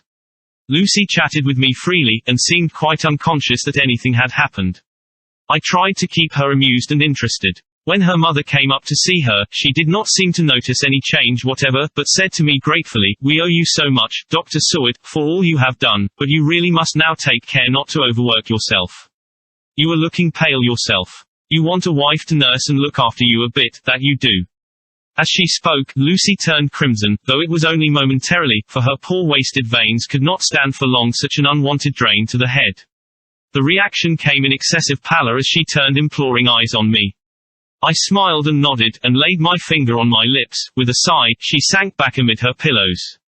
Van Helsing returned in a couple of hours, and presently said to me, now you go home, and eat much and drink enough. Make yourself strong. I stay here tonight, and I shall sit up with little miss myself. You and I must watch the case, and we must have none other to know. I have grave reasons. No, do not ask them, think what you will. Do not fear to think even the most not probable. Good night. In the hall 2 of the maids came to me, and asked if they or either of them might not sit up with Miss Lucy. They implored me to let them, and when I said it was Dr. Van Helsing's wish that either he or I should sit up, they asked me quite piteously to intercede with the foreign gentleman. I was much touched by their kindness. Perhaps it is because I am weak at present, and perhaps because it was on Lucy's account, that the devotion was manifested, for over and over again have I seen similar instances of woman's kindness. I got back here in time for a late dinner, went my rounds all well, and set this down whilst waiting for sleep. It is coming. The 11th of September. This afternoon I went over to Hillingham. Found Van Helsing in excellent spirits, and Lucy much better. Shortly after I had arrived, a big parcel from abroad came for the professor. He opened it with much empressement, assumed, of course, and showed a great bundle of white flowers. These are for you, Miss Lucy, he said. For me? Oh, Dr. Van Helsing. Yes, my dear, but not for you to play with. These are medicines. Here Lucy made a wry face. Nay, but they are not to take in a decoction or in nauseous form, so you need not snub that so charming nose, or I shall point out to my friend Arthur what woes he may have to endure in seeing so much beauty that he so loves so much distort. Aha, my pretty miss, that bring the so nice nose all straight again. This is medicinal, but you do not know how. I put him in your window, I make pretty wreath, and hang him round your neck, so that you sleep well. Oh yes, they, like the lotus flower, make your trouble forgotten. It smells so like the waters of Lethe, and of that fountain of youth that the conquistadors sought for in the Floridas, and find him all too late. Whilst he was speaking, Lucy had been examining the flowers and smelling them. Now she threw them down, saying, with half laughter, and half disgust, oh, Professor, I believe you are only putting up a joke on me. Why, these flowers are only common garlic. To my surprise, Van Helsing rose up and said with all his sternness, his iron jaw set and his bushy eyebrows meeting, "No trifling with me. I never jest. There is grim purpose in all I do, and I warn you that you do not thwart me. Take care, for the sake of others if not for your own." Then seeing poor Lucy scared, as she might well be, he went on more gently, "Oh, little miss, my dear, do not fear me. I only do for your good, but there is much virtue to you in those common flowers. See, I place them myself in your room. I make myself the wreath that you are to wear. But hush, no telling to others that make so inquisitive questions. We must obey, and silence is a part of obedience, and obedience is to bring you strong and well into loving arms that wait for you. Now sit still a while, come with me, friend John, and you shall help me deck the room with my garlic, which is all the way from Haarlem, where my friend Vanderpool raise herb in his glass houses all the year. I had to telegraph yesterday, or they would not have been here. We went into the room, taking the flowers. Either he or I should sit up, they asked me quite piteously to intercede with the foreign gentleman. I was much touched by their kindness. Perhaps it is because I am weak at present, and perhaps because it was on Lucy's account, that the devotion was manifested, for over and over again have I seen similar instances of woman's kindness. I got back here in time for a late dinner, went my rounds all well, and set this down whilst waiting for sleep. It is coming. The 11th of September. This afternoon I went over to Hillingham. Found Van Helsing in excellent spirits, and Lucy much better. Shortly after I had arrived, a big parcel from abroad came for the professor. He opened it with much empressement, assumed, of course, and showed a great bundle of white flowers. "These are for you, Miss Lucy," he said. "For me? Oh, Dr. Van Helsing." "Yes, my dear, but not for you to play with. These are medicines." Here Lucy made a wry face. "Nay, but they are not to take in a decoction or in nauseous form, so you need not snub that so charming nose, or I shall point out to my friend Arthur what woes he may have to endure in seeing so much beauty that he so loves so much distort.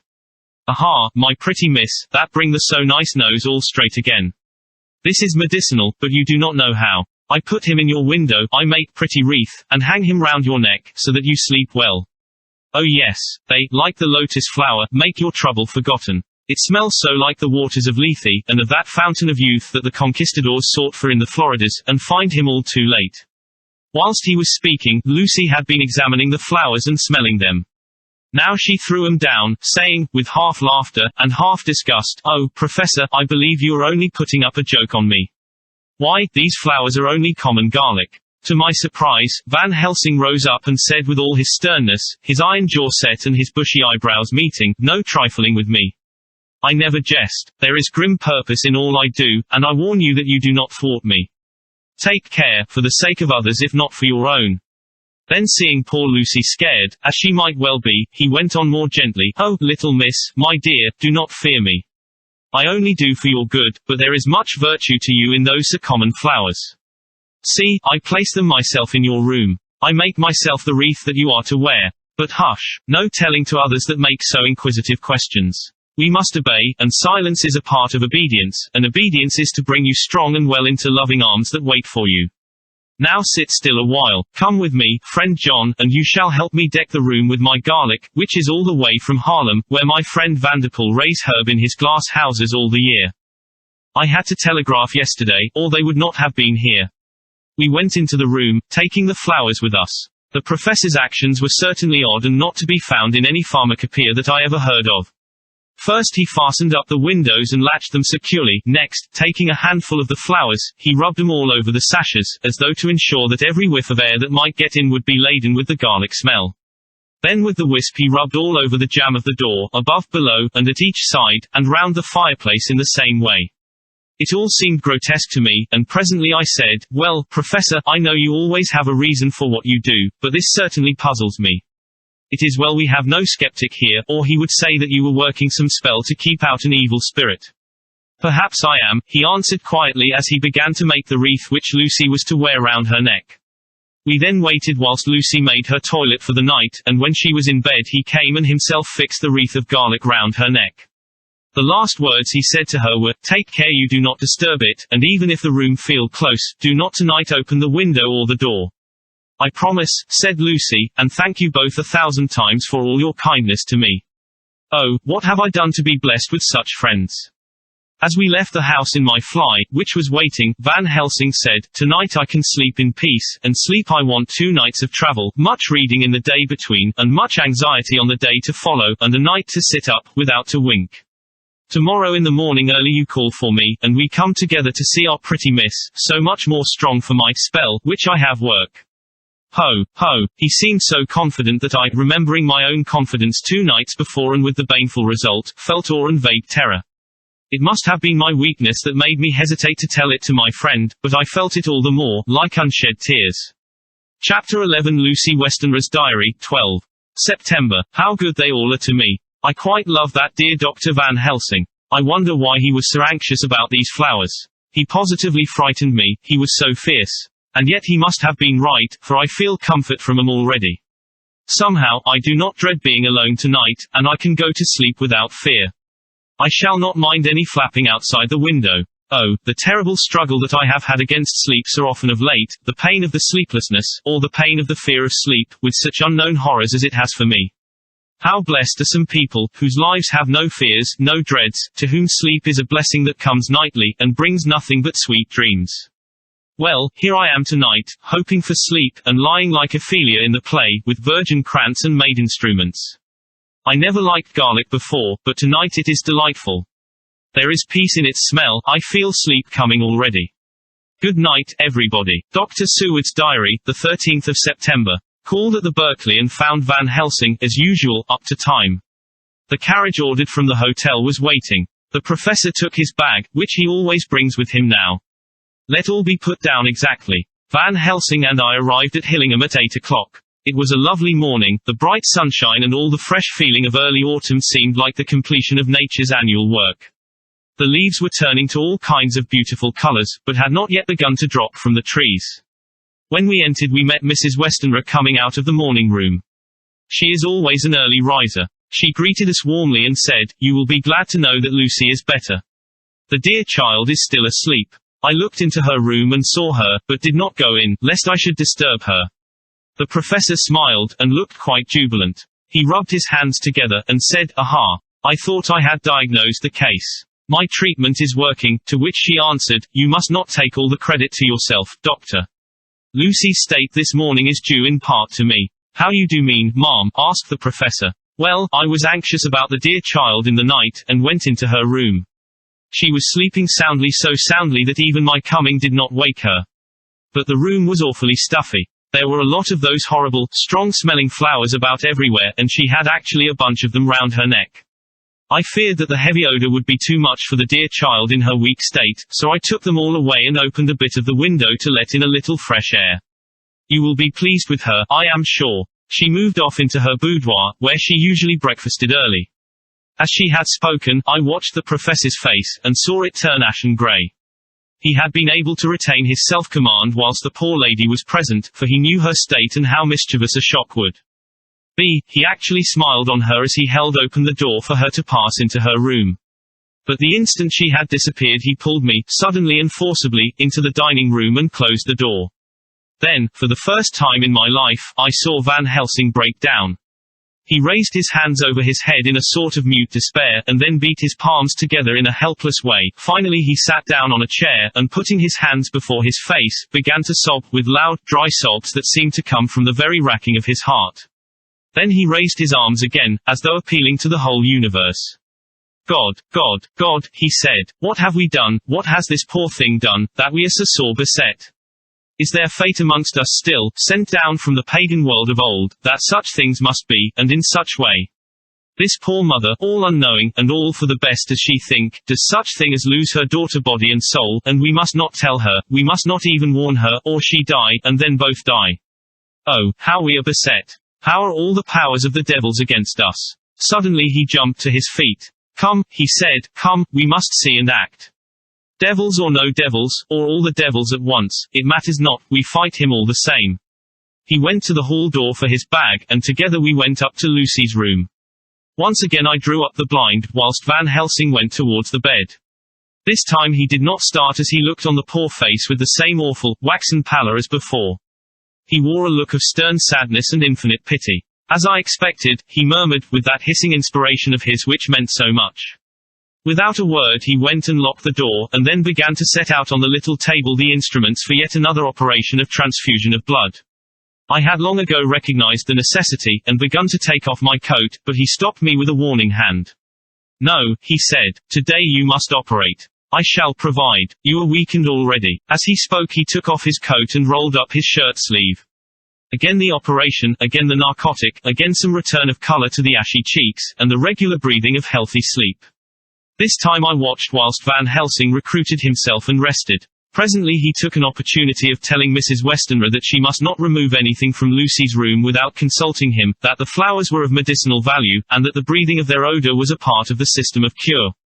Then he took over the care of the case himself, saying that he would watch this night and the next and would send me word when to come. After another hour Lucy waked from her sleep, fresh and bright and seemingly not much the worse for her terrible ordeal. What does it all mean? I am beginning to wonder if my long habit of life amongst the insane is beginning to tell upon my own brain. Lucy Westenra's diary, the 17th of September. 4 days and nights of peace. I am getting so strong again that I hardly know myself. It is as if I had passed through some long nightmare, and had just awakened to see the beautiful sunshine and feel the fresh air of the morning around me. I have a dim half-remembrance of long, anxious times of waiting and fearing, darkness in which there was not even the pain of hope to make present distress more poignant, and then long spells of oblivion, and the rising back to life as a diver coming up through a great press of water. Since, however, Dr. Van Helsing has been with me, all this bad dreaming seems to have passed away. The noises that used to frighten me out of my wits, the flapping against the windows, the distant voices which seemed so close to me, the harsh sounds that came from I know not where and commanded me to do I know not what, have all ceased. I go to bed now without any fear of sleep. I do not even try to keep awake. I have grown quite fond of the garlic, and a boxful arrives for me every day from Haarlem. Tonight Dr. Van Helsing is going away, as he has to be for a day in Amsterdam. But I need not be watched, I am well enough to be left alone. Thank God for mother's sake, and dear Arthur's, and for all our friends who have been so kind. I shall not even feel the change, for last night Dr. Van Helsing slept in his chair a lot of the time. I found him asleep twice when I awoke, but I did not fear to go to sleep again, although the boughs or bats or something napped almost angrily against the window panes. The Pall Mall Gazette, the 18th of September. The Escaped Wolf. Perilous adventure of our interviewer. Interview with the keeper in the Zoological Gardens. After many inquiries and almost as many refusals, and perpetually using the words Pall Mall Gazette as a sort of talisman, I managed to find the keeper of the section of the Zoological Gardens in which the wolf department is included. Thomas Builder lives in one of the cottages in the enclosure behind the Elephant House, and was just sitting down to his tea when I found him. Thomas and his wife are hospitable folk, elderly, and without children, and if the specimen I enjoyed of their hospitality be of the average kind, their lives must be pretty comfortable. The keeper would not enter on what he called business, until the supper was over, and we were all satisfied. Then when the table was cleared, and he had lit his pipe, he said, "Now, sir, you can go on and ask me what you want. You'll excuse me refusin' to talk of professional subjects afore meals. I gives the wolves and the jackals and the hyenas in all our section their tea afore I begins to ask them questions." "How do you mean, ask them questions?" I queried, wishful to get him into a talkative humor. "Itin' of them over the EAD with a pole is one way, scratchin' of their hears is another, when gents as is flush wants a bit of a show-off to the gals. I don't so much mind the fuss that itin' with a pole afore I chucks in their dinner, but I waits till they've 'ad their sherry and coffee, so to speak, afore I tries on with the ear scratchin'. Mind you," he added philosophically, "there's a deal of the same nature in us as in 'em the animals. Here's you a comin' and askin' of me questions about my business, and I that grumpy like that only for your bloomin' quid-eyed, seen you blowed fust, 'fore I'd answer. Not even when you ask me sarcastic like if I'd like you to ask the superintendent if you might ask me questions.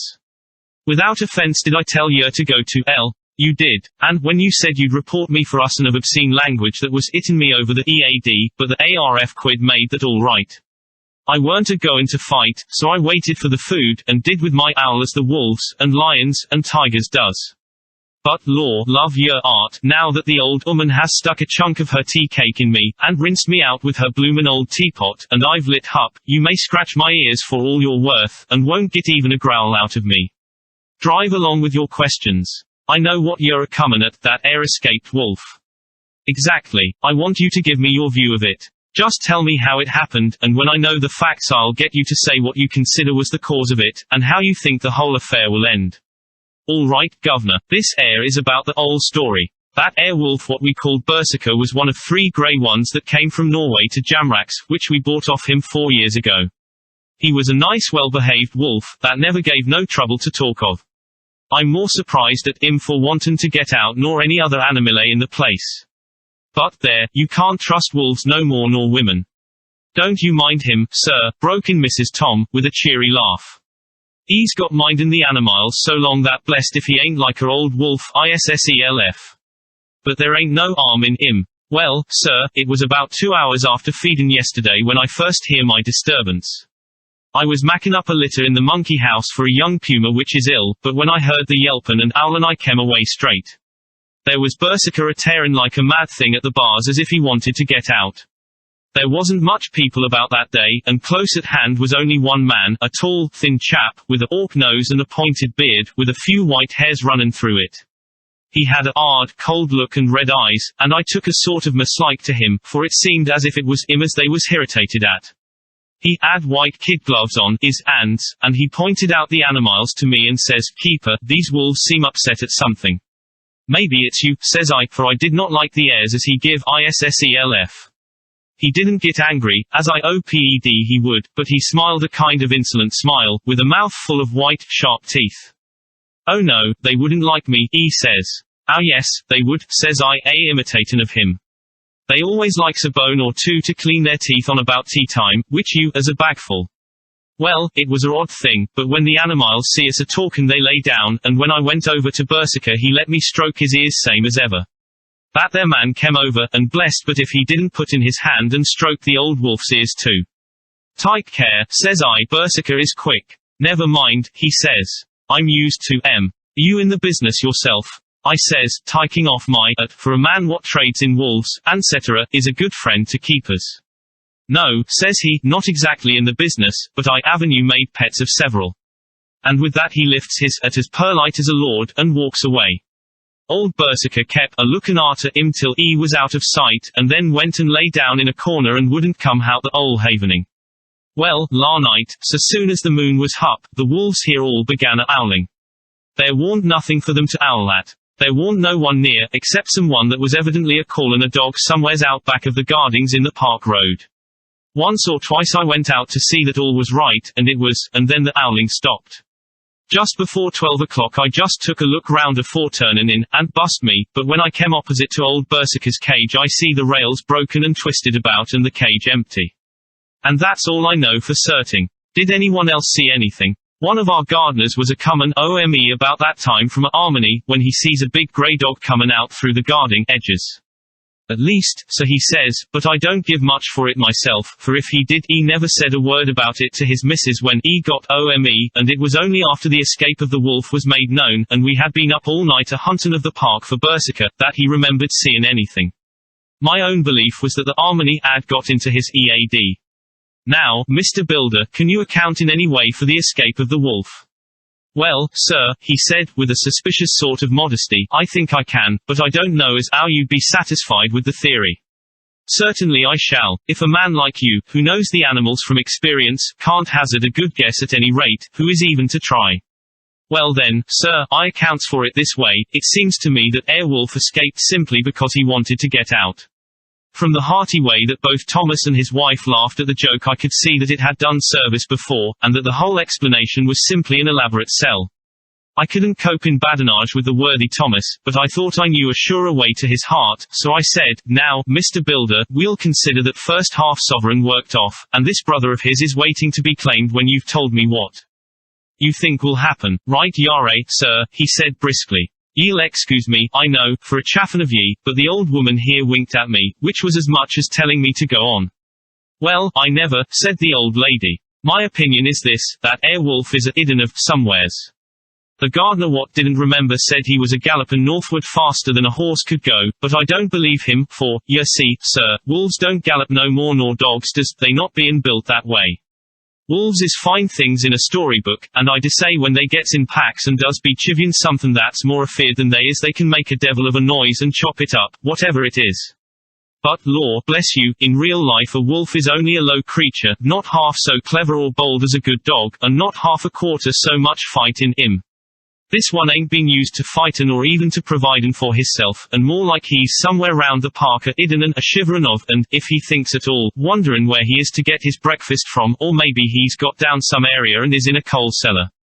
My eye, won't some cook get a rum start when she sees his green eyes a shining at her out of the dark. If he can't get food he's bound to look for it, and mayhap he may chance to light on a butcher's shop in time. If he doesn't, and some nursemaid goes a-walkin' off with a soldier, leavin' of the hinfant in the perambulator, well, then I shouldn't be surprised if the census is one babby the less. That's all. I was handing him the half-sovereign, when something came bobbing up against the window, and Mr. Builder's face doubled its natural length with surprise. God bless me, he said. If there ain't old Berserker come back by ISSELF.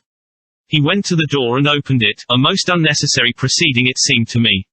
I have always thought that a wild animal never looks so well as when some obstacle of pronounced durability is between us. A personal experience has intensified rather than diminished that idea. After all, however, there is nothing like custom, for neither Builder nor his wife thought any more of the wolf than I should of a dog. The animal itself was as peaceful and well-behaved as that father of all picture wolves Red Riding Hood's quondam friend, whilst moving her confidence in masquerade. The whole scene was an unutterable mixture of comedy and pathos. The wicked wolf that for half a day had paralysed London and set all the children in the town shivering in their shoes, was there in a sort of penitent mood, and was received and petted like a sort of vulpine prodigal son. Old Builder examined him all over with most tender solicitude, and when he had finished with his penitent said, "There, I knew the poor old chap would get into some kind of trouble, didn't I say it all along? Here's his head all cut and full of broken glass. He's been a-gettin' over some bloomin' wall or other. It's a shame that people are allowed to top their walls with broken bottles. This airs what comes of it. Come along, Berserker." He took the wolf and locked him up in a cage, with a piece of meat that satisfied, in quantity at any rate, the elementary conditions of the fatted calf, and went off to report. I came off, too, to report the only exclusive information that is given today regarding the strange escapade at the zoo. Dr. Seward's diary, the 17th of September. I was engaged after dinner in my study posting up my books, which, through press of other work and the many visits to Lucy, had fallen sadly into arrear. Suddenly the door was burst open, and in rushed my patient, with his face distorted with passion. I was thunderstruck, for such a thing as a patient getting of his own accord into the superintendent's study is almost unknown. Without an instant's pause he made straight at me. He had a dinner knife in his hand, and, as I saw he was dangerous, I tried to keep the table between us. He was too quick and too strong for me, however, for before I could get my balance he had struck at me and cut my left wrist rather severely. Before he could strike again, however, I got in my right and he was sprawling on his back on the floor. My wrist bled freely, and quite a little pool trickled onto the carpet. I saw that my friend was not intent on further effort, and occupied myself binding up my wrist, keeping a wary eye on the prostrate figure all the time. When the attendants rushed in, and we turned our attention to him, his employment positively sickened me.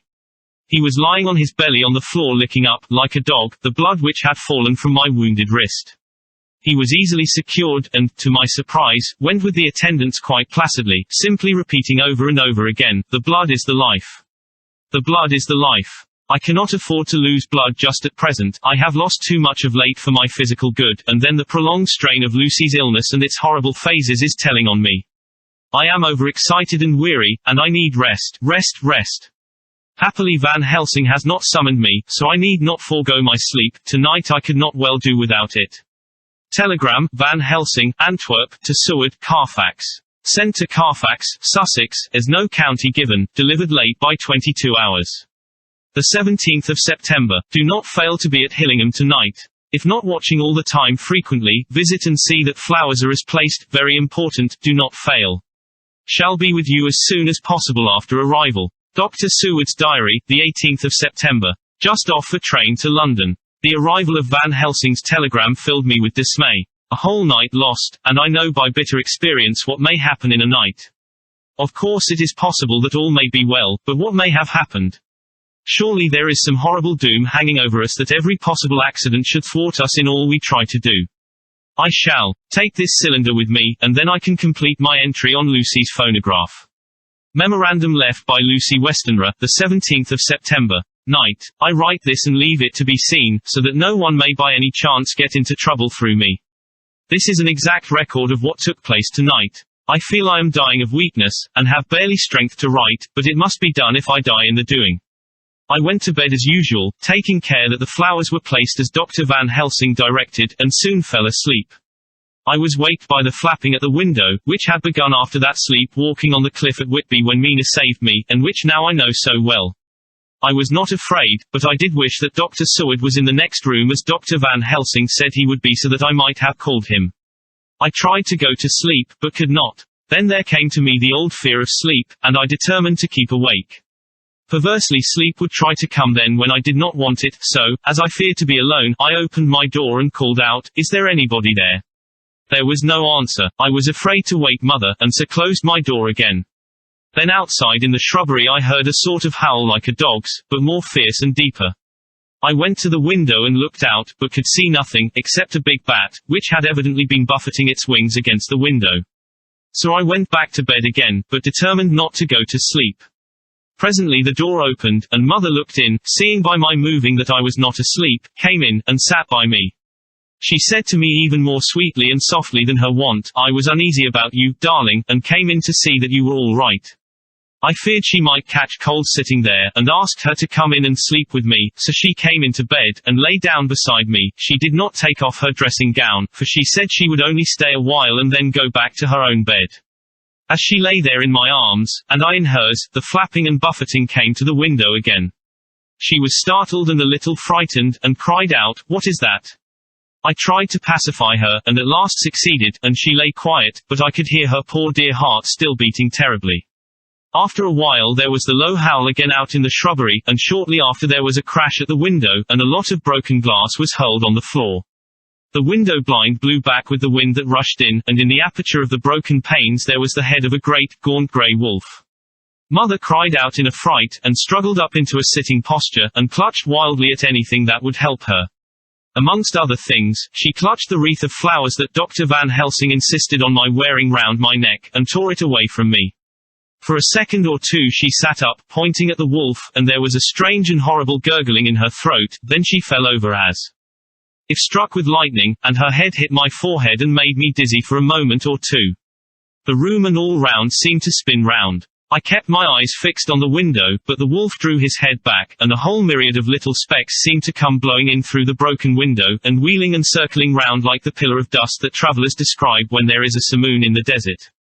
I tried to stir, but there was some spell upon me, and dear Mother's poor body, which seemed to grow cold already for her dear heart had ceased to beat, weighed me down, and I remembered no more for a while. The time did not seem long, but very, very awful, till I recovered consciousness again. Somewhere near, a passing bell was tolling, the dogs all round the neighbourhood were howling, and in our shrubbery, seemingly just outside, a nightingale was singing. I was dazed and stupid with pain and terror and weakness, but the sound of the nightingale seemed like the voice of my dead mother come back to comfort me. The sound seemed to have awakened the maids, too, for I could hear their bare feet pattering outside my door. I called to them, and they came in, and when they saw what had happened, and what it was that lay over me on the bed, they screamed out. The wind rushed in through the broken window, and the door slammed to.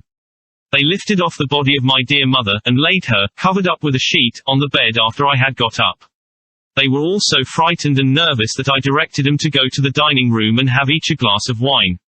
The door flew open for an instant and closed again. The maid shrieked, and then went in a body to the dining room, and I laid what flowers I had on my dear mother's breast. When they were there I remembered what Dr. Van Helsing had told me, but I didn't like to remove them, and, besides, I would have some of the servants to sit up with me now. I was surprised that the maids did not come back. I called them, but got no answer, so I went to the dining room to look for them. My heart sank when I saw what had happened. They all four lay helpless on the floor, breathing heavily. The decanter of sherry was on the table half full, but there was a queer, acrid smell about.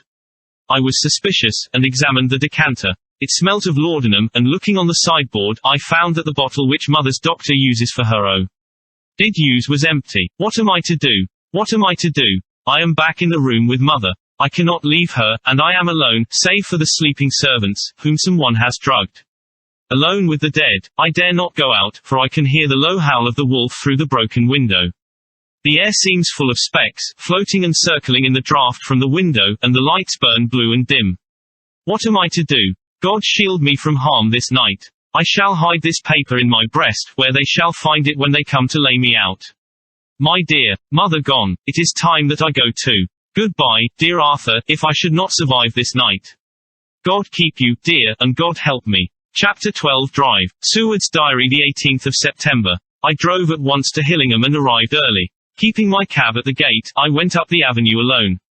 I knocked gently and rang as quietly as possible, for I feared to disturb Lucy or her mother, and hoped to only bring a servant to the door. After a while, finding no response, I knocked and rang again, still no answer.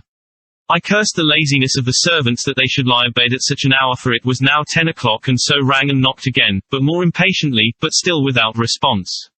Hitherto I had blamed only the servants, but now a terrible fear began to assail me. Was this desolation but another link in the chain of doom which seemed drawing tight around us? Was it indeed a house of death to which I had come, too late?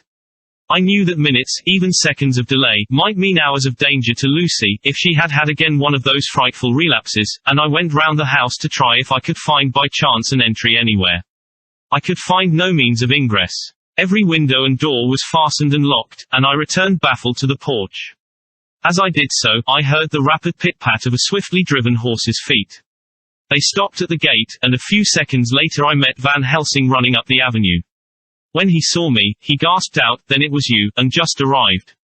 How is she? Are we too late? Did you not get my telegram?" I answered as quickly and coherently as I could that I had only got his telegram early in the morning, and had not lost a minute in coming here, and that I could not make anyone in the house hear me. He paused and raised his hat as he said solemnly, "Then I fear we are too late." God's will be done. With his usual recuperative energy, he went on, "Come. If there be no way open to get in, we must make one. Time is all in all to us now." We went round to the back of the house, where there was a kitchen window. The professor took a small surgical saw from his case, and handing it to me, pointed to the iron bars which guarded the window. I attacked them at once and had very soon cut through 3 of them. Then with a long, thin knife we pushed back the fastening of the sashes and opened the window. I helped the professor in, and followed him. There was no one in the kitchen or in the servants' rooms, which were close at hand. We tried all the rooms as we went along, and in the dining room, dimly lit by rays of light through the shutters, found 4 servant women lying on the floor. There was no need to think them dead, for their stertorous breathing and the acrid smell of laudanum in the room left no doubt as to their condition. Van Helsing and I looked at each other, and as we moved away he said, "We can attend to them later." Then we ascended to Lucy's room. For an instant or two we paused at the door to listen, but there was no sound that we could hear. With white faces and trembling hands, we opened the door gently, and entered the room. How shall I describe what we saw? On the bed lay 2 women, Lucy and her mother. The latter lay farthest in, and she was covered with a white sheet, the edge of which had been blown back by the draught through the broken window, showing the drawn, white face, with a look of terror fixed upon it. By her side lay Lucy, with face white and still more drawn. The flowers which had been round her neck we found upon her mother's bosom, and her throat was bare, showing the 2 little wounds which we had noticed before, but looking horribly white and mangled. Without a word the professor bent over the bed, his head almost touching poor Lucy's breast, then he gave a quick turn of his head, as of one who listens, and leaping to his feet, he cried out to me, "It is not yet too late. Quick, quick, bring the brandy." I flew downstairs and returned with it, taking care to smell and taste it, lest it, too, were drugged like the decanter of sherry which I found on the table. The maids were still breathing, but more restlessly, and I fancied that the narcotic was wearing off. I did not stay to make sure, but returned to Van Helsing. He rubbed the brandy, as on another occasion, on her lips and gums and on her wrists and the palms of her hands. He said to me, "I can do this, all that can be at the present. You go wake those maids. Flick them in the face with a wet towel, and flick them hard. Make them get heat and fire and a warm bath. This poor soul is nearly as cold as that beside her. She will need be heated before we can do anything more." I went at once, and found little difficulty in waking 3 of the women. The 4th was only a young girl, and the drug had evidently affected her more strongly, so I lifted her on the sofa and let her sleep. The others were dazed at first, but as remembrance came back to them they cried and sobbed in a hysterical manner. I was stern with them, however, and would not let them talk. I told them that one life was bad enough to lose, and that if they delayed they would sacrifice Miss Lucy. So, sobbing and crying, they went about their way, half-clad as they were, and prepared fire and water.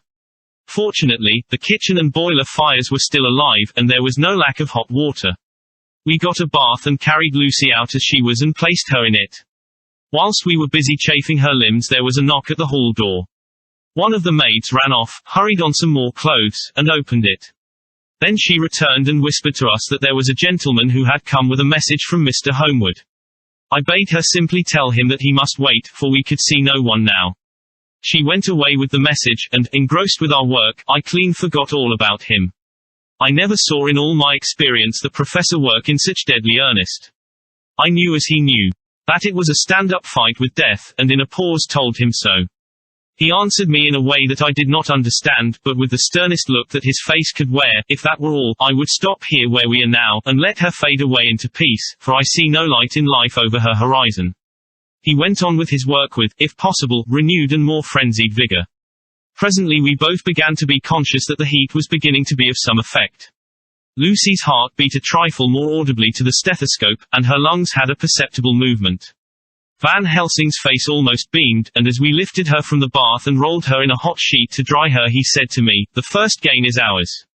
Check to the king." We took Lucy into another room, which had by now been prepared, and laid her in bed and forced a few drops of brandy down her throat. I noticed that Van Helsing tied a soft silk handkerchief round her throat. She was still unconscious, and was quite as bad as, if not worse than, we had ever seen her. Van Helsing called in one of the women, and told her to stay with her and not to take her eyes off her till we returned, and then beckoned me out of the room. "We must consult as to what is to be done," he said as we descended the stairs. In the hall he opened the dining room door, and we passed in, he closing the door carefully behind him. The shutters had been opened, but the blinds were already down, with that obedience to the etiquette of death which the British woman of the lower classes always rigidly observes. The room was, therefore, dimly dark. It was, however, light enough for our purposes. Van Helsing's sternness was somewhat relieved by a look of perplexity. He was evidently torturing his mind about something, so I waited for an instant, and he spoke. "What are we to do now? Where are we to turn for help? We must have another transfusion of blood, and that soon, or that poor girl's life won't be worth an hour's purchase. You are exhausted already, I am exhausted too. I fear to trust those women, even if they would have courage to submit. What are we to do for someone who will open his veins for her? What's the matter with me, anyhow?" The voice came from the sofa across the room, and its tones brought relief and joy to my heart, for they were those of Quincy Morris. Van Helsing started angrily at the first sound, but his face softened and a glad look came into his eyes as I cried out, "Quincy Morris," and rushed towards him with outstretched hands. "What brought you here?" I cried as our hands met. "I guess art is the cause." He handed me a telegram, "Have not heard from Seward for 3 days, and am terribly anxious. Cannot leave. Father still in same condition. Send me word how Lucy is. Do not delay. Homewood. I think I came just in the nick of time. You know you have only to tell me what to do." Van Helsing strode forward, and took his hand, looking him straight in the eyes as he said, "A brave man's blood is the best thing on this earth when a woman is in trouble. You're a man and no mistake. Well, the devil may work against us for all he's worth, but God sends us men when we want them." Once again we went through that ghastly operation. I have not the heart to go through with the details. Lucy had got a terrible shock, and it told on her more than before, for though plenty of blood went into her veins, her body did not respond to the treatment as well as on the other occasions. Her struggle back into life was something frightful to see and hear. However, the action of both heart and lungs improved, and Van Helsing made a subcutaneous injection of morphia, as before, and with good effect. Her faint became a profound slumber. The professor watched whilst I went downstairs with Quincy Morris, and sent one of the maids to pay off one of the cabmen who were waiting. I left Quincy lying down after having a glass of wine, and told the cook to get ready a good breakfast. Then a thought struck me, and I went back to the room where Lucy now was. When I came softly in, I found Van Helsing with a sheet or two of note paper in his hand. He had evidently read it, and was thinking it over as he sat with his hand to his brow. There was a look of grim satisfaction in his face, as of one who has had a doubt solved. He handed me the paper saying only, "It dropped from Lucy's breast when we carried her to the bath." When I had read it, I stood looking at the professor, and after a pause asked him, "In God's name, what does it all mean? Was she, or is she, mad, or what sort of horrible danger is it?" I was so bewildered that I did not know what to say more. Van Helsing put out his hand and took the paper, saying, "Do not trouble about it now. Forget it for the present. You shall know and understand it all in good time, but it will be later. And now what is it that you came to me to say?" This brought me back to fact, and I was all myself again. "I came to speak about the certificate of death. If we do not act properly and wisely, there may be an inquest, and that paper would have to be produced. I am in hopes that we need have no inquest, for if we had it would surely kill poor Lucy, if nothing else did. I know, and you know, and the other doctor who attended her knows, that Mrs. Westenra had disease of the heart, and we can certify that she died of it. Let us fill up the certificate at once, and I shall take it myself to the registrar and go on to the undertaker." "Good, oh my friend John. Well thought of. Truly Miss Lucy, if she be sad in the foes that beset her, is at least happy in the friends that love her. 1, 2, 3, all open their veins for her, besides one old man. Ah yes, I know, friend John, I am not blind. I love you all the more for it. Now go." In the hall I met Quincy Morris, with a telegram for Arthur telling him that Mrs. Westenra was dead, that Lucy also had been ill, but was now going on better, and that Van Helsing and I were with her. I told him where I was going, and he hurried me out, but as I was going said, "When you come back, Jack, may I have 2 words with you all to ourselves?" I nodded in reply and went out. I found no difficulty about the registration, and arranged with the local undertaker to come up in the evening to measure for the coffin and to make arrangements. When I got back Quincy was waiting for me. I told him I would see him as soon as I knew about Lucy, and went up to her room. She was still sleeping, and the professor seemingly had not moved from his seat at her side. From his putting his finger to his lips, I gathered that he expected her to wake before long and was afraid of forestalling nature. So I went down to Quincy and took him into the breakfast room, where the blinds were not drawn down, and which was a little more cheerful, or rather less cheerless, than the other rooms. When we were alone, he said to me, "Jack Seward, I don't want to shove myself in anywhere where I've no right to be, but this is no ordinary case. You know I loved that girl and wanted to marry her, but, although that's all past and gone, I can't help feeling anxious about her all the same. What is it that's wrong with her? The Dutchman and a fine old fellow he is, I can see that said, that time you two came into the room, that you must have another transfusion of blood, and that both you and he were exhausted. Now I know well that you medical men speak in camera, and that a man must not expect to know what they consult about in private. But this is no common matter, and, whatever it is, I have done my part. Is not that so?" "That's so," I said, and he went on, "I take it that both you and Van Helsing had done already what I did today. Is not that so?" "That's so. And I guess Art was in it too. When I saw him 4 days ago down at his own place he looked queer. I have not seen anything pulled down so quick since I was on the Pampas and had a mare that I was fond of go to grass all in a night. One of those big bats that they call vampires had got at her in the night, and what with his gorge and the vein left open, there wasn't enough blood in her to let her stand up, and I had to put a bullet through her as she lay. Jack, if you may tell me without betraying confidence, Arthur was the first, is not that so?"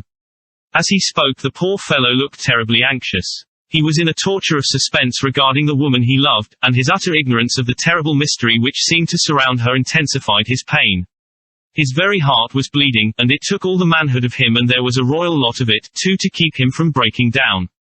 I paused before answering, for I felt that I must not betray anything which the professor wished kept secret, but already he knew so much, and guessed so much, that there could be no reason for not answering, so I answered in the same phrase, "That's so. And how long has this been going on?" "About 10 days. 10 days. Then I guess, Jack Seward, that poor pretty creature that we all love has had put into her veins within that time the blood of 4 strong men. Man alive, her whole body wouldn't hold it." Then, coming close to me, he spoke in a fierce half-whisper, "What took it out?" I shook my head. "That," I said, "is the crux. Van Helsing is simply frantic about it, and I am at my wit's end. I can't even hazard a guess. There has been a series of little circumstances which have thrown out all our calculations as to Lucy being properly watched. But these shall not occur again. Here we stay until all be well or ill." Quincy held out his hand. "Count me in," he said. "You and the Dutchman will tell me what to do, and I'll do it." When she woke late in the afternoon, Lucy's first movement was to feel in her breast, and, to my surprise, produce the paper which Van Helsing had given me to read. The careful professor had replaced it where it had come from, lest on waking she should be alarmed. Her eye then lit on Van Helsing and on me too, and gladdened. Then she looked around the room, and seeing where she was, shuddered. She gave a loud cry, and put her poor thin hands before her pale face. We both understood what that meant, that she had realized to the full her mother's death, so we tried what we could to comfort her. Doubtless sympathy eased her somewhat, but she was very low in thought and spirit, and wept silently and weakly for a long time. We told her that either or both of us would now remain with her all the time, and that seemed to comfort her. Towards dusk she fell into a doze. Here a very odd thing occurred. Whilst still asleep she took the paper from her breast and tore it in two. Van Helsing stepped over and took the pieces from her. All the same, however, she went on with the action of tearing, as though the material were still in her hands. Finally she lifted her hands and opened them as though scattering the fragments. Van Helsing seemed surprised, and his brows gathered as if in thought, but he said nothing. The 19th of September. All last night she slept fitfully, being always afraid to sleep, and something weaker when she woke from it. The professor and I took it in turns to watch, and we never left her for a moment unattended. Quincy Morris said nothing about his intention, but I knew that all night long he patrolled round and round the house. When the day came, its searching light showed the ravages in poor Lucy's strength. She was hardly able to turn her head, and the little nourishment which she could take seemed to do her no good. At times she slept, and both Van Helsing and I noticed the difference in her, between sleeping and waking. Whilst asleep she looked stronger, although more haggard, and her breathing was softer. Her open mouth showed the pale gums drawn back from the teeth, which thus looked positively longer and sharper than usual. When she woke the softness of her eyes evidently changed the expression, for she looked her own self, although a dying one. In the afternoon she asked for Arthur, and we telegraphed for him. Quincy went off to meet him at the station. When he arrived it was nearly 6 o'clock, and the sun was setting full and warm, and the red light streamed in through the window and gave more color to the pale cheeks. When he saw her, Arthur was simply choking with emotion, and none of us could speak. In the hours that had passed, the fits of sleep, or the comatose condition that passed for it, had grown more frequent, so that the pauses when conversation was possible were shortened. Arthur's presence, however, seemed to act as a stimulant. She rallied a little, and spoke to him more brightly than she had done since we arrived. He too pulled himself together, and spoke as cheerily as he could, so that the best was made of everything. It was now nearly 1 o'clock, and he and Van Helsing are sitting with her. I am to relieve them in a quarter of an hour, and I am entering this on Lucy's phonograph. Until 6 o'clock they are to try to rest. I fear that tomorrow will end our watching, for the shock has been too great. The poor child cannot rally. God help us all. Letter, Mina Harker to Lucy Westenra. Unopened by her. The 17th of September. My dearest Lucy, it seems an age since I heard from you, or indeed since I wrote. You will pardon me, I know, for all my faults when you have read all my budget of news.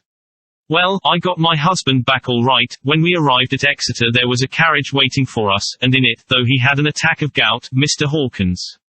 He took us to his house, where there were rooms for us all nice and comfortable, and we dined together. After dinner Mr. Hawkins said, "My dears, I want to drink your health and prosperity, and may every blessing attend you both. I know you both from children, and have, with love and pride, seen you grow up. Now I want you to make your home here with me. I have left to me neither chick nor child, all are gone, and in my will I have left you everything," I cried, Lucy dear, as Jonathan and the old man clasped hands. Our evening was a very, very happy one. So here we are, installed in this beautiful old house, and from both my bedroom and the drawing room I can see the great elms of the cathedral close, with the great black stems standing out against the old yellow stone of the cathedral, and I can hear the rooks overhead cawing and chattering and gossiping all day, after the manner of rooks and humans. I am busy, I need not tell you, arranging things and housekeeping.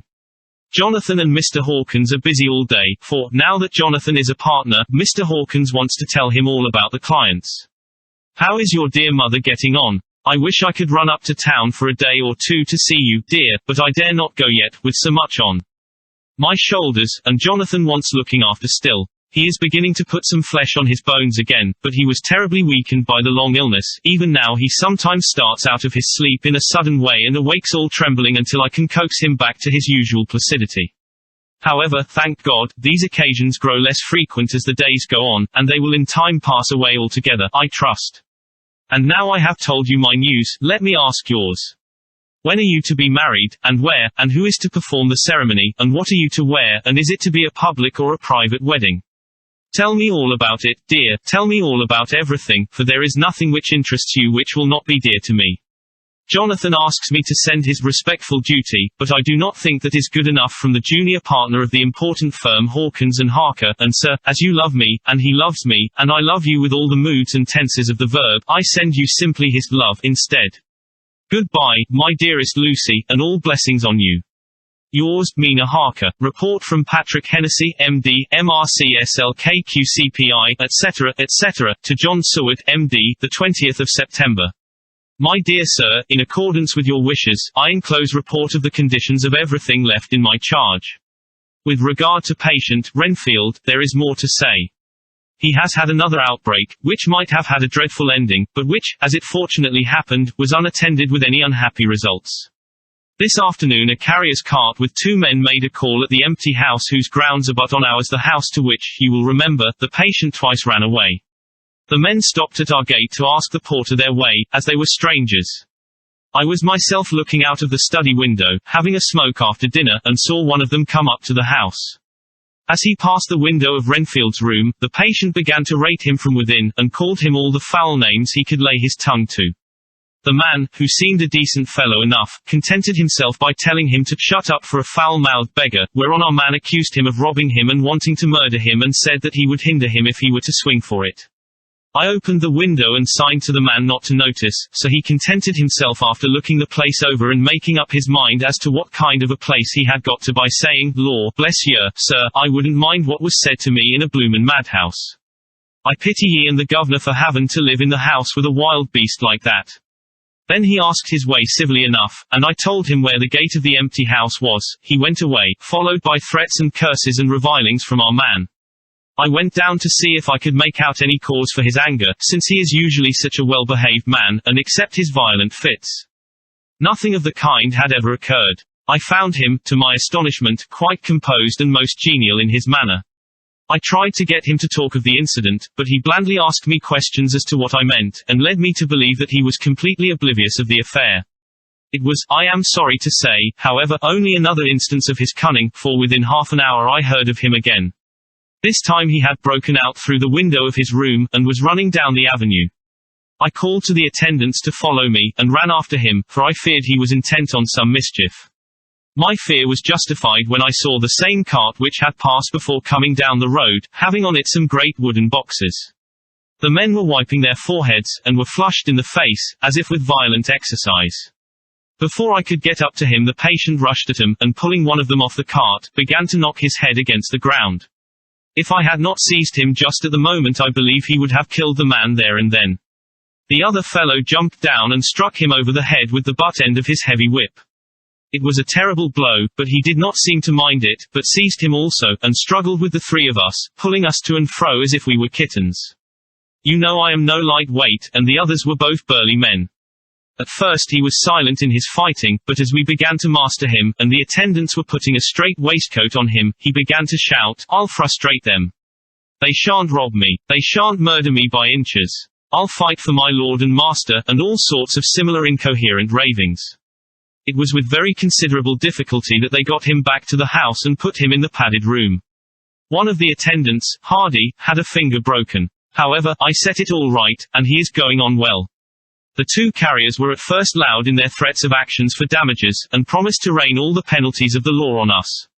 Their threats were, however, mingled with some sort of indirect apology for the defeat of the 2 of them by a feeble madman. They said that if it had not been for the way their strength had been spent in carrying and raising the heavy boxes to the cart they would have made short work of him. They gave as another reason for their defeat the extraordinary state of drouth to which they had been reduced by the dusty nature of their occupation and the reprehensible distance from the scene of their labors of any place of public entertainment. I quite understood the drift, and after a stiff glass of grog, or rather more of the same, and with each a sovereign in hand, they made light of the attack, and swore that they would encounter a worse madman any day for the pleasure of meeting so bloomin' good a bloke as your correspondent. I took the names and addresses, in case they might be needed. They are as follows: Jack Smollett, of Duddings. Rents, King George's Road, Great Walworth, and Thomas Snelling, Peter Farley's Row, Guide Court, Bethnal Green. They are both in the employment of Harris & Sons, Moving and Shipment Company, Orange Masters Yard, Soho.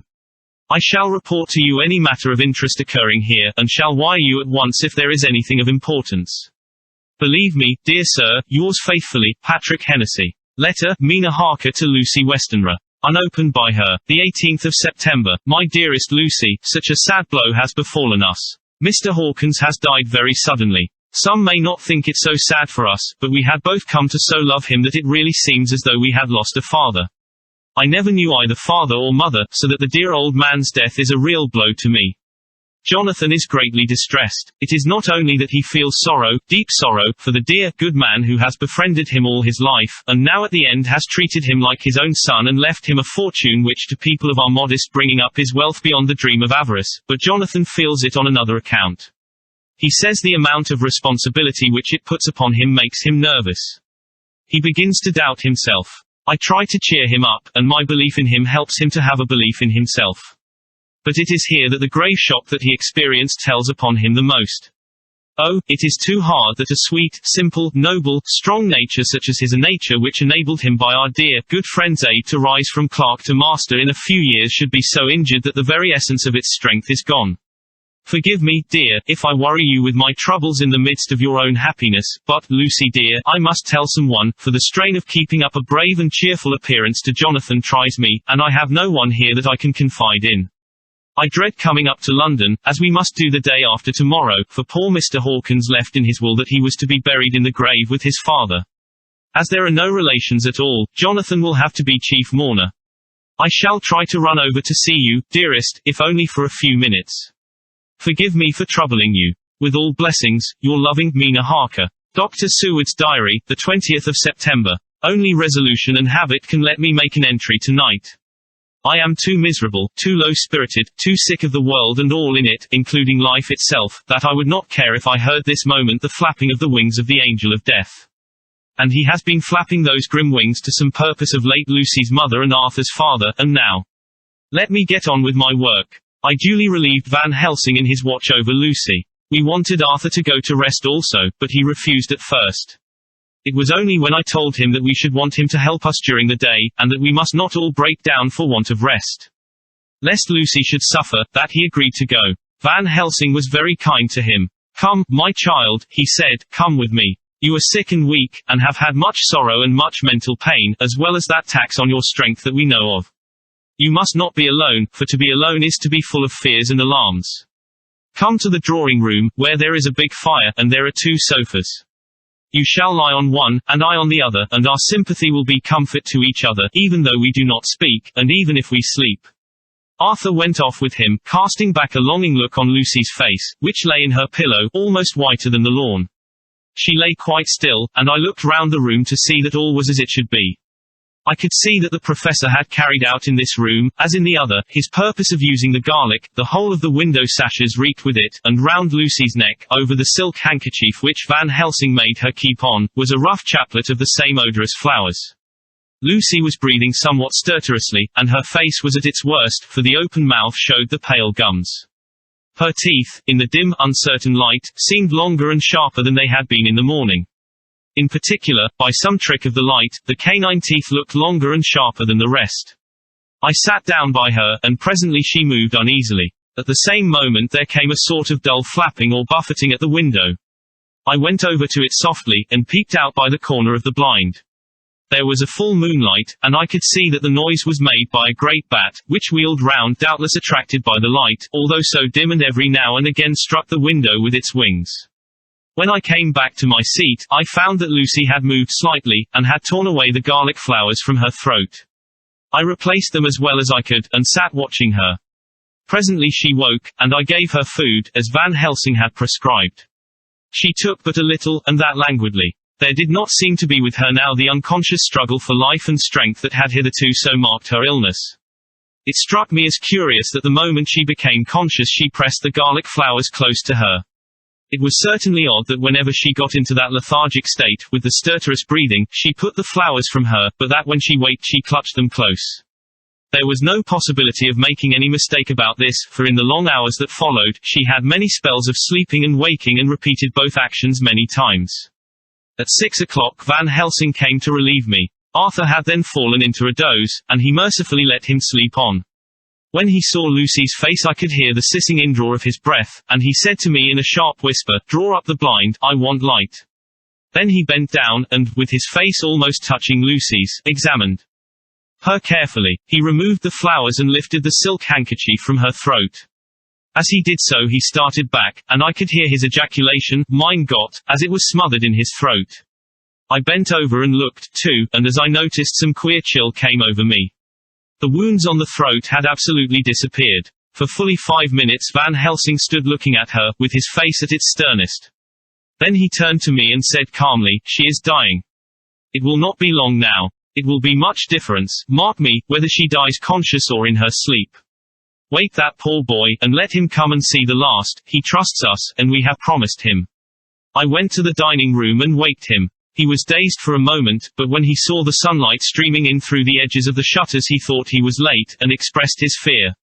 I assured him that Lucy was still asleep, but told him as gently as I could that both Van Helsing and I feared that the end was near. He covered his face with his hands, and slid down on his knees by the sofa, where he remained, perhaps a minute, with his head buried, praying, whilst his shoulders shook with grief. I took him by the hand and raised him up. "Come," I said, "my dear old fellow, summon all your fortitude, it will be best and easiest for her." When we came into Lucy's room I could see that Van Helsing had, with his usual forethought, been putting matters straight and making everything look as pleasing as possible. He had even brushed Lucy's hair, so that it lay on the pillow in its usual sunny ripples. When we came into the room she opened her eyes, and seeing him, whispered softly, "Arthur. Oh, my love, I am so glad you have come." He was stooping to kiss her, when Van Helsing motioned him back. "No," he whispered, "not yet. Hold her hand, it will comfort her more." Sir Arthur took her hand and knelt beside her, and she looked her best, with all the soft lines matching the angelic beauty of her eyes. Then gradually her eyes closed, and she sank to sleep. For a little bit her breast heaved softly, and her breath came and went like a tired child's. And then insensibly there came the strange change which I had noticed in the night. Her breathing grew stertorous, the mouth opened, and the pale gums, drawn back, made the teeth look longer and sharper than ever. In a sort of sleep-waking, vague, unconscious way she opened her eyes, which were now dull and hard at once, and said in a soft, voluptuous voice, such as I had never heard from her lips, "Arthur. Oh, my love, I am so glad you have come. Kiss me." Arthur bent eagerly over to kiss her, but at that instant Van Helsing, who, like me, had been startled by her voice, swooped upon him, and catching him by the neck with both hands, dragged him back with a fury of strength which I never thought he could have possessed, and actually hurled him almost across the room. "Not for your life," he said, "not for your living soul. And hers." And he stood between them like a lion at bay. Arthur was so taken aback that he did not for a moment know what to do or say, and before any impulse of violence could seize him he realized the place and the occasion, and stood silent, waiting. I kept my eyes fixed on Lucy, as did Van Helsing, and we saw a spasm as of rage flit like a shadow over her face, the sharp teeth champed together. Then her eyes closed, and she breathed heavily. Very shortly after she opened her eyes in all their softness, and putting out her poor, pale, thin hand, took Van Helsing's great brown one, drawing it to her, she kissed it. "My true friend," she said, in a faint voice, but with untellable pathos, "my true friend, and his. Oh, guard him, and give me peace. I swear it," he said solemnly, kneeling beside her and holding up his hand, as one who registers an oath. Then he turned to Arthur, and said to him, "Come, my child, take her hand in yours, and kiss her on the forehead, and only once." Their eyes met instead of their lips, and so they parted. Lucy's eyes closed, and Van Helsing, who had been watching closely, took Arthur's arm, and drew him away. And then Lucy's breathing became stertorous again, and all at once it ceased.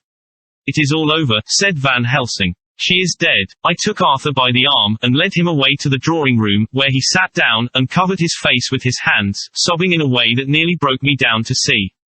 I went back to the room, and found Van Helsing looking at poor Lucy, and his face was sterner than ever. Some change had come over her body. Death had given back part of her beauty, for her brow and cheeks had recovered some of their flowing lines, even the lips had lost the deadly pallor. It was as if the blood, no longer needed for the working of the heart, had gone to make the harshness of death as little rude as might be. We thought her dying whilst she slept, and sleeping when she died. I stood beside Van Helsing, and said, "Ah, well, poor girl, there is peace for her at last.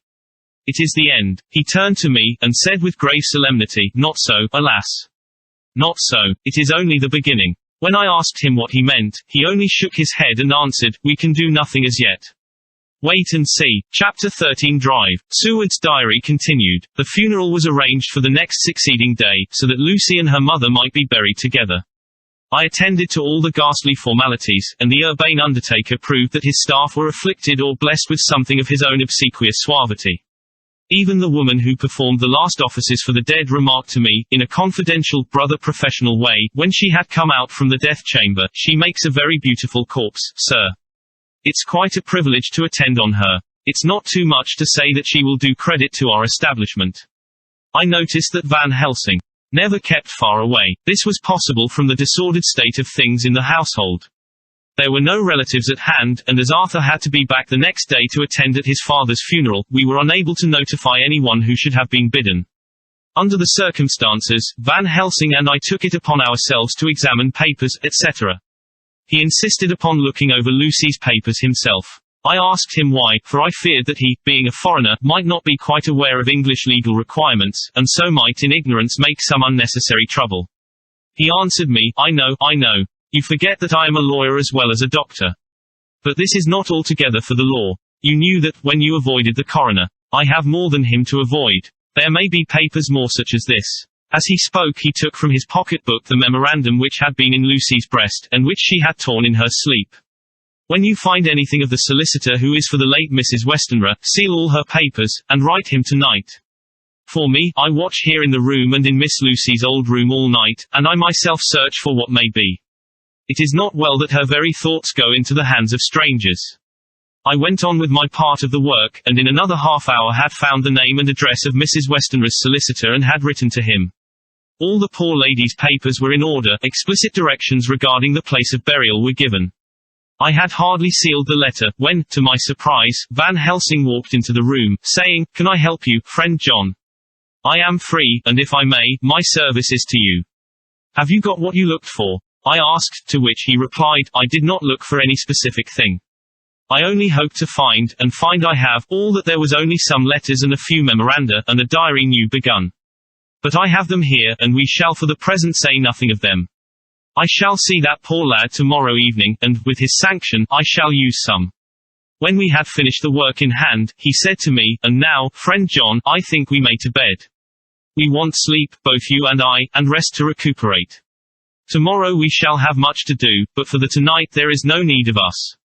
Alas! Before turning in we went to look at poor Lucy. The undertaker had certainly done his work well, for the room was turned into a small chapel ardente. There was a wilderness of beautiful white flowers, and death was made as little repulsive as might be. The end of the winding sheet was laid over the face. When the professor bent over and turned it gently back, we both started at the beauty before us, the tall wax candles showing a sufficient light to note it well. All Lucy's loveliness had come back to her in death, and the hours that had passed, instead of leaving traces of decay's effacing fingers, had but restored the beauty of life, till positively I could not believe my eyes that I was looking at a corpse. The professor looked sternly grave. He had not loved her as I had, and there was no need for tears in his eyes. He said to me, "Remain till I return," and left the room. He came back with a handful of wild garlic from the box waiting in the hall, but which had not been opened, and placed the flowers amongst the others on and around the bed. Then he took from his neck, inside his collar, a little gold crucifix, and placed it over the mouth. He restored the sheet to its place, and we came away. I was undressing in my own room, when, with a premonitory tap at the door, he entered, and at once began to speak. "Tomorrow I want you to bring me, before night, a set of post-mortem knives." "Must we make an autopsy?" I asked. "Yes and no. I want to operate, but not as you think. Let me tell you now, but not a word to another. I want to cut off her head and take out her heart." "Ah, you a surgeon, and so shocked. You, whom I have seen with no tremble of hand or heart, do operations of life and death that make the rest shudder. Oh, but I must not forget, my dear friend John, that you loved her, and I have not forgotten it, for it is I that shall operate, and you must only help. I would like to do it tonight, but for Arthur I must not. He will be free after his father's funeral tomorrow, and he will want to see her to see it. Then, when she is coffined ready for the next day, you and I shall come when all sleep. We shall unscrew the coffin lid, and shall do our operation, and then replace all, so that none know, save we alone. But why do it at all? The girl is dead. Why mutilate her poor body without need? And if there is no necessity for a post-mortem and nothing to gain by it, no good to her, to us, to science, to human knowledge, why do it? Without such it is monstrous. For answer he put his hand on my shoulder, and said, with infinite tenderness, Friend John, I pity your poor bleeding heart, and I love you the more because it does so bleed. If I could, I would take on myself the burden that you do bear. But there are things that you know not, but that you shall know, and bless me for knowing, though they are not pleasant things. John, my child, you have been my friend now many years, and yet did you ever know me to do any without good cause? I may or I am but man, but I believe in all I do. Was it not for these causes that you sent for me when the great trouble came? Yes. Were you not amazed, nay horrified, when I would not let Arthur kiss his love though she was dying and snatched him away by all my strength? Yes. And yet you saw how she thanked me, with her so beautiful dying eyes, her voice, too, so weak, and she kissed my rough old hand and blessed me. Yes. And did you not hear me swear promise to her, that so she closed her eyes grateful? Yes. Well, I have good reason now for all I want to do. You have for many years trust me, you have believed me weeks past, when there be things so strange that you might have well doubt. Believe me yet a little, friend John. If you trust me not, then I must tell what I think, and that is not perhaps well. And if I work as work I shall, no matter trust or no trust without my friend trust in me, I work with heavy heart and feel, oh, so lonely when I want all help and courage that may be. He paused a moment and went on solemnly, Friend John, there are strange and terrible days before us. Let us not be two, but one, that so we work to a good end. Will you not have faith in me? I took his hand, and promised him. I held my door open as he went away, and watched him go into his room and close the door. As I stood without moving, I saw one of the maids pass silently along the passage. She had her back towards me, so did not see me, and go into the room where Lucy lay. The sight touched me. Devotion is so rare, and we are so grateful to those who show it unasked to those we love.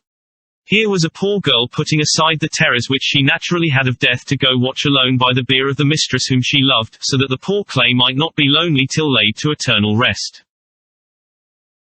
I must have slept long and soundly, for it was broad daylight when Van Helsing waked me by coming into my room.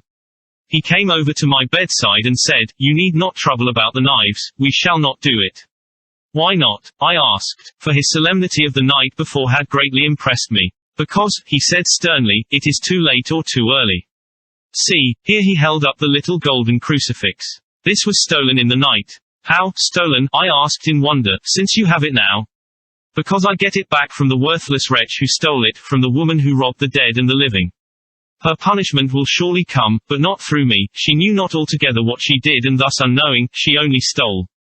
Now we must wait. He went away on the word, leaving me with a new mystery to think of, a new puzzle to grapple with. The forenoon was a dreary time, but at noon the solicitor came, Mr. Marquand, of Holman, Sons, Marquand and Lidderdale. He was very genial and very appreciative of what we had done, and took off our hands all cares as to details. During lunch he told us that Mrs. Westenra had for some time expected sudden death from her heart, and had put her affairs in absolute order. He informed us that, with the exception of a certain entailed property of Lucy's father's which now, in default of direct issue, went back to a distant branch of the family, the whole estate, real and personal, was left absolutely to Arthur Holmwood. When he had told us so much he went on, frankly we did our best to prevent such a testamentary disposition, and pointed out certain contingencies that might leave her daughter either penniless or not so free as she should be to act regarding a matrimonial alliance. Indeed, we pressed the matter so far that we almost came into collision, for she asked us if we were or were not prepared to carry out her wishes. Of course, we had then no alternative but to accept. We were right in principle, and 99 times out of 100 we should have proved, by the logic of events, the accuracy of our judgment. Frankly, however, I must admit that in this case any other form of disposition would have rendered impossible the carrying out of her wishes. For by her predeceasing her daughter the latter would have come into possession of the property, and, even had she only survived her mother by 5 minutes, her property would, in case there were no will, and a will was a practical impossibility in such a case, have been treated at her decease as under intestacy. In which case Lord Godalming, though so dear a friend, would have had no claim in the world, and the inheritors, being remote, would not be likely to abandon the just rights, for sentimental reasons regarding an entire stranger. I assure you, my dear sirs, I am rejoiced at the result, perfectly rejoiced. He was a good fellow, but his rejoicing at the one little part in which he was officially interested of so great a tragedy, was an object lesson in the limitations of sympathetic understanding. He did not remain long, but said he would look in later in the day and see Lord Godalming. His coming, however, had been a certain comfort to us, since it assured us that we should not have to dread hostile criticism as to any of our acts. Arthur was expected at 5 o'clock, so a little before that time we visited the death chamber. It was so in very truth, for now both mother and daughter lay in it. The undertaker, true to his craft, had made the best display he could of his goods, and there was a mortuary air about the place that lowered our spirits at once. Van Helsing ordered the former arrangement to be adhered to, explaining that, as Lord Godalming was coming very soon, it would be less harrowing to his feelings to see all that was left of his fiancée quite alone. The undertaker seemed shocked at his own stupidity and exerted himself to restore things to the condition in which we left them the night before, so that when Arthur came such shocks to his feelings as we could avoid were saved. Poor fellow, he looked desperately sad and broken, even his stalwart manhood seemed to have shrunk somewhat under the strain of his much-tried emotions. He had, I knew, been very genuinely and devotedly attached to his father, and to lose him, and at such a time, was a bitter blow to him. With me he was warm as ever, and to Van Helsing he was sweetly courteous, but I could not help seeing that there was some constraint with him. The professor noticed it, too, and motioned me to bring him upstairs. I did so, and left him at the door of the room, as I felt he would like to be quite alone with her, but he took my arm and led me in, saying huskily, "You loved her too, old fellow, she told me all about it, and there was no friend had a closer place in her heart than you. I don't know how to thank you for all you have done for her. I can't think yet." Here he suddenly broke down, and threw his arms round my shoulders and laid his head on my breast, crying, "Oh, Jack! Jack, what shall I do? The whole of life seems gone from me all at once, and there is nothing in the wide world for me to live for." I comforted him as well as I could. In such cases men do not need much expression. The grip of the hand, the tightening of an arm over the shoulder, a sob in unison, are expressions of sympathy dear to a man's heart. I stood still and silent till his sobs died away, and then I said softly to him, "Come and look at her." Together we moved over to the bed, and I lifted the lawn from her face. God, how beautiful she was! Every hour seemed to be enhancing her loveliness. It frightened and amazed me somewhat, and as for Arthur, he fell a trembling, and finally was shaken with doubt as with an ague. At last, after a long pause, he said to me in a faint whisper, "Jack, is she really dead?" I assured him sadly that it was so, and went on to suggest, for I felt that such a horrible doubt should not have life for a moment longer than I could help, that it often happened that after death faces became softened and even resolved into the youthful beauty, that this was especially so when death had been preceded by any acute or prolonged suffering. It seemed to quite do away with any doubt, and, after kneeling beside the couch for a while and looking at her lovingly and long, he turned aside. I told him that must be goodbye, as the coffin had to be prepared, so he went back and took her dead hand in his and kissed it, and bent over and kissed her forehead. He came away, fondly looking back over his shoulder at her as he came. I left him in the drawing room, and told Van Helsing that he had said goodbye, so the latter went to the kitchen to tell the undertaker's men to proceed with the preparations and to screw up the coffin. When he came out of the room again I told him of Arthur's question, and he replied, "I am not surprised. Just now I doubted for a moment myself. We all dined together, and I could see that poor Art was trying to make the best of things." Van Helsing had been silent all dinner time, but when we had lit our cigars he said, "Lord," but Arthur interrupted him, "No, no, not that, for God's sake. Not yet at any rate. Forgive me, sir, I did not mean to speak offensively, it is only because my loss is so recent." The professor answered very sweetly, "I only used that name because I was in doubt. I must not call you Mr., and I have grown to love you, yes, my dear boy, to love you as Arthur." Arthur held out his hand, and took the old man's warmly. "Call me what you will," he said. "I hope I may always have the title of a friend. And let me say that I am at a loss for words to thank you for your goodness to my poor dear." He paused a moment, and went on, "I know that she understood your goodness even better than I do, and if I was rude or in any way wanting at that time you acted so you remember." The professor nodded. "You must forgive me," he answered with a grave kindness. "I know it was hard for you to quite trust me then, for to trust such violence needs to understand, and I take it that you do not, that you cannot trust me now, for you do not yet understand. And there may be more times when I shall want you to trust when you cannot and may not and must not yet understand. But the time will come when your trust shall be whole and complete in me, and when you shall understand as though the sunlight himself shone through." Then you shall bless me from first to last for your own sake, and for the sake of others and for her dear sake to whom I swore to protect. And, indeed, sir, said Arthur warmly, I shall in all ways trust you. I know and believe you have a very noble heart, and you are Jack's friend, and you were hers. You shall do what you like. The professor cleared his throat a couple of times, as though about to speak, and finally said, May I ask you something now? Certainly. You know that Mrs. Westenra left you all her property. No, poor dear, I never thought of it. And as it is all yours, you have a right to deal with it as you will. I want you to give me permission to read all Miss Lucy's papers and letters. Believe me, it is no idle curiosity. I have a motive of which, be sure, she would have approved. I have them all here. I took them before we knew that all was yours, so that no strange hand might touch them, no strange eye look through words into her soul. I shall keep them, if I may, even you may not see them yet, but I shall keep them safe. No word shall be lost, and in the good time I shall give them back to you. It's a hard thing I ask, but you will do it, will you not, for Lucy's sake? Arthur spoke out heartily, like his old self, Dr. Van Helsing, you may do what you will. I feel that in saying this I am doing what my dear one would have approved. I shall not trouble you with questions till the time comes. The old professor stood up as he said solemnly, and you are right. There will be pain for us all, but it will not be all pain, nor will this pain be the last. We and you too, you most of all, my dear boy, will have to pass through the bitter water before we reach the sweet. But we must be brave of heart and unselfish, and do our duty, and all will be well. I slept on a sofa in Arthur's room that night. Van Helsing did not go to bed at all. He went to and fro, as if patrolling the house, and was never out of sight of the room where Lucy lay in her coffin, strewn with the wild garlic flowers, which sent, through the odor of lily and rose, a heavy, overpowering smell into the night. Mina Harker's Journal.